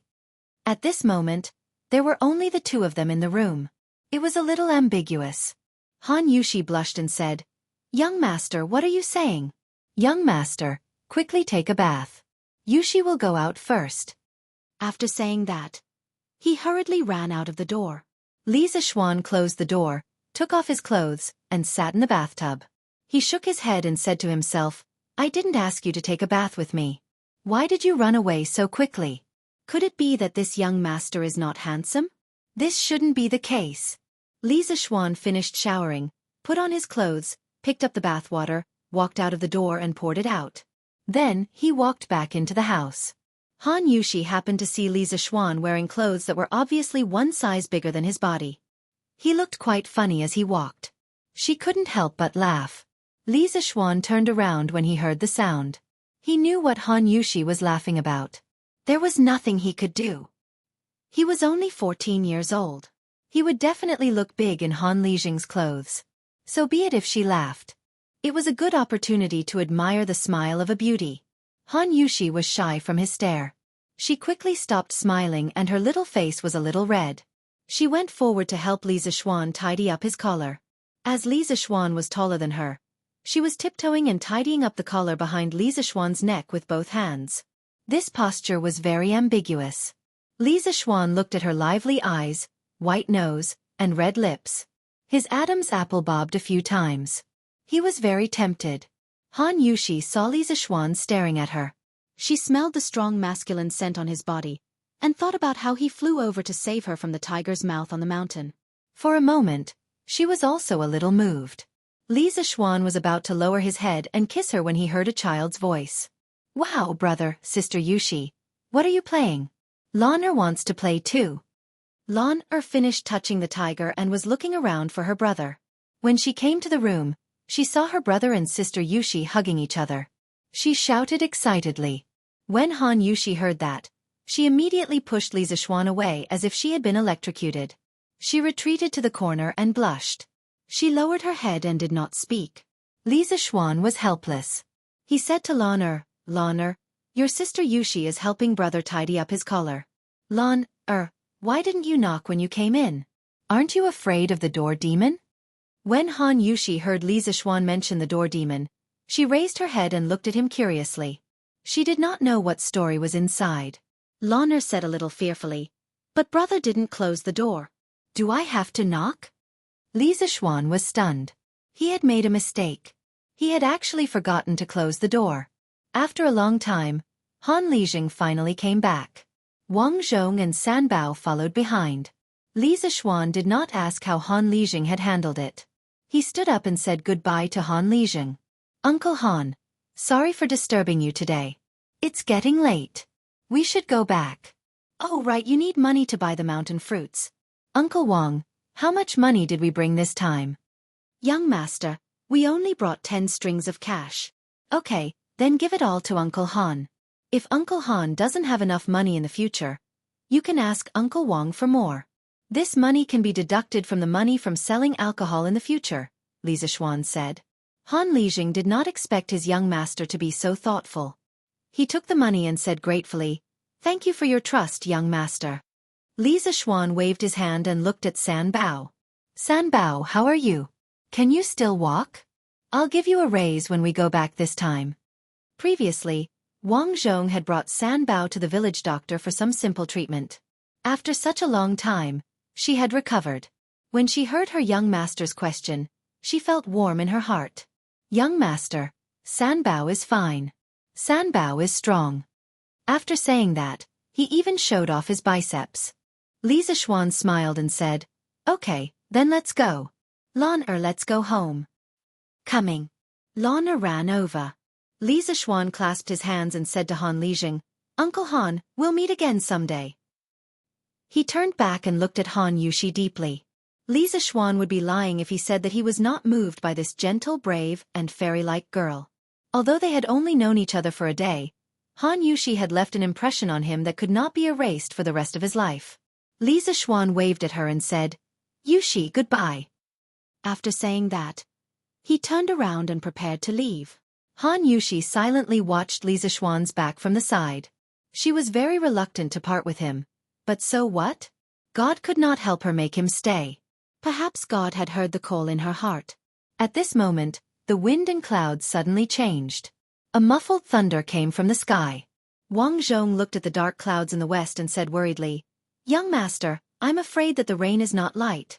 We can barely make it back by horse, but it's very dangerous for a carriage to take the mountain road in this weather. Li Zixuan remembered the bumpy mountain road when he came back. He also felt that it was dangerous to take the mountain road in the rain. He hesitated and joked to Han Lijing. Uncle Han, it seems that we have to keep guests in this weather. We can only trouble Uncle Han for one more night. We'll leave tomorrow when the rain stops. After saying that, he was secretly happy. Was it because he could stay with Han Yushi for one more night? He could not explain it. Han Lijing laughed heartily and said, Young master, what are you saying? It's my honor that you can stay in my house. I still need to trouble Uncle Han with one more thing. Uncle Han, find a strong man with good skills to go to Chang'an City and tell my mother that I'll be back tomorrow. I'm afraid that my mother will be worried. Li Zixuan suddenly thought of his mother and quickly told Han Lijing. Yes, young master. Don't worry. I'll arrange it. Han Lijing nodded and replied. Han Yushi was still sad about parting. When she heard them talk, she was happy. She thanked God in her heart for letting Li Zixuan stay. She even thought that it would be great if the rain never stopped. Chapter 30. After dinner, Han Lijing brought Iron Egg, San Bao, and Wang Zhong out. There were only 3 rooms in his house, and they definitely couldn't fit so many people. He had no choice but to bring the 3 of them to another house to sleep for the night. He had already made arrangements with those families. When they heard that they were the young master's people, they welcomed them with open arms. The rain outside was getting heavier and heavier. Li Zixuan tossed and turned, unable to fall asleep as he listened to the pitter-patter of the rain. Moreover, it was too early now. It was almost 6 o'clock in the evening in the modern world. In his previous life, he would only sleep at 11 or 12 o'clock at night. However, in this era, there were no cell phones or computers. There was nothing else to do other than sleep at night. Brother, are you asleep? Lan'er knocked on the door. Li Zixuan got up and opened the door. Lan'er squeezed in agilely. Li Zixuan looked at her and said, Lan'er, why aren't you asleep? Lan'er and Han Yushi slept in one room while Xiaohe and Xiaoxi slept in another room. Lan'er came over and held her brother's hand. Brother, we can't sleep. Why don't you come over and tell us a story? Li Zixuan was puzzled. You guys. Lan'er nodded. That's right. Sister Yushi, Sister Xiaohe, and Sister Xiaoxi can't sleep. We're all in Sister Yushi's room waiting for you to come over and tell us a story. Li Zixuan was really tempted. He also wanted to go to Han Yushi's room to take a look. To be exact, he wanted to go to Han Yushi's room to see how charming Han Yushi looked when she was lying on the bed. Just thinking about it made him look forward to it. Lan'er didn't wait for her brother to agree. She pulled her brother's hand and dragged him out of the room. Li Zixuan came to Han Yushi's room. A faint girl's fragrance seeped into his nostrils. Li Zixuan couldn't help but greedily take in a breath. The 3 girls in the room quickly stood up and greeted him. Young master. Li Zixuan nodded at them and then began to look around Han Yushi's boudoir. Although the furnishings in the room were not luxurious, they were placed very neatly. In addition to the dressing table, there was also a small table in the room. Han Yushi naturally wouldn't lie on the bed and wait for him to come over like he had just fantasized. In fact, Han Yushi didn't want Li Zixuan to come to her room, but she couldn't stand the coaxing and pestering of Lan'er and the 2 little maidservants. Moreover, she was quite curious about what story Li Zixuan wanted to tell them, so she agreed to those maidservants half-heartedly. At this moment, the 3 girls and Lan'er were sitting around a small table, waiting for Li Zixuan to tell them a story. Li Zixuan looked around. There were no more stools. His heart skipped a beat. He sat on Han Yushi's fragrant couch without any trace of politeness.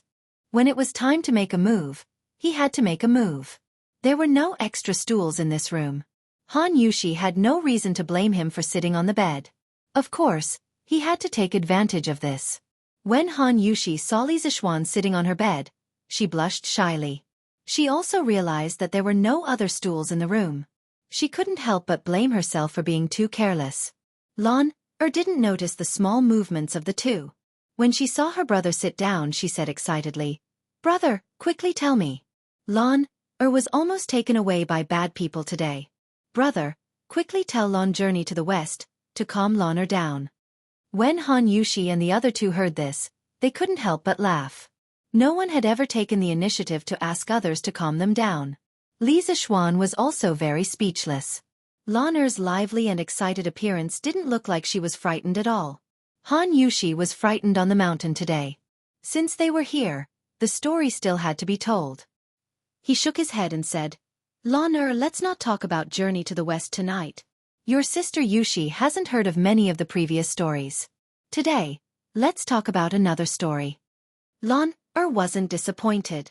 Anyway, since her brother made it, it must be the best. At this moment, she shouted even more excitedly, Okay. When Han Yushi saw that Li Zixuan had to think about her even when telling a story, she felt very sweet in her heart. Li Zixuan looked at Xiaohe and Xiaoxi and said, Xiaoxi, you have heard the first part of this story before. When Xiaohe heard this, she immediately remembered that afternoon when the young master said that no one could tell that she was a man dressed as a woman. Her face suddenly turned red. She swore that she would definitely not mention the question that afternoon again today. Li Zishuan didn't tease her anymore. He looked at Han Yushi and said, "The story that we are going to tell today is called Liang Shanhua and Zhu Yingtai." It was said that during the Eastern Jin dynasty, there was a woman named Zhu Yingtai by the Zhu family's village in Xianghu County, Zhejiang Province.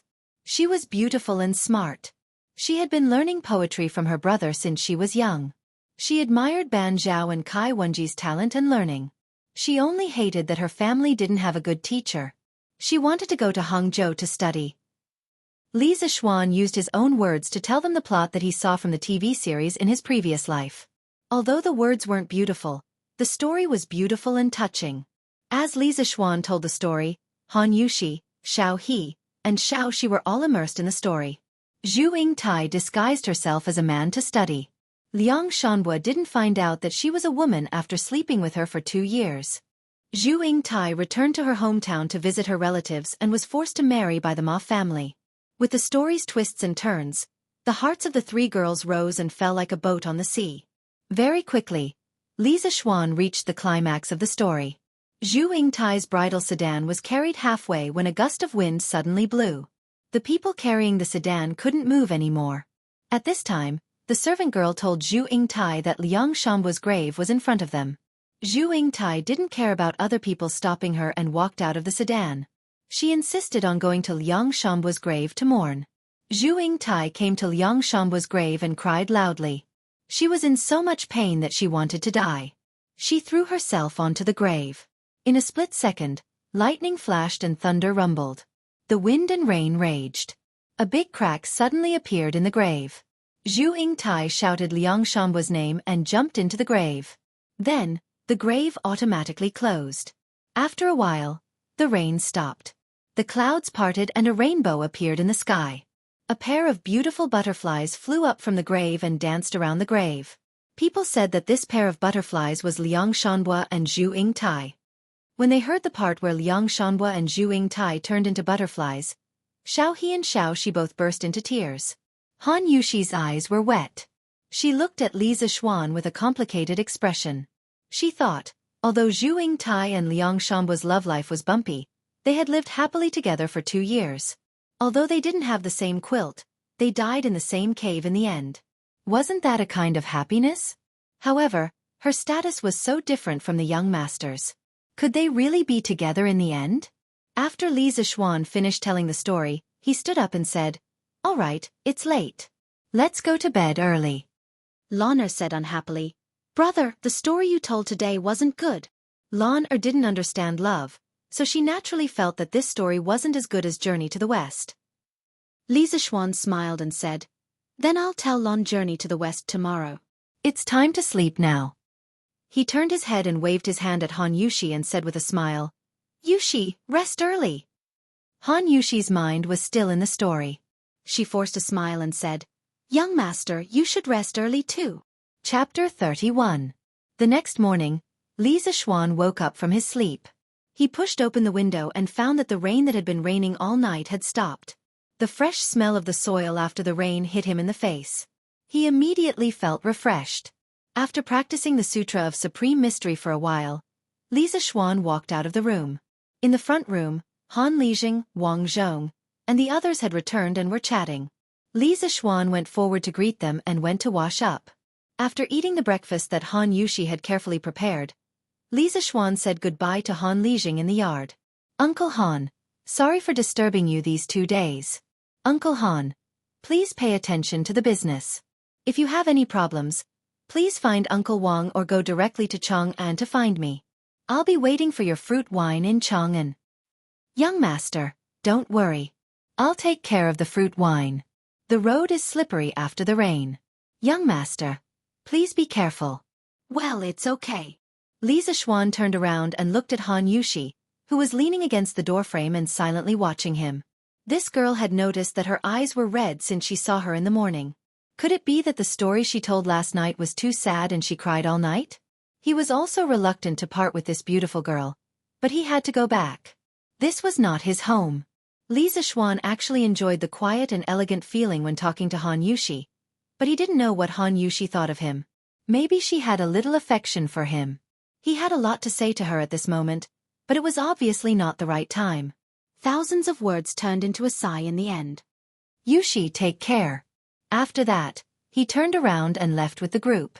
Back home, Li Zixuan was dragged by his mother to enjoy her mother's love. He also told his mother about the purchase of the fruit wine. Mrs. Li didn't care much about the business. Since her son felt that it could make money, she would certainly support him. She gave Li Zixuan 1,000 strings of cash for him to use first. As for his father, his mother would talk to his mother. Li Zixuan was very happy to receive 1,000 strings of cash from the chairman of his family. It was good to be a rich second generation. If he liked a business, he could just ask his mother for money to invest. It was not like the time travel novels he read in his previous life. Some protagonists traveled to ancient times and had no money. They had to work hard to make glass and perfume to get their first venture capital. Li Zixuan said that it was too brain-intensive. He didn't want to do it for the time being. His family was already so rich. He didn't need to invent those inventions. What he needed to do now was to think of ways to spend money. A few days ago, his mother was still encouraging him to be a prodigal son. He had a long way to go. When he arrived at the West Court, he was about to go back to the study to plan the modification of the fruit wine when he found Lan waiting for him in the side hall of the West Court. Lan, what's in the thing you're holding? Li Zixuan pointed at a thick bamboo tube in Lan hand and asked. This is Lan general, Wei Qing. He's amazing. Brother, let me show you. Lan handed over the bamboo tube in her hand as if she was presenting a treasure. Li Zixuan was puzzled. Wei Qing? What the hell? He took the bamboo tube and lifted the lid slightly. When he looked inside, he saw a green locust. Only then did he remember that the source of the conflict in the threshing field of the Han family village yesterday was the few of them fighting the locust. He didn't expect Lan to name this locust Wei Qing. Li Zixuan couldn't help but find it funny. However, Li Zixuan's smile froze on his face before it could bloom. Then, his expression changed slightly. The way he looked at Wei Qing became a little uncertain. Li Zixuan didn't study the history of the Tang dynasty in detail in his previous life. However, he still knew some of the major events that happened in the Tang dynasty. Some of them were from novels, and some were from television dramas. Li Zixuan remembered that in the second year of the Zhenguan era, the Tang dynasty had an unprecedented locust plague. At that time, the locusts covered the sky and swept across the entire Guanzhong plain. The locusts covered the sky and poured down in torrents. Everywhere they passed, the land was barren. Even the trees and weeds couldn't escape from the locusts, not to mention the crops. Last year, Li Ergang and Xieli of the Turks had signed the humiliating Wei River Pact precisely to buy time for the Great Tang to breathe. The people of the Great Tang had just welcomed the peace that they had longed for. Who would have thought that they would have to face this apocalyptic disaster? In his previous life, Li Zixuan saw on some forums that when the locusts came, there were rumors among the people that this was God's punishment for Li Ergang killing his brothers and imprisoning his father to seize the throne. Li Ergang couldn't defend himself. The history books recorded. Taizong entered the garden to inspect the crops. When he saw the locusts, he plucked a few of them and cursed, "Man's life is the grain. If you eat it, you will harm the people. The people have sinned. You have spirit, but when you eat my heart, you will not harm the people." When he was about to swallow the locusts, he admonished him to the left and right. "I am afraid it will become a disease." "You must not." Taizong said, "I hope to remove the disaster. Why should I avoid the disease?" When Li Zixuan saw this, he was quite shocked. It was not without reason that Li Er had become an eternal emperor. His breadth of mind, his bearing, and his charisma were things that ordinary people could not hope to achieve. Li Zixuan remembered that under the post, there were some keyboard warriors who commented that Li Ergang swallowed the locusts for show, to show that he loved the people like his own children. Li Zixuan snorted at this. Li Ergang swallowed the locusts despite the danger.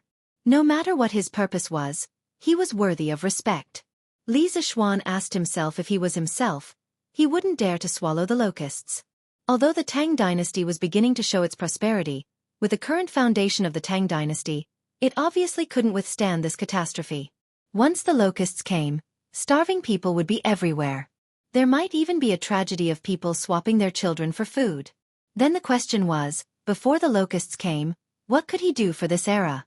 Although he hadn't been in this world for long, There were already many people who cared about him and the people he cared about. For example, his family, Han Lijing, Han Yushi, and the simple and adorable villagers of the Han family village. At this moment, he realized that he had fallen in love with this era and the people of the Tang dynasty. Brother?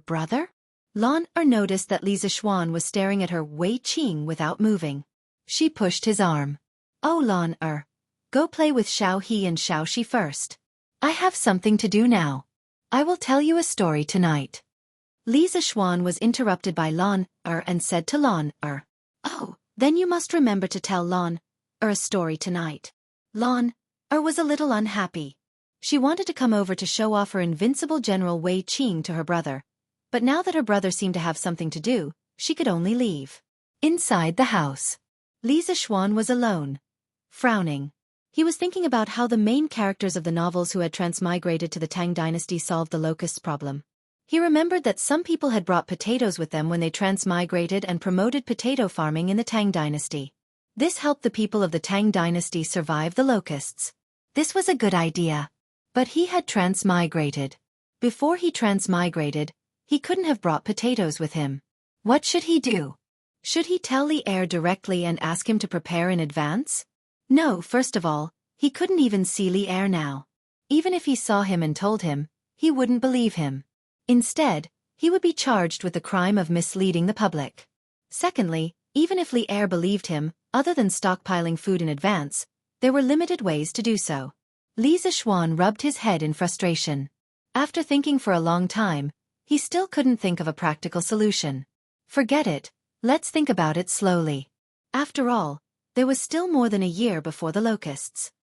Chapter 32. This morning, Li Zixuan was practicing his sword on the lawn of the West Courtyard. Yes, he was practicing his sword. Not only did spiritual master Ling Su teach him internal strength, he also taught him sword skills. Taoist sword skills were quite diverse and there were many powerful sword skills handed down from generation to generation. But spiritual master Ling Su was afraid that he would bite off more than he could chew, so he only taught him one sword skill, which was what Li Zixuan was practicing now. It was called the 9 Taishan swords. 9 swords didn't refer to 9 swords, but this sword skill contained 9 consecutive sword moves. The 9 Taishan swords was a supreme sword skill derived from Li Zixuan's internal strength.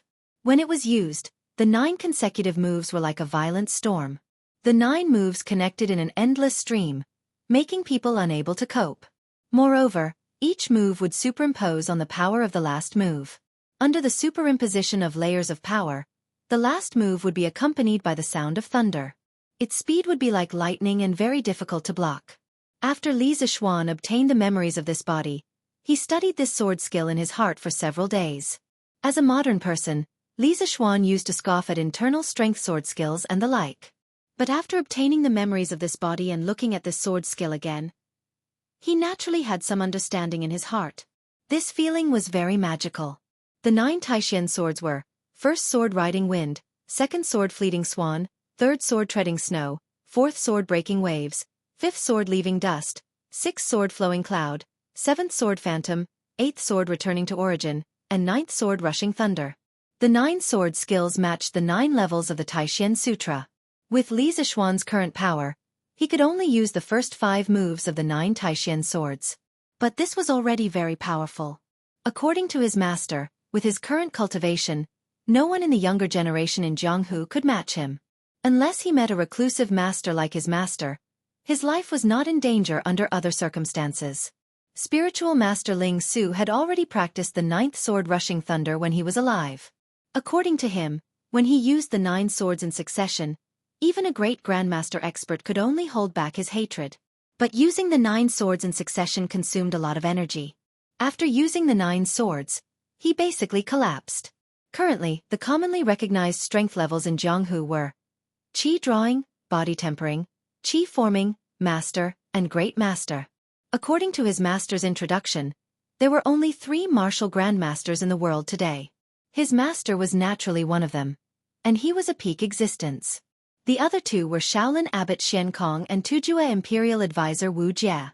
As for the number of grandmasters, there were no clear records, but his master estimated that there were only a few dozen grandmasters in the world. In his memory, The current martial arts world wasn't as exaggerated as what was written in modern cultivation novels. Even a great grandmaster expert couldn't extend their lifespan by several hundred years. At most, they wouldn't get sick easily. Although his master had been a great grandmaster for many years, he couldn't escape from old age, sickness, and death. He passed away at the age of 125. In short, martial arts could only make people stronger and more agile. It would not allow people to transcend the category of humans and become immortals. They were just a little stronger than ordinary people. However, even a great grandmaster expert would not be willing to fight with a small army. Moreover, a great grandmaster wasn't an invincible existence. The gap between great grandmasters wasn't very large. If a great grandmaster was besieged by a dozen great grandmasters, he would still die. Li Zishuan's predecessor had reached the 5th layer of the Taishan Sutra a year ago. Currently, he was an expert at the peak of qi forming. When he reached the 6th layer of the Taishan Sutra, he would enter the ranks of great grandmasters. The Taishan Sutra had 10 layers, but the Taishan 9 swords only had 9 sword moves. In his memory, his predecessor had asked his master why. Spiritual Master Ling Su only said that in the 1,000-year history of Taoism, no one had practiced the Taishan Sutra to the 10th layer, so at present, there was only the Taishan 9 swords. At this moment, in the west courtyard, Li Zishuan's figure changed. The 5 major sword moves, wind riding, graceful grace, snow treading, wave breaking, and dust parting, were used one after another. The grass around him swirled. Even the peach blossoms that had just bloomed on the 2 peach trees next to him were swept away by the strong wind brought by his sword qi. For a moment, the courtyard was filled with sword light and the falling petals were a riot. It was very beautiful. Wow, brother is so powerful. Lan also wants to learn swordsmanship. Lan saw her brother flying around in the field with sword light shining in all directions. He was like a peerless sword immortal. She jumped and jumped around excitedly, shouting that she also wanted to learn this handsome swordsmanship. Xiao He and Xiao Shi's eyes were also filled with extraordinary splendor. They knew that their young master knew martial arts, but they didn't expect him to be so powerful. Especially when their young master was dancing with the sword, he was so handsome that their hearts were beating wildly. After practicing these 5 sword moves, Li Zishuan was also sweating slightly. He took the silk handkerchief that Xiao Shi handed over and wiped the sweat on his forehead. Then he said to Lan, practicing martial arts is very tough. Do you really want to learn? Li Zishuan didn't want to teach his sister martial arts because it was too troublesome. This girl was obviously only enthusiastic for a short period of time. Moreover, to practice martial arts to his level, one must suffer a lot. He couldn't bear for his sister to suffer. Yes. Lan wants to learn. Lan is not afraid of suffering. Lan seemed to be very determined as she nodded her head. She was just captivated by her brother's handsome swordsmanship and really wanted to learn this swordsmanship. But to learn this swordsmanship, you have to wake up at 3 in the morning to practice. Moreover, you have to continue practicing regardless of whether it's winter or summer. When that time comes, our cute little Lan will become a tanned girl. Lan, do you still want to learn? Li Zishuan said in distress. Lan was a little hesitant. Which girl didn't want to be beautiful? Although Lan wasn't even 7 years old, this little girl had already started to want to be beautiful. She often asked Xiao Shi for advice on how to dress up. When she heard that practicing martial arts was so scary and that she had to get tanned, Lan was a little scared. Although the swordsmanship was handsome, she would become ugly if she got tanned. No matter how good the swordsmanship was, it was useless. Seeing that Lan was a little scared, Li Zishuan was a little proud. Just as he was about to turn around and return to his room, he heard Lan shouting. No, smelly brother. You are lying. You wake up at 3 in the morning every day. You wake up later than Lan. Also, brother, your face is so white. You didn't get tanned at all. After Lan reacted, she immediately grabbed onto Li Zishuan and didn't let go. Damn, I didn't expect to be used as a model by my sister because I slept in. Li Zishuan was a little embarrassed. He could only justify himself. He lowered his body and looked into Lan's eyes. He tried to make his eyes look more sincere. Li Zishuan brewed his emotions and said to Lan, Cough cough, Lan, Your elder brother is one of those rare martial arts geniuses that only appear once in 100 years. It only took me 8 years of hard work to learn this martial art. It's very difficult for others to learn it as quickly as I do. As for why I didn't get tanned in the past 8 years, it can only be said that there is a type of skin that belongs to the natural beauty type. No matter how much you get tanned, you won't get tanned. Do you understand? As he spoke, Li Zishuan was a little embarrassed to continue. Damn, I have never seen such a shameless person. At this moment, Launder looked at Li Zishuan in surprise. It was as if she was meeting him for the first time.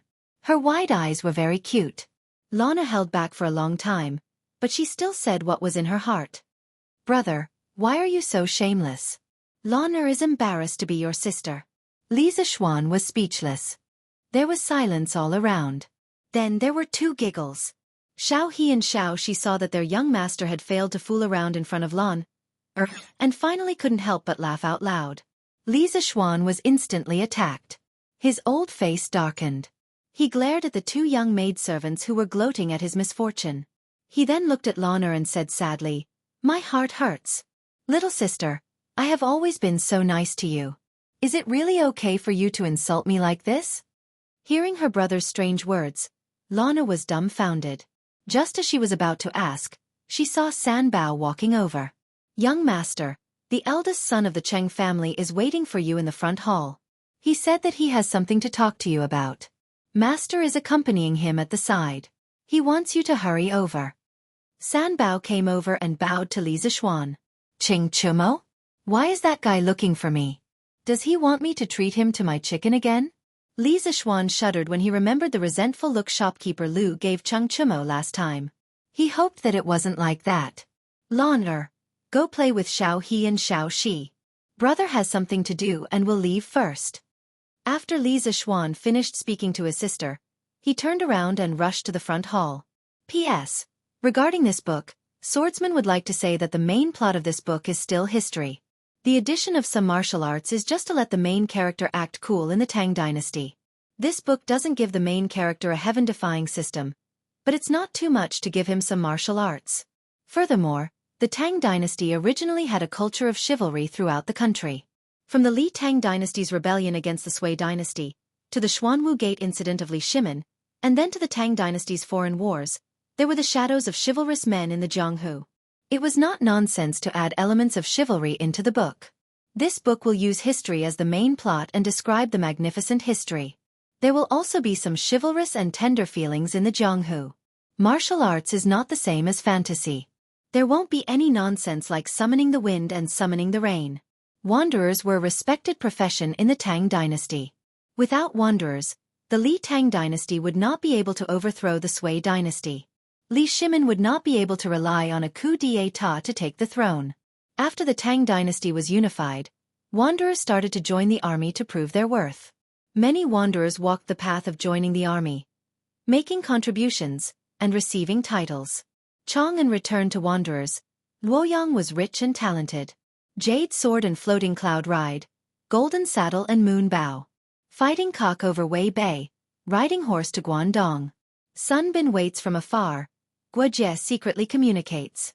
Without 1,000 gold titles, who would talk about 10,000 miles of merit? The general descends from the sky, riding into the clouds. The fire of the beacon is like the moon at night. The aura of the soldiers is like a rainbow at dawn. Running amok with friends, carrying feathers to join the army. Dragon banners dim the fog. Bird formations sweep up the cold wind. Chasing to the Hanhai Pass. After the battle the mountains are empty.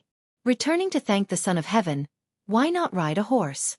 One of the 4 heroes of the Tang dynasty, Lu Xiaolin's journey to the youth field was the most realistic portrayal of the Tang dynasty wanderers joining the army to defend the country. It reproduced the heroic scenes of wanderers fighting on the border, fighting on horseback, and not fearing death. Apart from that, wanderers were also a spiritual idol with symbolic meaning in the Tang dynasty society. In the strong and prosperous Tang dynasty, the chivalrous spirit of the people who worshipped martial arts was in line with the spirit of the times. Hence, it was not surprising that there were many wanderers in the Tang dynasty. Adding martial arts elements in this book was also reasonable. As for the division of martial arts in this book, it was purely made up. Scholars should not take it seriously with the swordsman. Chapter 33. In the front hall. Li Jingma was chatting with Cheng Chimo. He was quite happy that his son was able to make friends with the son of Duke Lu. It wasn't that he liked to cling to the rich and powerful, but that his son had Cheng Chimo as a friend. His son's safety would be much better in the future. However, Cheng Chimo felt like he was sitting on pins and needles. Although Li Jingma was only a merchant, he had a wide range of knowledge and experience, and his style of conversation was quite good. Cheng Chimo was an old man with a rough temperament, and was not suitable for such a scholarly conversation. "Nephew, is Duke Lu still in good health?" Li Jingma asked gently. In fact, he was also anxious. After chatting with Cheng Chimo for so long, he was almost done with all the polite greetings. Why was that brat still not here? He was really itching for a beating. He would teach him a lesson later. Cheng Chimo tried his best to pretend to be a well-read and modest young master. He replied politely, "Thank you for your concern, uncle. My father is well. As long as he's healthy." Li Jingma stroked his short beard and nodded with satisfaction. Then, he didn't know what to say. This was the first time he had met Cheng Chimo. He had already said everything he needed to say. Father Li was secretly anxious. Finally, at this moment, footsteps came from outside the door. The two of them heaved a sigh of relief. Cheng Chimo thought to himself, "I'm finally free. If it were anyone else who dared to dawdle with me for so long, I would have beaten them up long ago. Unfortunately, this is my good brother's father. I can't beat him up." Li Zishuan walked through the door and greeted his father first. Old man Li nodded, stood up, and smiled. "Since you're here, Xianxia, treat nephew Chonyo well. You mustn't be rude. You youngsters should have a good chat. This old man won't be an eyesore here, hee. The two of them stood up to send Li Jingma off.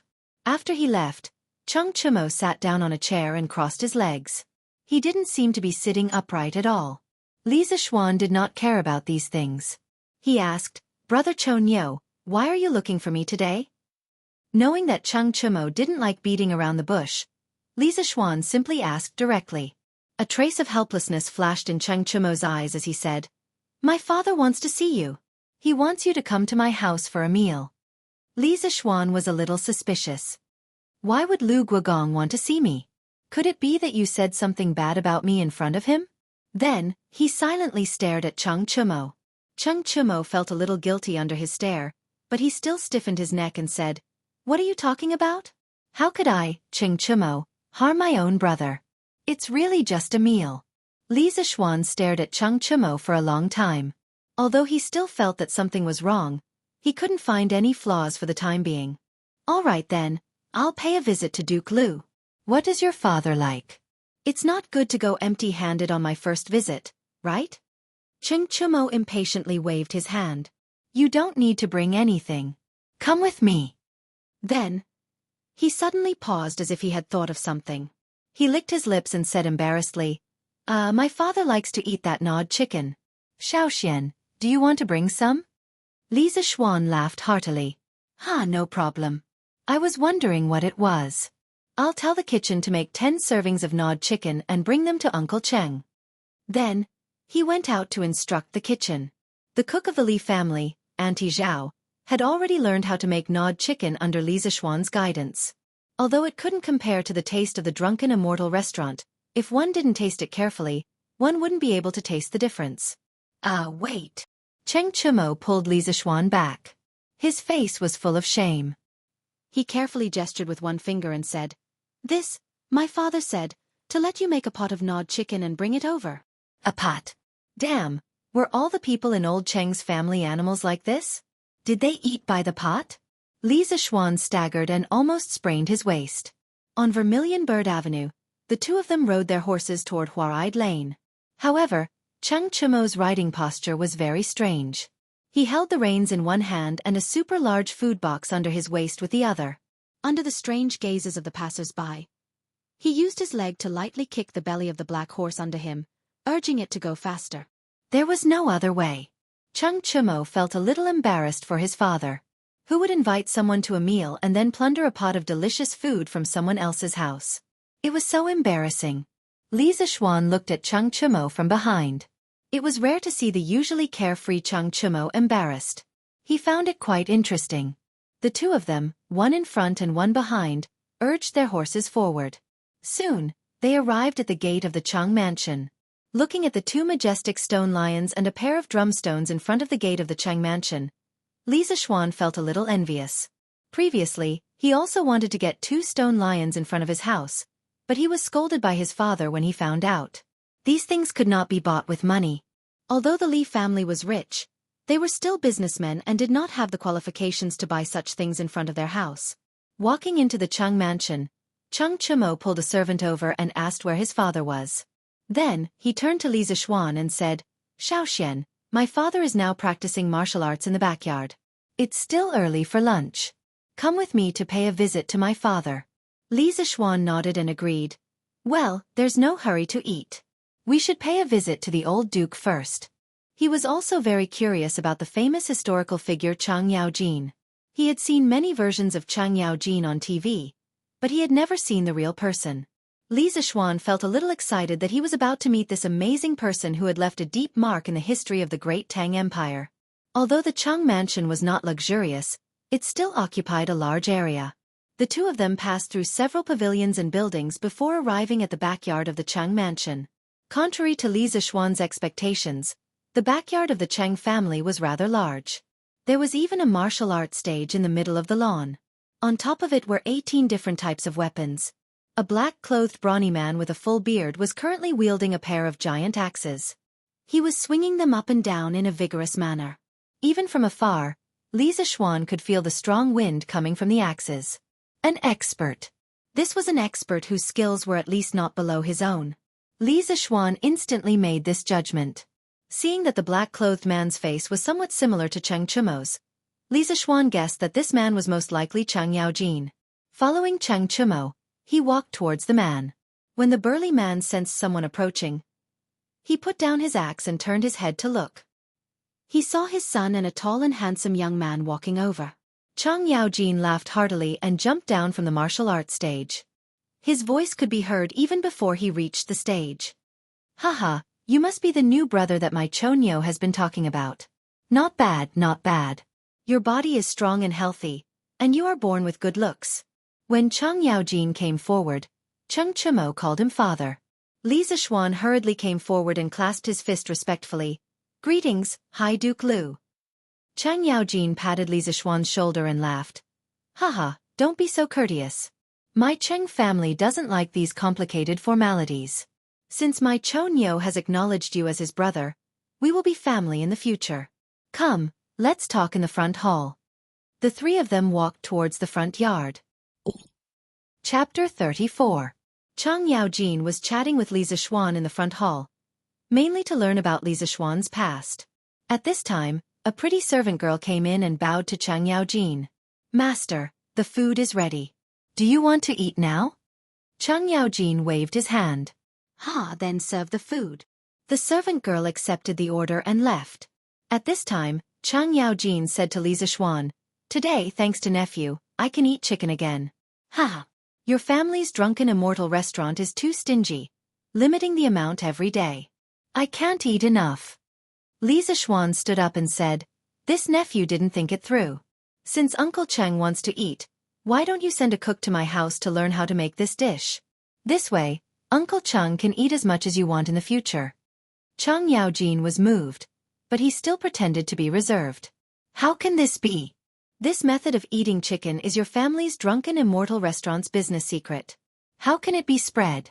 I, old Cheng, will not do such an unkind thing." Finished speaking, he looked at Li Zixuan. His eyes were clearly saying, "Come and refute me, come and convince me." Sure enough, Li Zixuan was very cooperative. "Uncle Cheng, what are you saying? This little bit of food can at most be exchanged for some stinky things. Since Uncle Cheng likes to eat it, there's no harm in teaching it to the Cheng estate's kitchen maids. In addition, this nephew believes that the Cheng family's servants will not spread the method of eating chicken." Moreover, there was one point that Li Zixuan did not mention. Although the method of eating chicken was novel, in less than a month, there would be other restaurants that could imitate it. Cheng Yaojin was a little surprised. Merchants valued profits. Previously, he had looked down on Li Zixuan because of his family's business. He did not expect that this child would value profits more than righteousness. What he said before was also a test for Li Zishuan. Good. You are an interesting child. You are not like other merchants who stink of money. Haha, come and eat. The two of you are not allowed to fight with me for the chicken for lunch. You must have eaten enough before. Haha. Chang Yaojin saw the servant girl bring in the dishes. He happily patted Li Zishuan's shoulder and invited him to the table to eat together. Li Zishuan only felt a huge force on his shoulder.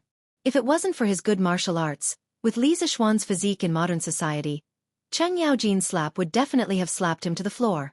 As for Chang Yaojin's shameless words, he didn't care at all. He was indeed a little tired of eating chicken.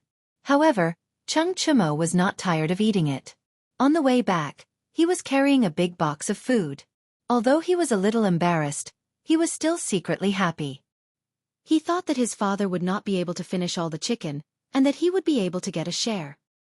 He did not expect that before the chicken was even served, his father would mercilessly extinguish his hopes. He did not dare to argue with his father.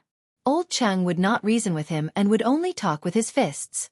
Cheng Chumo sat next to Li Zishuan and ate the rest of the dishes fiercely while looking at his father eating. Delicious. Little Xian, you don't have to be polite. Other than this, you can eat whatever you want. Chang Yaojin stuffed a mouthful of chicken meat into his mouth and chewed as he called out to Li Zishuan. Then, he felt that his mouth was a little dry, so he poured himself a bowl of wine and ate the chicken meat while drinking by himself. He even forgot to call out to Li Zishuan to drink. Li Zishuan's mouth twitched. However, he was happy that Chang Yaojin did not persuade him to drink. Otherwise, if Chang Yaojin insisted that he drink, he really could not think of an excuse to refuse. He definitely could not use the excuse he used to fool Cheng Chumo. If he dared to say that to old Cheng, Li Zishuan believed that Chang Yaojin would definitely beat him to death. After the meal, everyone ate and drank to their heart's content. Of course, Cheng Chumo was an exception. This fellow did not have a good meal. After the servant girls removed the banquet, Chang Yaojin rubbed his swollen belly and let out a comfortable groan. He picked his teeth and said to Li Zishuan, "Little Xian, your chicken is so delicious. Little Xian, the chicken you gnawed on is really too delicious. I, old Cheng, have lived for more than half of my life and have never eaten anything so delicious. How did you think of this thing?" Li Zishuan looked at Chang Yaojin, who did not care about his image, and said, "This was taught by my master. My master not only taught me martial arts, but also taught me some cooking, arithmetic, and the art of investigating things." That Taoist priest spirit void? Chang Yaojin had heard Cheng Chumo talk about Li Zishuan's master before. Li Zishuan nodded. Chang Yaojin said curiously, "I only heard that Taoist priest spirit void has great achievements, but I have never heard that he also knows how to cook." Was his lie about to be exposed? Li Zishuan was a little flustered, but he still forced himself to be calm and asked, "Uncle Cheng, you know my master?" Chang Yaojin shook his head, a look of reminiscence on his face. "How could I know such an immortal? I only heard of your master when I was in Wagong more than 10 years ago. At the end of the Sui dynasty, the world was in chaos. The Turks wanted to take advantage of the situation in the Central Plains. They burned, killed, looted, and committed all kinds of crimes. But at that time, the Central Plains was in chaos. There was no extra force to resist the harassment of the Turks. Once, a small group of over 200 Turkic wolf riders was raiding a village to the south of the Ain Mountains. An old man in a green Taoist robe came with a sword in his hand. He fought the 200 Turkic wolf riders alone and killed them one after another. Then, he piled the heads of the Turks on the border between the grassland and the Ain Mountains. He set up a huge rock and wrote a cross on it, "Those who offend the Central Plains will be killed." Spirit void. When this news spread, the world was shocked. In those years, although a large number of powerful martial artists emerged from all over the world, no one dared to face a regular army of more than 50 people, not to mention more than 200 Turks with outstanding combat power. This kind of combat power was simply shocking. Taoist priest Spirit Void became famous because of this battle. After that battle, Taoist priest Spirit Void floated away and no trace of him could be seen. Later, although the Turks occasionally went south to take advantage of the situation, they did not dare to act like before. At best, they would massacre villages and cities. At most, they would rob the food of the people at the border. "Brat, You're quite lucky to have such a godly figure as your master. Speaking of this, Chang Yaojin's face was full of emotions. He touched the big beard on his chin and suddenly looked at Li Zishuan. He said with interest, since your master is Taoist priest Spirit Void, your martial arts must be quite good. Come and spar with me, old Cheng. After saying this, he began to rub his fists, eager to give it a try. Li Zishuan was listening to Chang Yaojin talk about his master's bravery from the side. His master had never told him about these things before. Who knew that Chang Yaojin would then propose to spar with him? Li Zishuan's face was full of black lines. This Chang Yaojin was like an elder, but with his rough temper, he did not know how to control his strength. Li Zishuan was not willing to spar with him. Li Zishuan hurriedly cupped his hands and declined. My martial arts are low. How could I dare to spar with Uncle Cheng? Chang Yaojin patted him on the shoulder and said carelessly, You're so wishy-washy like a girl. What are you afraid of if your martial arts are not good? Just as well, old Cheng can give you some pointers. I'll teach you a few moves.